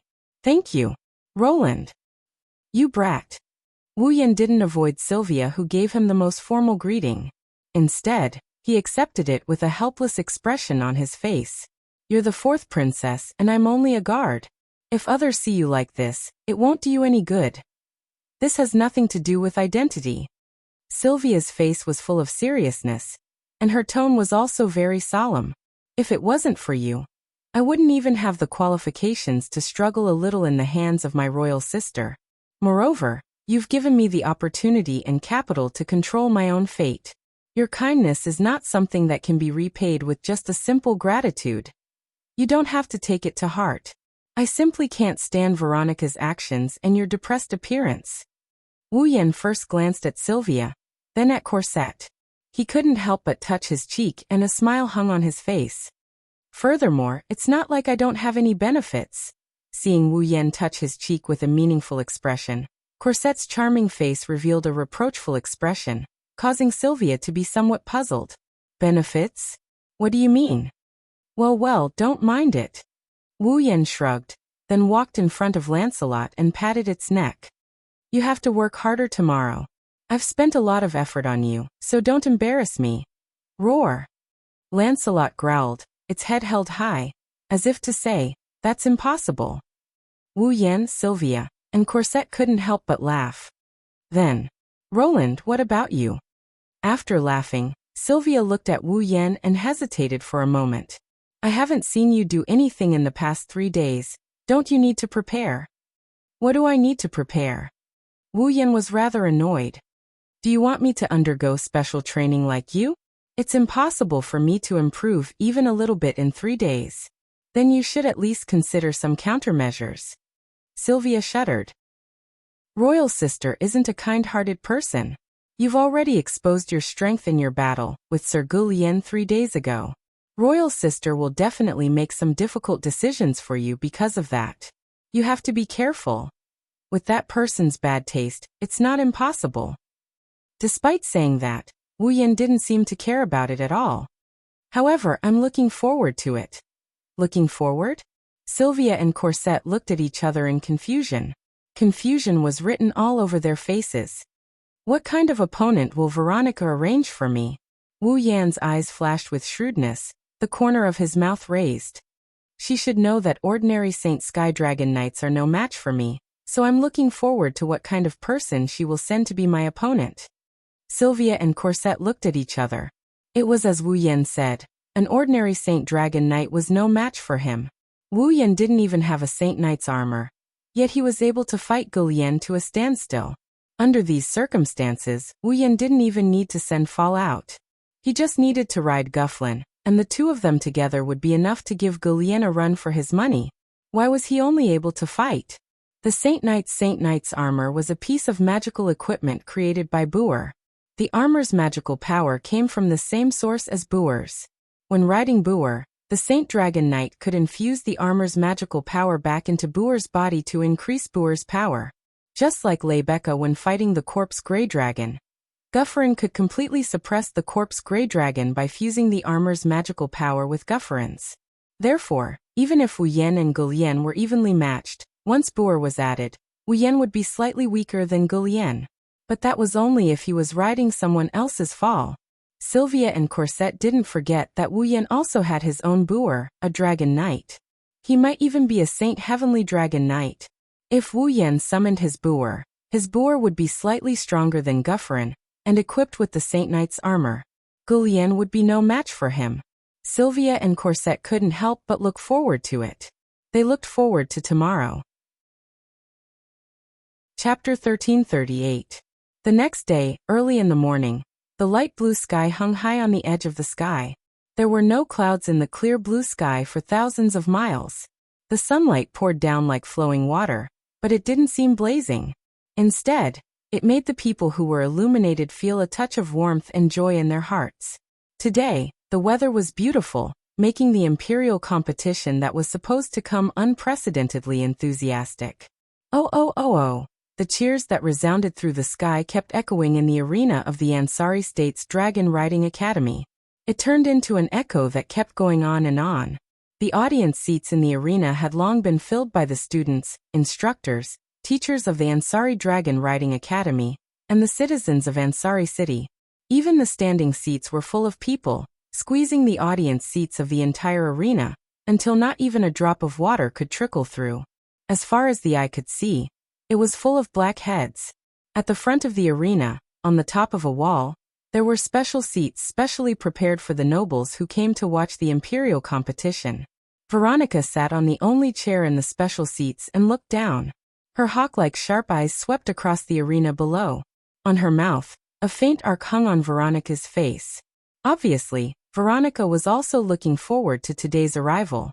Of course, what Veronica was looking forward to was not this performance like the imperial competition, but the duel after the competition. Or rather today, 90% of the spectators who came to the arena of the Ansari Kingdom's Dragon Riding Academy were here for the duel after the imperial tournament. For the citizens of the Knights, the Lorimon Holy Dragon Knights were the most glorious group. Naturally, as long as they were citizens of the Knights, there was no one who didn't have a vision for the Lorimon Holy Dragon Knights. Now the Academy's latecomer, who could be said to be the most famous dragon-riding genius in the first grade of the advanced course and the fourth princess of the Knights country, would duel with the Lorimon Holy Dragon Knights. Who didn't want to see it? So, today's imperial competition had instead become an entertainment. The duel after the competition was the theme that people were looking forward to. On the VIP seats, the captain of the guards, Gu Lian, who was equipped with the Holy Knight's armor all the time, so that he could unleash his strongest combat power when he was protecting Veronica, stood beside her like a shadow. By the side, the rest of Veronica's personal guards also took Veronica as the center. They surrounded Veronica in the middle. Veronica, who was known as the Iron-Blooded Valkyrie, had many achievements, but she had made too many enemies, especially in such a public place. If someone wanted to kill Veronica, it was not impossible for them to sneak in among the audience, and find an opportunity to kill her in one blow. Therefore, Gulian and the personal guards were already on high alert. They only hoped to be able to react in time if something happened. Other than Veronica, Gulian, and the personal guards, Wu Yan, Sylvia, Yashur, and Yak were also present. However, all four of them had different reactions. Wu Yan's expression was calm as he stood there casually, as if he didn't care about today's duel at all. Sylvia's body was tense, and her face was solemn.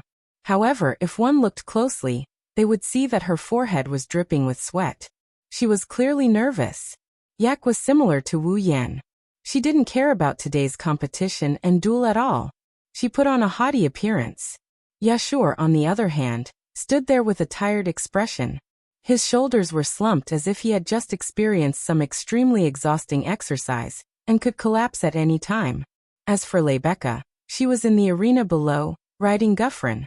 She was participating in this competition as a contestant. It was also because of the presence of the super popular Rebecca that the audience didn't ignore the imperial competition. Below the competition was in progress. Rebecca and Guffrin were slaughtering their opponents, becoming the most beautiful scene in the arena. The audience cheered continuously, and their emotions were high. The atmosphere was very lively. However, this kind of atmosphere didn't raise Yashur's spirits at all. He still slumped his shoulders and stood there like a walking corpse, sighing in despair. Hearing Yashur's continuous sighs, Wu Yan, who was closest to him, couldn't help but feel annoyed. He looked at Yashur with a gaze full of annoyance. I thought I would be the least motivated person today. Now I know I was wrong. Yashur, I suddenly want to hit you. I wanted to. Yak immediately supported him and pointed at Yashur's nose with a grimace. Can you still be considered a noble and holy subordinate of the dragon race? You're a disgrace to me, your master. So what if I'm a disgrace? However, when he heard Wu Yan and Yak's sarcasm, Yashur still looked as if his heart had given up. His back was dark. Try it yourselves. If you're dragged by someone else to train for 3 consecutive days, you'll end up like this too. After saying that, Yashur turned his resentful gaze to the expressionless Gulian. Obviously, the someone else he was talking about was Gulian. That's why I said you're a disgrace. So disgraceful. Yak roared as if she was exasperated at Yashur's failure to live up to her expectations. You clearly have the holy knight armor that I forged for you. You actually lost to a small personal guard. You're really useless. What small personal guard? He's the captain of the personal guard. He's an authentic holy sky dragon knight. Yashur went crazy when he heard Yak's words. And the holy knight armor that you forged was not only pieced together, it also has a time limit. How could you possibly win against that guy with facial paralysis? Yak widened her eyes and grabbed Yashur's neck. She exerted a lot of strength. You're just a guard dog. It's already a great honor to be able to obtain the holy knight armor that I benevolently forged for you. You actually dare to look down on it. I didn't. I didn't look down on it. Yashur struggled in pain. However, compared to Yak, who was a dragon, it was undoubtedly a foolish thing to do. Not long after, Yashur's eyes rolled back and he fell limply to the ground. Some kind of white cloud-like substance floated out of his mouth. He looked like he was about to ascend to the heavens. Looking at the 2 clowns fooling around, Wu Yan couldn't help but shake his head and sigh. Veronica smiled faintly at him. Look at you. You don't seem to be worried about the duel at all. Can I take it that you're looking down on my Lormon holy dragon knights? Hearing Veronica's words, everyone turned their attention to Wu Yan. However, what they saw was Wu Yan's soft smile. Then, what should I do to show that I'm not looking down on Lormon holy dragon knights? Veronica snorted. If you're too careless, be careful. You'll fall hard later. Actually, it's been a long time since I fell into someone else's hands. Wu Yan showed a provocative smile. So if it's possible, please allow me to look forward to it. Oh? Veronica took a deep look at Wu Yan and smiled meaningfully. Don't worry, I won't disappoint you. Sylvia, who has been nervous all this while, couldn't help but admire Wu Yan when she saw Wu Yan and Veronica going at each other's throats. Wu Yan was probably the only person in the entire Lormon Holy Dragon Knights who could speak to the ruthless Valkyrie in such a manner. At the same time, Sylvia felt a deep sense of disappointment. As expected, his royal sister was only interested in the other duel, and did not have any expectations for him. While Sylvia was having such complicated thoughts, the competition in front of the stage came to an end. In the end, Rebecca's team obtained a complete victory, and the battle ended. It wasn't until the referee announced the victory that the audience erupted into cheers. Not only were these cheers celebrating their idol, Rebecca, they were also cheering for the main event that was about to unfold, pushing the atmosphere to its peak. Veronica opened her eyes abruptly after all the contestants had left the arena. She stood up with a swish, and the sound of metal clashing could be heard. In the next moment, a loud and clear voice resounded throughout the entire place. Today, 2 students from the Ansari Dragon Riding Academy will challenge the Loriaman Holy Dragon Knights. Hearing this, the entire place fell into a state of absolute silence. Wu Yan and Sylvia both flinched for a bit before gnashing their teeth in anger. It was clearly a duel, but when Veronica said it, it became a challenge. Come to think of it, the audience must be laughing at Wu Yan and Sylvia for overestimating themselves. This despicable guy. Chapter 1339. As the most famous and strongest knight order, the Loriaman Holy Dragon Knights were all the top elites of the knighthood. They were also the most powerful military force of the knighthood.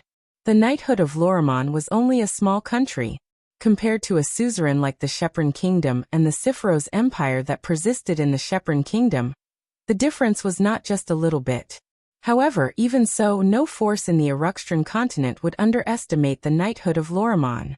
This was not only because the knighthood of Loriaman was the dragon-raising country, and was protected by the Dragon Clan. They could use the power of the Dragon Clan, and their strength could not be underestimated. The biggest reason was because of the Loriaman Holy Dragon Knights. The power of the Dragon Clan was not something that could be resisted by humans, and the knighthood was the only country that could contract with the Dragon Clan. Under such circumstances, a knight order that gathered the most elite, Holy Dragon Knights and Dragon Knights, even if they could not run amok in the Aruxtran continent, they would definitely not be afraid of any force. For example, in the war between the Shepron Kingdom and the Sephiroth Empire 50 years ago, it was because of the participation of the knighthood of Loriaman that the Shepron Kingdom was able to contend against the Sephiroth Empire. Otherwise, facing the Sephiroth Empire that had developed mechanical engineering and even developed guns, even if the Shepron Kingdom was not destroyed, it was inevitable that they would be defeated.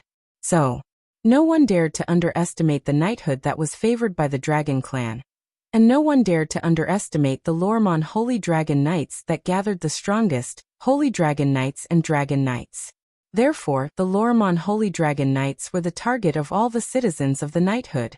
Now, 2 first-year students who had not graduated from the Dragon Raising Academy actually wanted to challenge such the strongest knight order? Wasn't that the same as a student in a military police school wanting to challenge the elites of the strongest army, or a child wanting to challenge an adult? Therefore, the entire arena fell silent, and the spectators looked at each other in dismay. They were indeed here for the duel between Wu Yan, Sylvia, and the Loriaman Holy Dragon Knights. However, they did not know the reason for these 2 duels.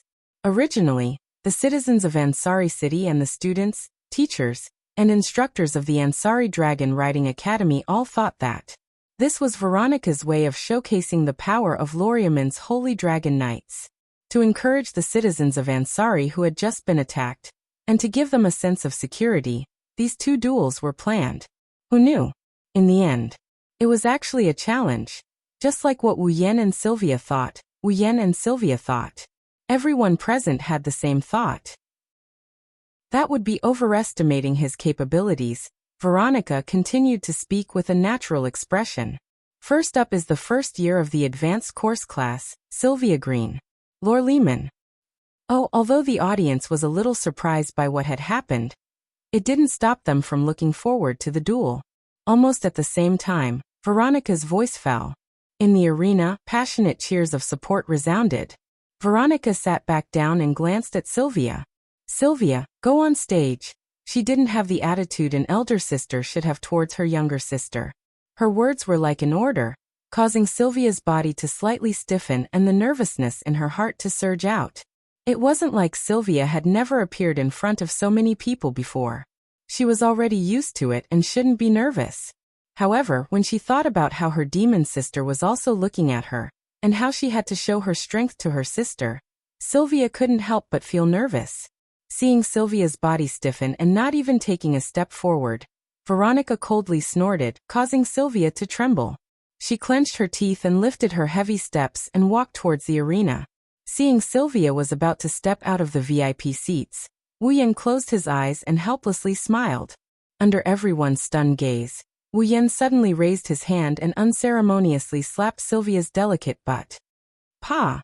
When the crisp sound of the slap sounded, the originally noisy surroundings suddenly became quiet. Then Yeshua was stunned. Yak was stunned. Veronica was stunned. Everyone in the surrounding area was stunned. It's not just the others, even Sylvia, who was about to step down, froze up in an instant. She had a blank look on her face. Obviously, she was also struck dumb by Wu Yan's slap. Following that, her little face turned red from her neck all the way to her ears.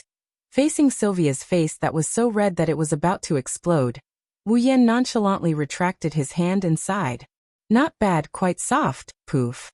Light smoke began to rise from Sylvia's head. The fourth princess of Lorraine's knighthood was actually slapped in the butt in front of so many people, and was even taken liberties with.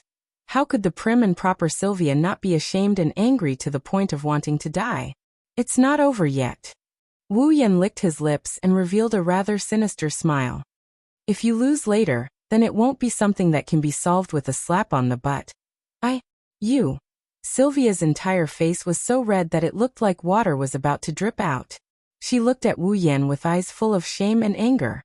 In the end, unable to withstand Wu Yan's teasing gaze, Sylvia escaped by summoning Lancelot, and jumped into the arena.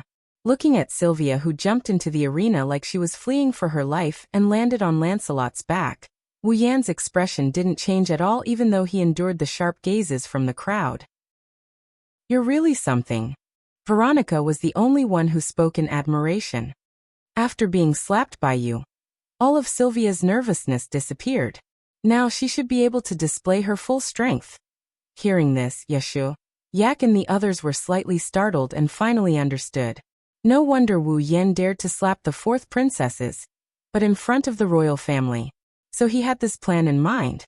Seeing Sylvia riding on Lancelot's back with a blood-red face, but no trace of nervousness, whether it was Yashu, who was Wu Yan's friend, or Gu Lian, who didn't get along with Wu Yan, they all felt admiration for him. Because of this, no one noticed that Veronica's gaze towards Wu Yan contained traces of displeasure and envy. On the other side, Sylvia, who was filled with shame and indignation, welcomed her opponent. A roar that could suppress the cheers of the audience suddenly shook the arena. In a corner below the arena, a black shadow suddenly shot out and soared into the sky. It hovered in the air for a while before slowly descending and imprinting itself into everyone's eyes. It was a holy dragon that wasn't as big as Guffrin but was still a size larger than Lancelot. It was obvious that it was an adult holy dragon. On the holy dragon's back, a young man with a knight's sword sat there. He looked down and stared at Sylvia. Your Highness Sylvia, please forgive me for not being able to dismount from my mount. Please allow me to salute you. The young man lowered his head and saluted her. I'm a member of the Lormon Holy Dragon Knights, Dragon Knights. Walter Turner. Walter Turner. Sylvia's expression changed immediately. Walter Turner? In the VIP seats, Wu Yan frowned when he heard the name of Sylvia's opponent, the Dragon Knight, and the slight change in Sylvia's expression. He looked at Veronica, who had a smug smile on her face. This Walter Turner, is very famous? The smile on Veronica's face froze. Even Gu Lian couldn't help but glance at Wu Yan, as if he was looking at an ignorant country bumpkin. Wu Yan turned around and looked at Yashu. Yashu, who is he? However, Yashu was also confused. I don't know either. You guys don't even know the current situation of the strongest Lormon Holy Dragon Knights in the Knighthood Kingdom? Veronica touched her forehead speechlessly. It was the first time she was upset. Walter Turner? He graduated with the first place in the Ansari Dragon Academy. He's an elite who was qualified to join the Lorimon Holy Dragon Knights. You guys are from the Ansari Dragon Academy and you guys don't know about him? Yashu looked awkward while Wu Yan narrowed his eyes. Elite? How elite is he? Veronica smirked. He's ranked in the top 10 among all the Dragon Knights in the Lorimon Holy Dragon Knights. Chapter 1340. Top 10. This time, Yashu's expression changed. Top 10 among all the Dragon Knights in Lorimon's Holy Dragon Knights? What does that mean? This meant that even among all the Dragon Knights in the world, this Dragon Knight named Wall could at least be ranked in the top 20. Top 20 Dragon Knights in the world? Yashu shuddered and looked at Veronica angrily. Your Highness Veronica, don't you think that this is too much? Too much? Veronica glanced at Yashu. How is it too much? How is it too much? Yashu was so angry that he laughed. Her Highness is just a first-year student who hasn't graduated yet. Don't you think it's too much to ask her to fight such a strong opponent? Is this what you mean by too much? Veronica laughed. She laughed mockingly. Do you know how strong Gulian was when he was in the first year of the advanced class? Gulian. Yashio looked at Gulian in disbelief. When Gulian was in the first year of the advanced class, he defeated the top 5 Dragon Knights in Lorimon's Holy Dragon Knights as a Dragon Knight. Veronica said coldly. As for Leibeka, she became a Saint Sky Dragon Knight when she was in her first year in the advanced course class. His gaze, which was as sharp as a blade, swept towards Sylvia, who was in the middle of the field. Veronica said coldly. As a member of the royal family of knights, I don't expect Sylvia to reach Leibeka's level, nor do I expect her to reach Julian's level. However, if she can't even defeat one of the top 10 Dragon Knights in Lorimon's Holy Dragon Knights, I will only treat it as a joke if she wants to become a Holy Dragon Knight. Yashu was furious and rushed forward.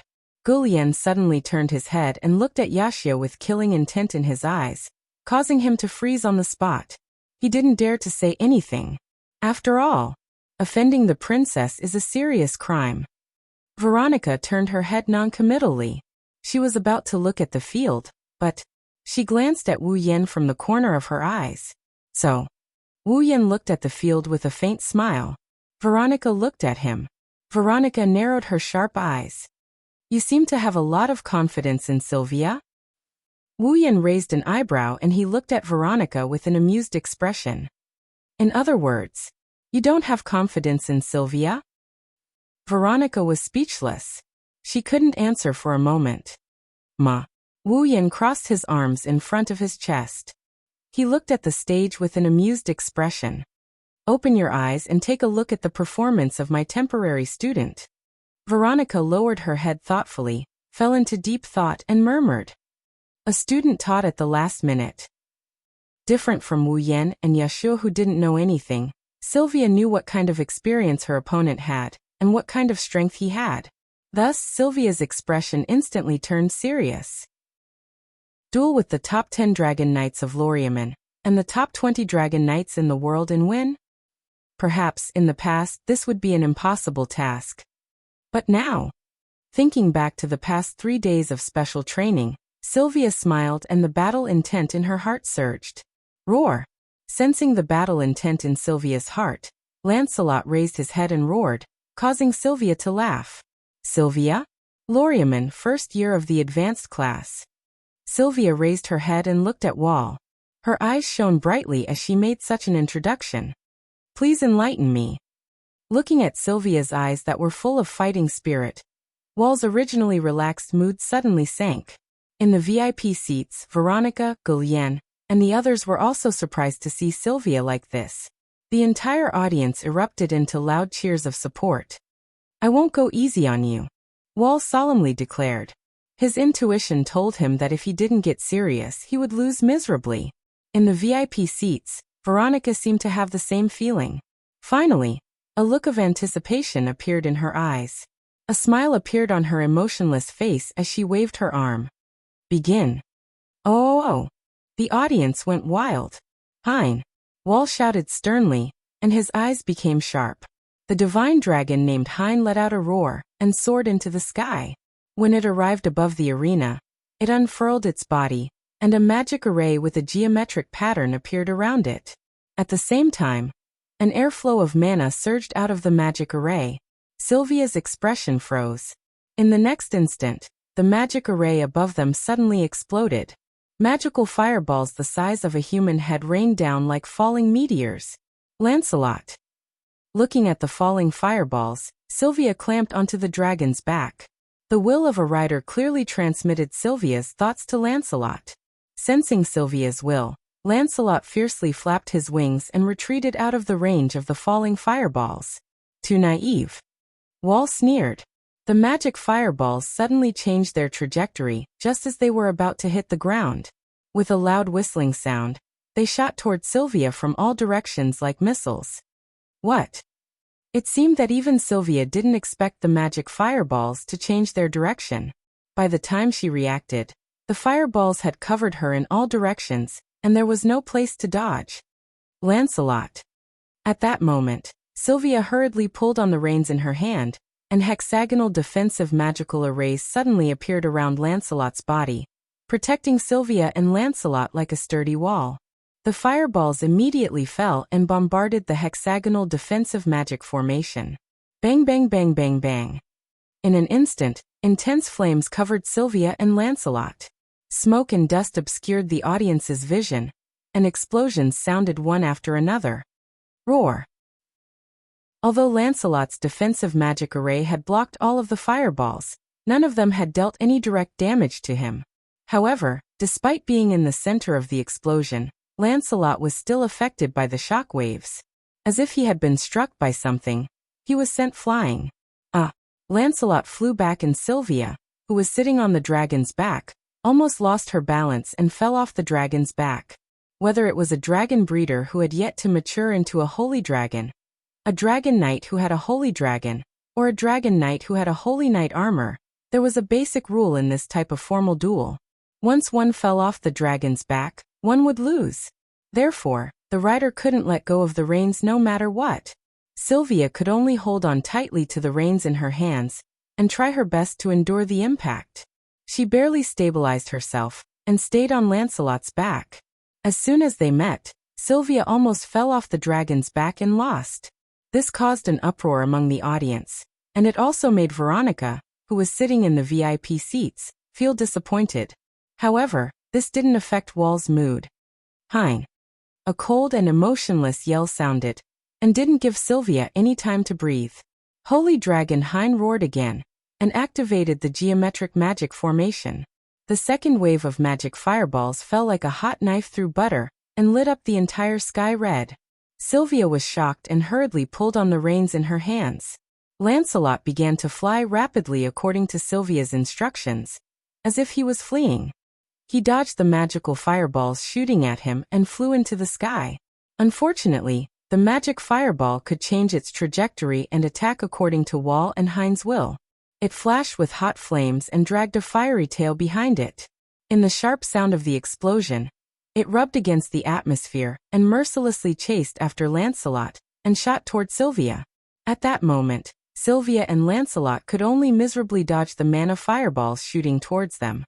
They were like headless flies, blindly fleeing in the arena. Seeing this, Veronica's face was as gloomy as ice. In the end, is this all you've got? No one knew if Sylvia heard Veronica's voice, but she raised her head and looked at the VIP seats. However, Sylvia wasn't looking at Veronica. She was looking at Wu Yan with a calm face and a hint of inquiry in her eyes. Veronica and the others who saw Sylvia's reaction were stunned and looked at Wu Yan. With a single glance, they saw Wu Yan nodded at Sylvia. Then Sylvia smiled. Chapter 1341. Sylvia, who was sitting on the Lancelot dragon's back, smiled amidst the magical fireballs that filled the sky.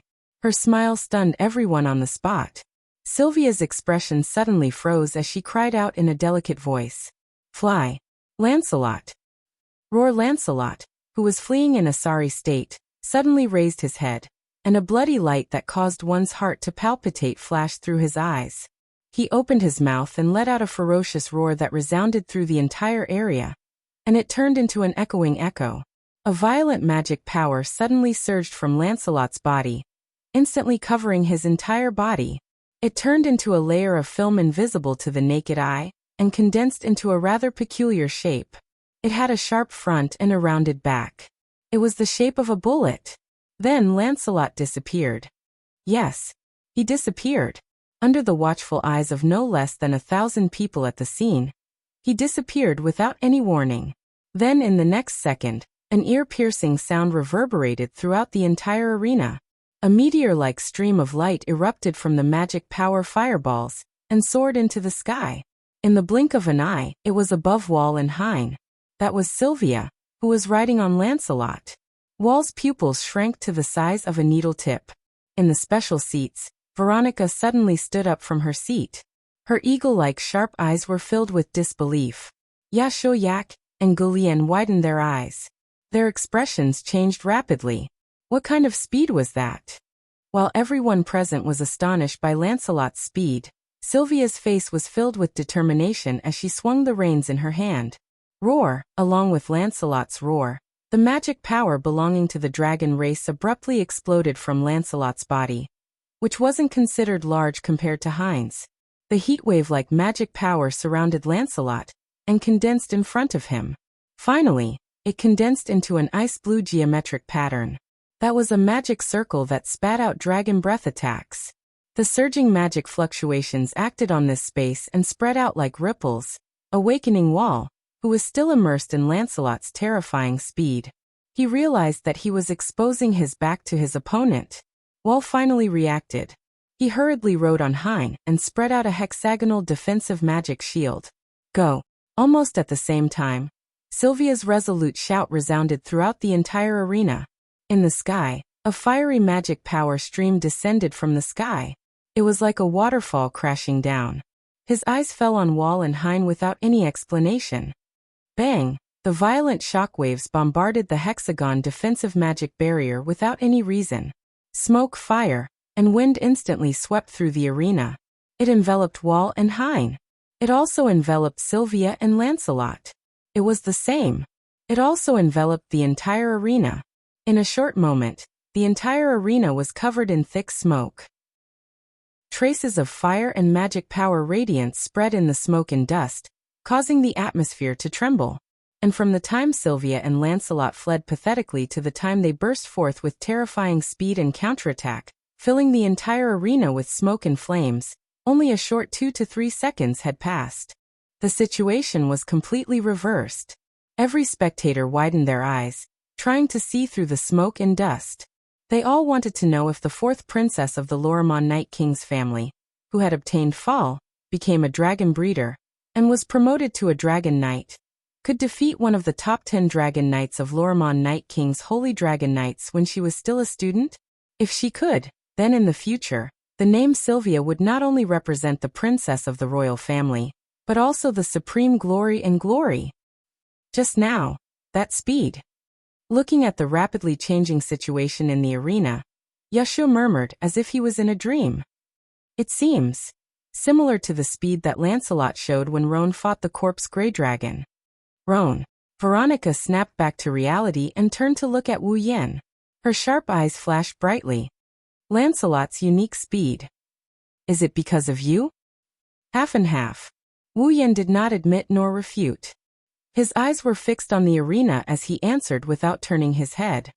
I only gave you the method to use it. As for whether you can use it or not, it's up to Sylvia herself. Although it had only been 3 days and the process was extremely dismal, Sylvia had indeed successfully overcome the centrifugal force and discomfort brought about by Lancelot's terrifying speed. She was finally able to stay on Lancelot's back normally and control him as she pleased. However, the centrifugal force and influence brought about by Lancelot's special flying method was not something a human body could withstand. Sylvia might have gotten used to it, but she would still be affected if she sat on Lancelot's back for too long. After all, a proper ride did not allow such a despicable method as tying a rope to a dragon's back. Sylvia could only rely on her own efforts to hold onto the reins, balance herself, and withstand the impact of the air pressure, so as not to be thrown off by Lancelot. It was just like a bullfight. It was very exhausting. Once her strength was exhausted, Sylvia would no longer be able to withstand the air pressure and centrifugal force to hold the reins. She could only fall off the dragon's back. Not to mention, in addition to this, staying in Lancelot's body as a mortal body would also have a mental and physical impact. Due to the undulating blood flow caused by extreme speed, fatigue of the five senses, and other effects, Sylvia would be slightly injured. It was even possible for her to faint. Therefore, Sylvia could only stay on Lancelot's back for about 10 minutes. After 10 minutes, Sylvia's body would begin to be affected. She would feel dizzy, her consciousness would become blurry, her breathing would become difficult, and her strength would be almost exhausted. She could basically admit defeat. That was why Sylvia still had time to look at Wu Yan while being attacked by magic fireballs. She wanted to get Wu Yan to agree to her using Lancelot's special flying method. 10 minutes. Sylvia had to defeat Wall in this period of time. Otherwise, she could only admit defeat. Sylvia. Veronica raised her eyes and looked at the arena. She clenched her fists, and her eyes bloomed with unconcealable anticipation. Let me see your growth, your possibilities. At the same time, the smoke and dust that covered the entire arena began to change. A gust of wind blew from the center of the smoke without warning and spread in all directions, causing the smoke that covered the entire arena to constantly change its shape. Two sonic booms caused by friction with the atmosphere reverberated from the smoke and dust, and entered the ears of everyone present. Immediately, a corner above the smoke and dust suddenly protruded. A stream of light and an afterimage swiftly shot out from it and flew into the sky, instantly attracting the attention of everyone present. Whoosh! With the sound of breaking through the air, Lancelot soared up at a terrifying speed, shooting straight into the sky. Hein, on the other hand, was barely able to keep up with him as he chased after him. Upon closer inspection, one could see that Hein's body was emitting light smoke, and he was in a rather sorry state. Wall's face was also a little ugly. Clearly, Lancelot's dragon breath earlier was not completely blocked. This made Wall full of anger, and he shouted loudly, "Hein! Roar!" Hein burst out a roar, opened his dragon mouth, and propped up a geometric magic array. A flame-like breath burst out and rushed toward Lancelot, who was flying straight into the sky. Lancelot. Not to be outdone, Sylvia tightened her grip on the reins. Lancelot immediately turned into a stream of light, and rapidly turned around as if he had pierced through space. While avoiding the flame dragon breath that was chasing after him, he also appeared behind Wall and Hein as if he had teleported. Now, following Sylvia's shout, Lancelot suddenly raised his head, and the magic power in his body surged out. He also propped up a magic array with a geometric pattern, and the flames of the dragon's breath appeared and rushed toward Hein. Wall's face changed slightly, and Hein, who reacted a little later, also deployed a hexagonal defensive barrier. Boom! The hexagonal defensive barrier was deployed at the critical moment, and the dragon breath hit it, and in the roar, there was a burst of fire. Roar! Hein's painful howl resounded in the arena. Chapter 1342. Under the impact of the dragon's breath. Hein let out a painful howl as he was blown away by the impact of the dragon's breath. He was like a kite with a broken string, almost falling to the ground. Looking at Hein, who almost fell to the ground, and Wall, who was struggling to support him, there was a burst of exclamations from the audience. However, it didn't take long for all the exclamations to turn into cheers for Sylvia and Lancelot. This was an acknowledgement of Sylvia and Lancelot. Listening to the cheers that resounded through the sky from all directions, Sylvia felt an uncontrollable heat in her heart. She felt her body heat up and her blood was boiling. Sylvia couldn't help but tighten her grip on the reins as she looked at Wall and Hein's sorry state. If this goes on, it will work. He had a great chance of winning the duel with this dragon knight, ranked in the top 10 of Lorea's holy dragon knights. Sylvia's heart surged at the thought of this. She waved the reins and controlled Lancelot to descend slowly. She arrived above Wall and Hein and looked down at them condescendingly. "Lord Wall." Sylvia's face had a determined expression that was completely different from the cowardly and uneasy expression she had when she first made the duel in front of Veronica. There was finally a touch of confidence in her voice. "If you can't deal with Lancelot's speed, There's no point in continuing the duel. Hearing this, Wall glanced at Hein, who had begun to pant, and then looked at Sylvia, who was looking down at him condescendingly. He clenched his teeth tightly. As Sylvia said, if he couldn't deal with Lancelot's speed, he had no chance of winning at all. That speed was too fast, too terrifying. How could Lancelot have such speed? That kind of speed was definitely faster than all the dragons he had seen so far. There was no chance of winning. If he couldn't find a way to deal with that speed, there was absolutely no chance of winning. If there was a way to deal with that speed, then he could definitely win. With this thought in mind, Wall's mind spun rapidly in order to find a way to deal with Lancelot's speed. Wall did not know that his performance was exactly what Sylvia wanted. Sylvia was a family member, and knew that she could only fight with Lancelot's speed for a very limited period of time. Now, after intimidating the other party, Sylvia took the opportunity to recover the stamina she had expended to stay on Lancelot's back. Her body slowly recovered to its peak condition, so that she could extend the time she could use Lancelot's speed. Therefore, Sylvia was now bluffing. If he could make Wall admit defeat, that would be the best, but if not, in that case it would be beneficial for me to buy some time to recover. It had to be said that Sylvia's thinking was very correct.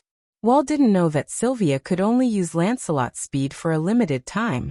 He could only obediently fall into this neither big nor small trap. However, Sylvia's trap was different. But it didn't last long. After a while, Wall's eyes lit up, and the corners of his mouth slowly curled up. I, Lormon, am a dragon knight of the Holy Dragon Knights. I will never admit defeat before I use my last bit of strength. With this answer, Wall pulled the reins and Hein roared, flapped its wings and flew into the sky. It came to the opposite side of Lancelot, facing him from afar. Your Highness Sylvia. Wall looked straight ahead and met Sylvia's gaze. If you want me to admit defeat, then defeat me fair and square. Great, the audience cheered. Sylvia also praised in her heart. She looked at War with admiration, took a deep breath, and once again returned to her battle state. If that's the case, then come at me. As soon as he finished speaking, Wall raised his head abruptly. He rode on Hein and rushed up to the sky above the entire arena. The will belonging to the horseman merged with Hein's will, allowing Wall's thoughts to be transmitted to Hein instantly. Hein opened his mouth and roared. He channeled the magic power in his body and constructed a geometric array to use magic. He let it spread out and covered the entire arena in a moment. Mana flowed into the magic array like a stream of water, causing a dazzling flash of light to erupt from the magic array. In the next moment, scorching fireballs shot out from the magic array and fiercely descended. That momentum actually covered the entire arena within the range of the attack. Don't underestimate me. Sylvia bit her lips hatefully as she watched Wall use his old trick. She steered Lancelot, and turned into a stream of light. Like a spiraling belt of light, she drew a smooth trajectory in the arena and dodged the incoming fireballs, as though she was chasing the stars and the moon. However, Hein's magic fireballs had an automatic tracking effect. Like Lancelot, they drew a long fiery tail across the space and chased after Sylvia. So annoying. Sylvia endured the wind pressure from Lancelot's rapid flight as she watched the magical fireballs coming at her from all directions. She gripped the reins tightly and stabilized her body. She used her will to control Lancelot with great difficulty, and flew into the sky like a bolt of lightning. However, Sylvia, who was riding Lancelot into the sky, suddenly narrowed her eyes. It was because Wall, who was riding Hein, was flying at high speed and was above Lancelot in an instant. Got it. A victorious smile appeared on Wall's face, and he suddenly pulled the reins in his hand. Roar! Hein's murderous roar burst out, and the flickering magic array rippled and stood in front of Hein. Then, a fiery dragon breath that was as violent as magma shot out from the magic array. The dense firelight filled Sylvia's vision, causing her expression to change drastically. There were magic fireballs flying from all directions. Above the only way out, there was a fire dragon's breath falling from the sky. Sylvia had no way of dodging at all. Her face changed drastically, and her eyes trembled. Feeling the approaching fireballs and the high temperature of the fire dragon's breath, Sylvia's face hardened. Fight! Roar! Lancelot roared and rushed into the sky, and a ball of magic light exploded from his body. The magic array representing the dragon's breath rotated and rippled out, instantly blocking the direction of the fire dragon's breath. Wall sneered when he saw this. Lancelot's real difficulty was that unprecedented speed. Other than speed, Lancelot was no match for Hein in any other aspect. For a spell like the dragon's breath that purely converted magic power into a breath attack, the stronger the magic power, the stronger the power. Lancelot's magic power was no match for Hein's. If he were to compete with Hein's dragon's breath, he would definitely lose miserably. Wall felt that he could already see Lancelot covered in flames and falling down from the arena. Unfortunately, Wall did not see a cold glint flashing across Sylvia's ice-blue eyes. Roar! Lancelot suddenly roared, raised his head, and opened his dragon's mouth wide. In an instant, a violent gust of wind blew in the surrounding space, and visible streams of air rolled into the magic array in front of Lancelot like flowing water, covering it. The magic array suddenly rotated, and the surging streams of air wrapped around it, condensing into a halo on the magic array's wheel. What's that? Wall was stunned. Looking at the fire dragon's breath falling from the sky, Sylvia coldly shouted, "Penetrating dragon's breath dance." Roar! A crisp dragon's roar accompanied by Sylvia's cold shout reverberated throughout the arena. Lancelot, who was surrounded by fireballs, exploded with a violent stream of air, blowing away all the magic fireballs that were sweeping toward him. A spiral dragon breath that had been compressed to the extreme and was spinning like a whirlpool suddenly shot out. It was mixed with a layer of dazzling halo that covered it as it soared into the sky and collided head-on with the flame dragon breath that was descending from the sky. Bang! The two dragons' breaths collided with each other, and magical flames appeared in midair, stirring up dense sparks that scattered in all directions. Bang!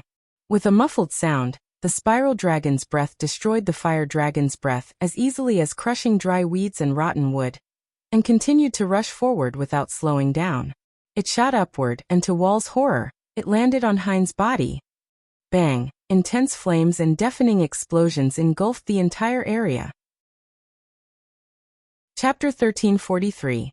Bam! The spiral dragon breath with a dazzling edge hit Hein without any deviation, bringing about a loud bang and a strong flame.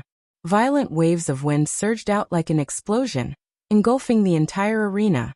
The storm-like aftershock surged toward the audience like an invisible wave, blowing the audience off balance and causing them to cry out in surprise. Papers, hats, bottles, and jars were flying everywhere. The arena was in chaos.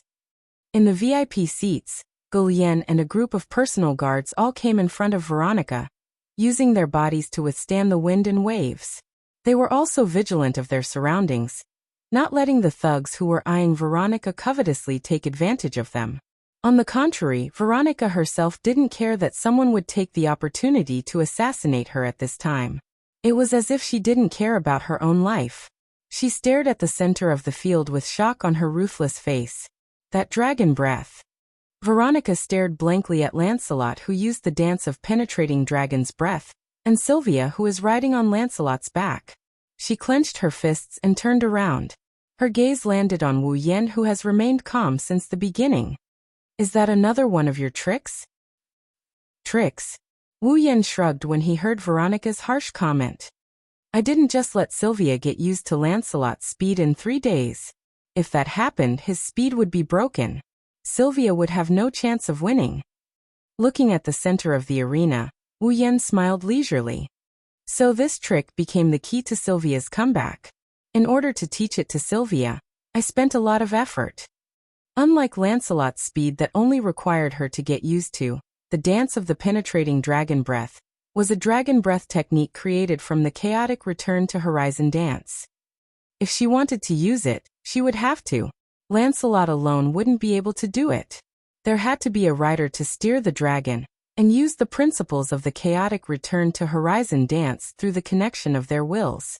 That's why if she wanted to use the dance of the penetrating dragon breath, Sylvia had to learn how to use the chaotic return to horizon dance. Fortunately, he only let Sylvia understand the chaotic return to horizon dance theory, not let her learn the chaotic return to horizon dance. Otherwise, with Sylvia's understanding of the sword and her powerless body, she might not be able to learn it even after 3 years.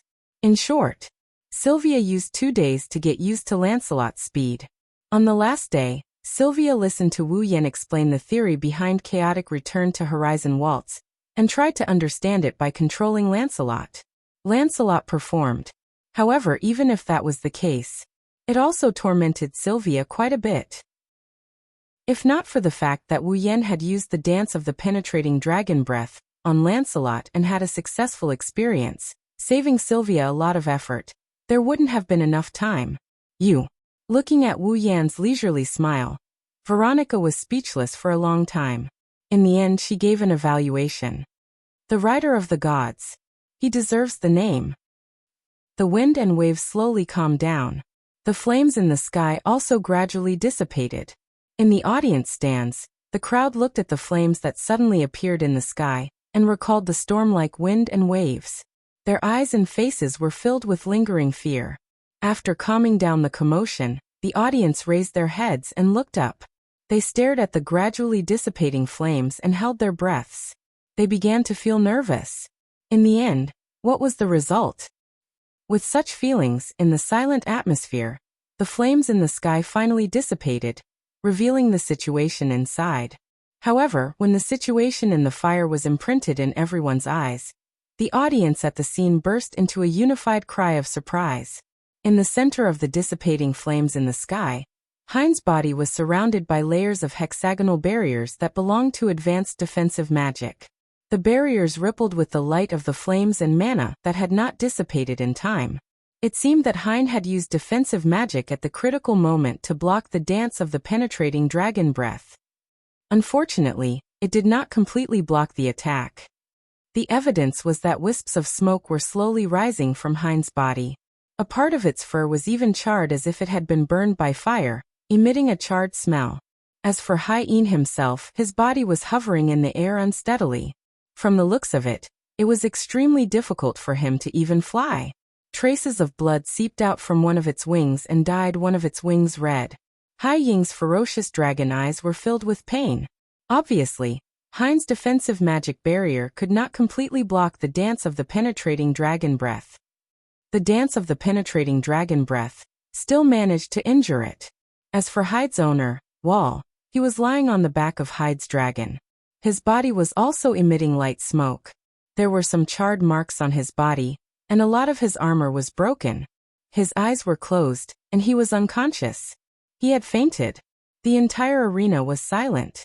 In the special seats, Veronica closed her eyes and remained silent. After a while, she opened her eyes again and stood up.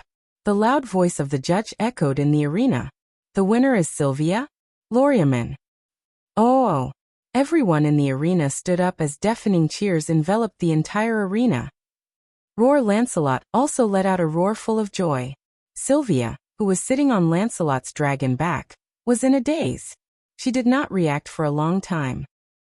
Looking at Wall, who had fainted, and Hein, who was barely hanging in the air, some of the people in charge of first aid had already ridden the dragons and rushed forward to catch them.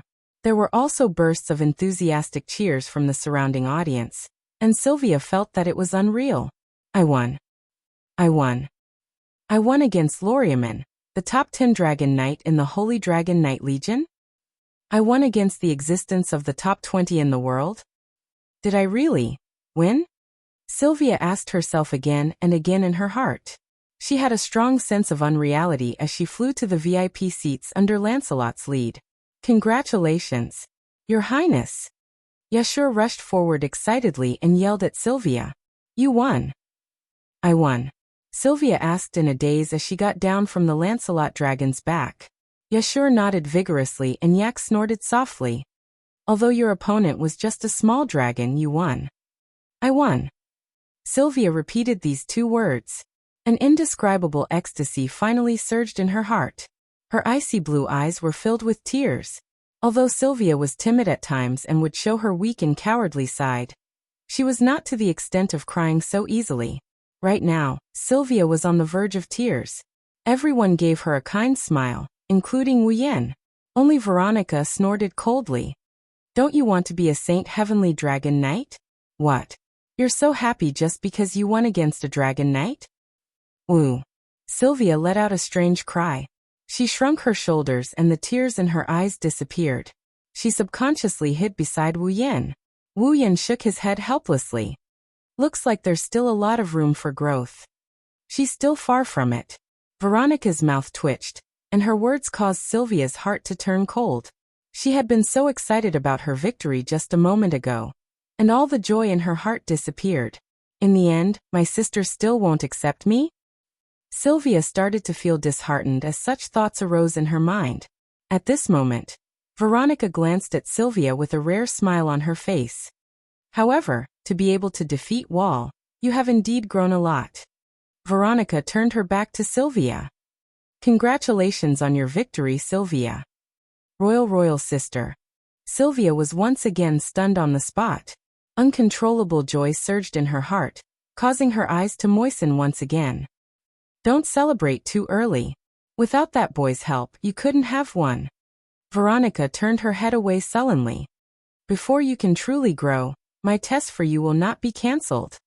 After hearing Veronica's words, Sylvia didn't cower this time. Instead, she rubbed her eyes, puffed out her chest, and replied resolutely, "Yes, sister." Chapter 1344. Looking at Veronica, who is obviously not used to praising Sylvia with an awkward expression, Wu Yan couldn't help but have an idea. Sylvia, who is brimming with energy and happiness because of Veronica's praise, Wu Yan couldn't help but think of something. Perhaps Veronica wasn't truly cold and heartless to Sylvia, but the exact opposite. Perhaps Veronica loved Sylvia very much. That was hard to say.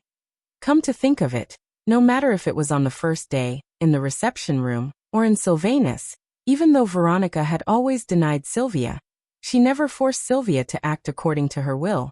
Instead, she gave Sylvia the chance to prove herself again and again. Didn't this prove that Veronica had high hopes for Sylvia as well? Otherwise, when Veronica saw that Sylvia had really defeated Wall, she wouldn't have resisted her discomfort and insisted on praising Sylvia. The first princess with the title of Iron-Blooded Valkyrie shouldn't be good at expressing her feelings. She could only say harsh words every time. But in fact, that was Veronica's clumsy way of showing concern for Sylvia. Veronica turned her head away with a sullen expression. She did not look at Sylvia, but there was not a hint of displeasure in her sharp eyes. Instead, there was a faint smile on her face which confirmed Wu Yan's guess. What? Wu Yan was speechless.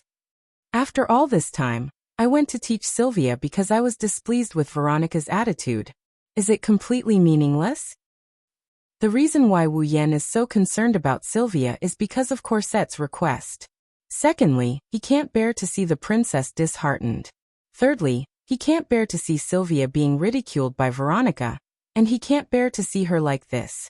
As a result, Veronica's mocking of Sylvia was just a clumsy way of showing concern for her. This made Wu Yan feel like he was overthinking things. You can't think like that. A beautiful figure with a sweet fragrance came to Wu Yan's side. The familiar voice attracted Wu Yan's attention. A beautiful face with a confident smile entered Wu Yan's vision. He was stunned. Rebecca? I'm sorry. It's because of the end of the Imperial tournament. I've wasted some time. Rebecca smiled helplessly before turning her gaze to Sylvia. For Sylvia. Without you, she wouldn't have dared to raise her head in front of Her Highness Veronica. Maybe. Wu Yan sighed and he grumbled. But I keep having the feeling that I've been cheated. It makes me feel indignant. Rebecca raised an eyebrow when she heard Wu Yan's words.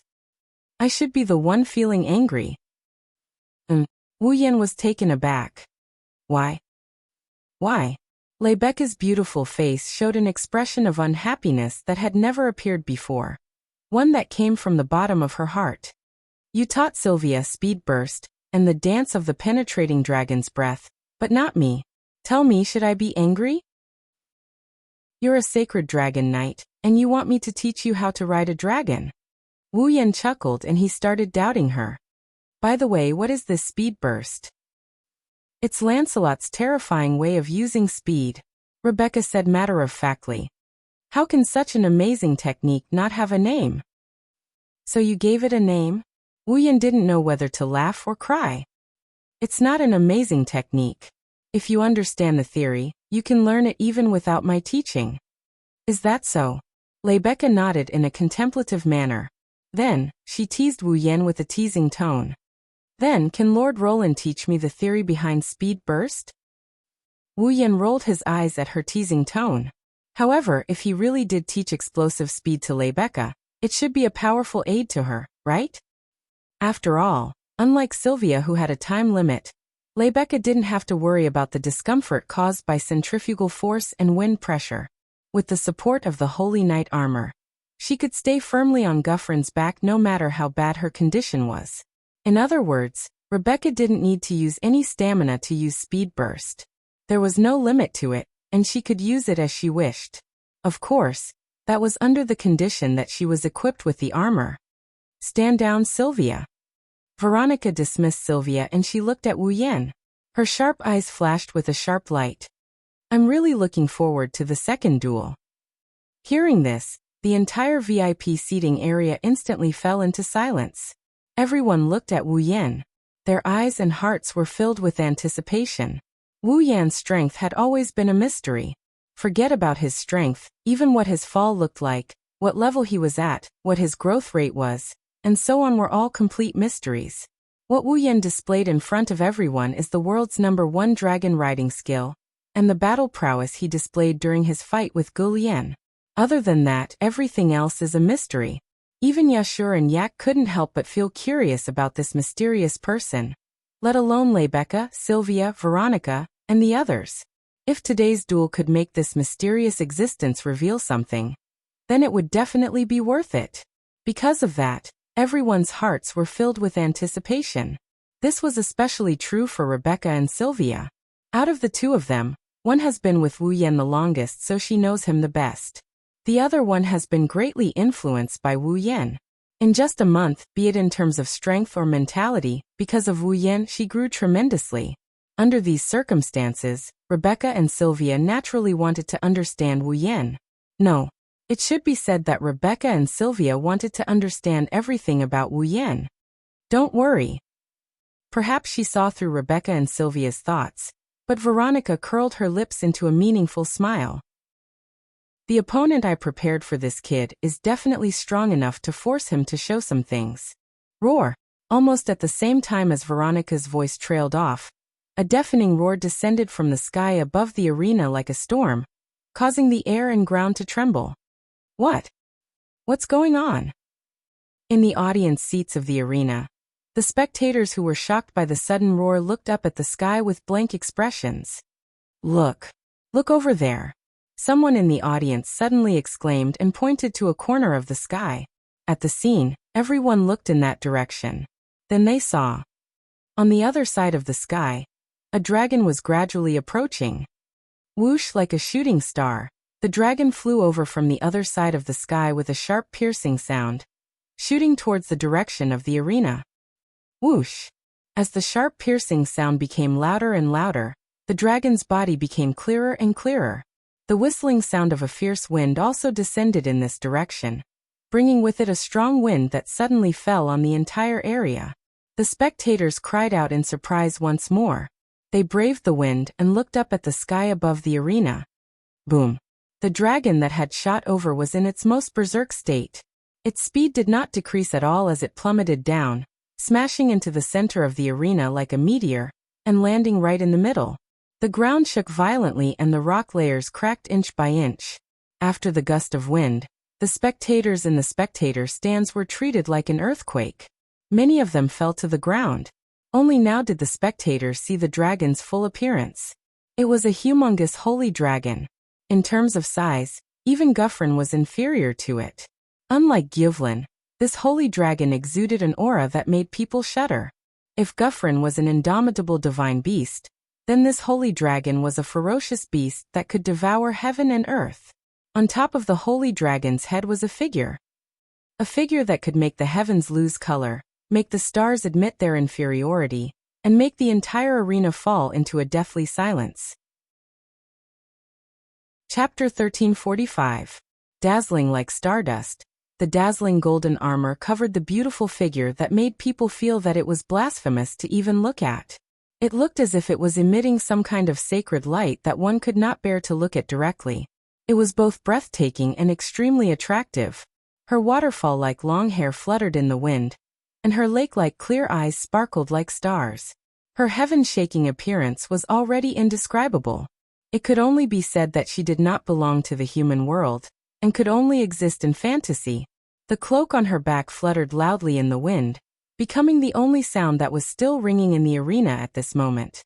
She clearly had a beauty that was worthy of being called a holy maiden, and a figure that was praised as an angel.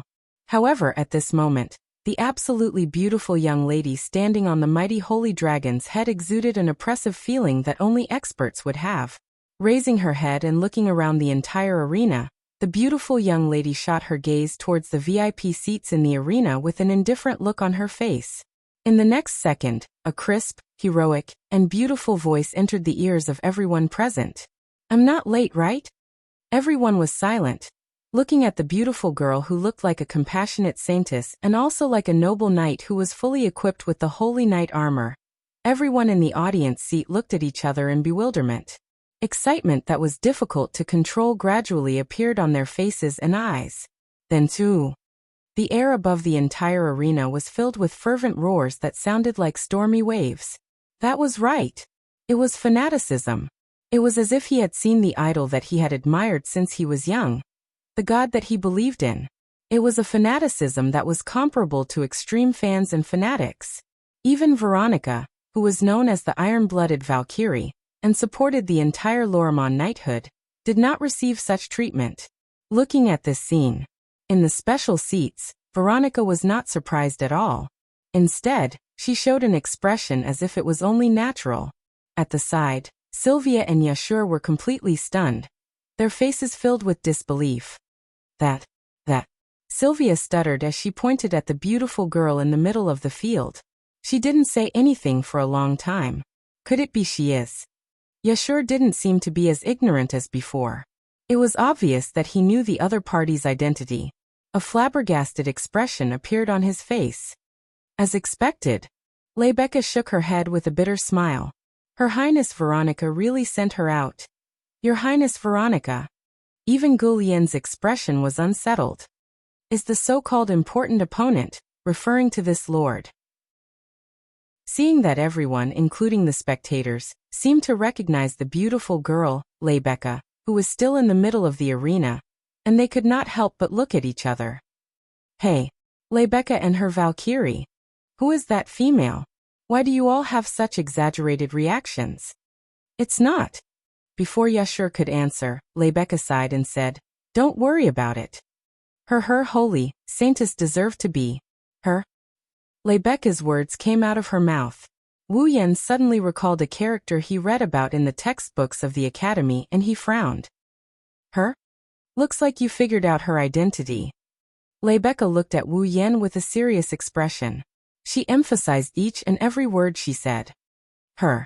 She's the commander of Loriamon's Holy Dragon Knights, the world's strongest. The Silent Knight Saintess Yuzura? L. Sarvan.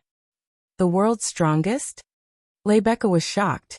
Wu Yan swept his gaze over the beautiful girl in the middle of the field. His wine-red eyes flashed with intense interest. She's the strongest Holy Dragon Knight, the commander of Loriamon's Holy Dragon Knights Yuzura? That's right. Veronica glanced at Wu Yan with a smile that isn't a smile. What do you think? This opponent is strong enough, right? Strong enough? This was not something that could be described with the word sufficient. As an opponent, Yuzura was someone that all dragon cultivators, dragon knights, and even holy dragon knights wanted to surpass. She was also the strongest obstacle on the path to the top. The world's strongest, that wasn't just for show. Wu Yan's opponent was the world's strongest holy dragon knight. At this moment, everyone's heart was filled with absurd emotions. Sister Royal. Isn't this a little too much? Sylvia was the first to speak as if she couldn't accept the outcome. Why you're sending Commander Yuzura? Can this still be considered a duel? Sylvia's meaning was clear. She almost said that Yuzura would be defeated as soon as she entered the arena. As the strongest holy heavenly dragon knight, Yuzura's strength was something that even other holy heavenly dragon knights couldn't compare to. It wasn't that Ursula had defeated all the holy sky dragon knights. If she only relied on defeating to stand at the top, then she wouldn't have been so legendary. Yuzura's true strength lay in the fact that no holy dragon knight had been able to injure her in a one-on-one duel. Yes, they couldn't even injure Yuzura. That was a kind of strength that bordered on despair. This is a little too much. Even Yashur couldn't help but make a sarcastic remark. Princess Veronica, are you trying to say that someone defeated Commander Yuzura in the first year of the advanced class? Veronica shot an indifferent glance at Sylvia and Yashur before replying. Then let me ask you. If I don't send Yuzura, who else can I send? Hearing this, everyone was stunned. Veronica narrowed her eyes as she looked at Wu Yan. Without the Holy Knight armor, this kid is already able to fight evenly with Gu Lian, who is equipped with the Holy Knight armor. In that case, why don't we boldly imagine? What if he's a Saint Heavenly Dragon Knight? What would happen then? Hearing this, everyone's expression froze. Gu Lian, who is already as strong as a Saint Dragon Knight in his normal state, is already one of the most powerful ones among all the Saint Dragon Knights. Then, how strong will he be after equipping the Holy Knight armor? Veronica stared at Wu Yan, who didn't say a word. She didn't do anything out of the ordinary as she continued to bombard Wu Yan. So to be on the safe side, I asked Yuzura to put down her work and come to Ansari Kingdom. It's not just because it's the most confident, it's also because I can't think of anyone else who can guarantee a 100% victory against this kid. Veronica's words reverberated clearly in the ears of the VIP seats. Her words set off waves of shock in everyone's heart. The way they looked at Wu Yan changed as well. If he really is a Saint Heavenly Dragon Knight, then Veronica's guess might be correct. Other than Yuzura, no one can guarantee a 100% victory against him. Realizing this point, the crowd finally realized just how strong this person could possibly be. The entire VIP seats were dead silent. No one spoke. They were all immersed in the phenomenon of Wu Yan's true strength. However, Wu Yan suddenly spoke. So, you're saying that I will definitely lose against Yuzura? This time, it was Veronica's turn to be stunned. Could it be? Veronica hesitated and asked with uncertainty. You think you can win against Yuzura? Against Yuzura can win. To this day, no one in the world dared to say this in a one-on-one fight against Yuzura. As for those who spoke out, they were treated as pure jokes by others. Wu Yan glanced at everyone in the VIP seats. He didn't answer, but the corner of his mouth hooked up. In his heart, all the thoughts were condensed into 6 words. This is going to be interesting. Bang! In the VIP seats, Wu Yan stomped his foot on the ground. His body tensed up, and his entire body bounced off the VIP seats. He turned into a black shadow and shot into the arena. Guvlin. Roar! A roar exploded from the corner of the arena. Guvlin shot out like a red lightning bolt into the air. He caught the black shadow falling from the sky and shot into the arena. Guvlin's wings flapped, carrying a dense vortex of air pressure. He circled in a smooth trajectory and landed in the center of the arena. Ursula and the ferocious holy dragon were right across from each other. You're tuning in to the Limei's Wuxia Whispers YouTube channel. We're so grateful for your support, and don't forget to subscribe to join us on this incredible journey through captivating stories. Your generosity through donations truly makes a world of difference, as it's the primary source of revenue that allows me to expand and enhance this channel for you. Thank you from the bottom of my heart for being a part of this adventure.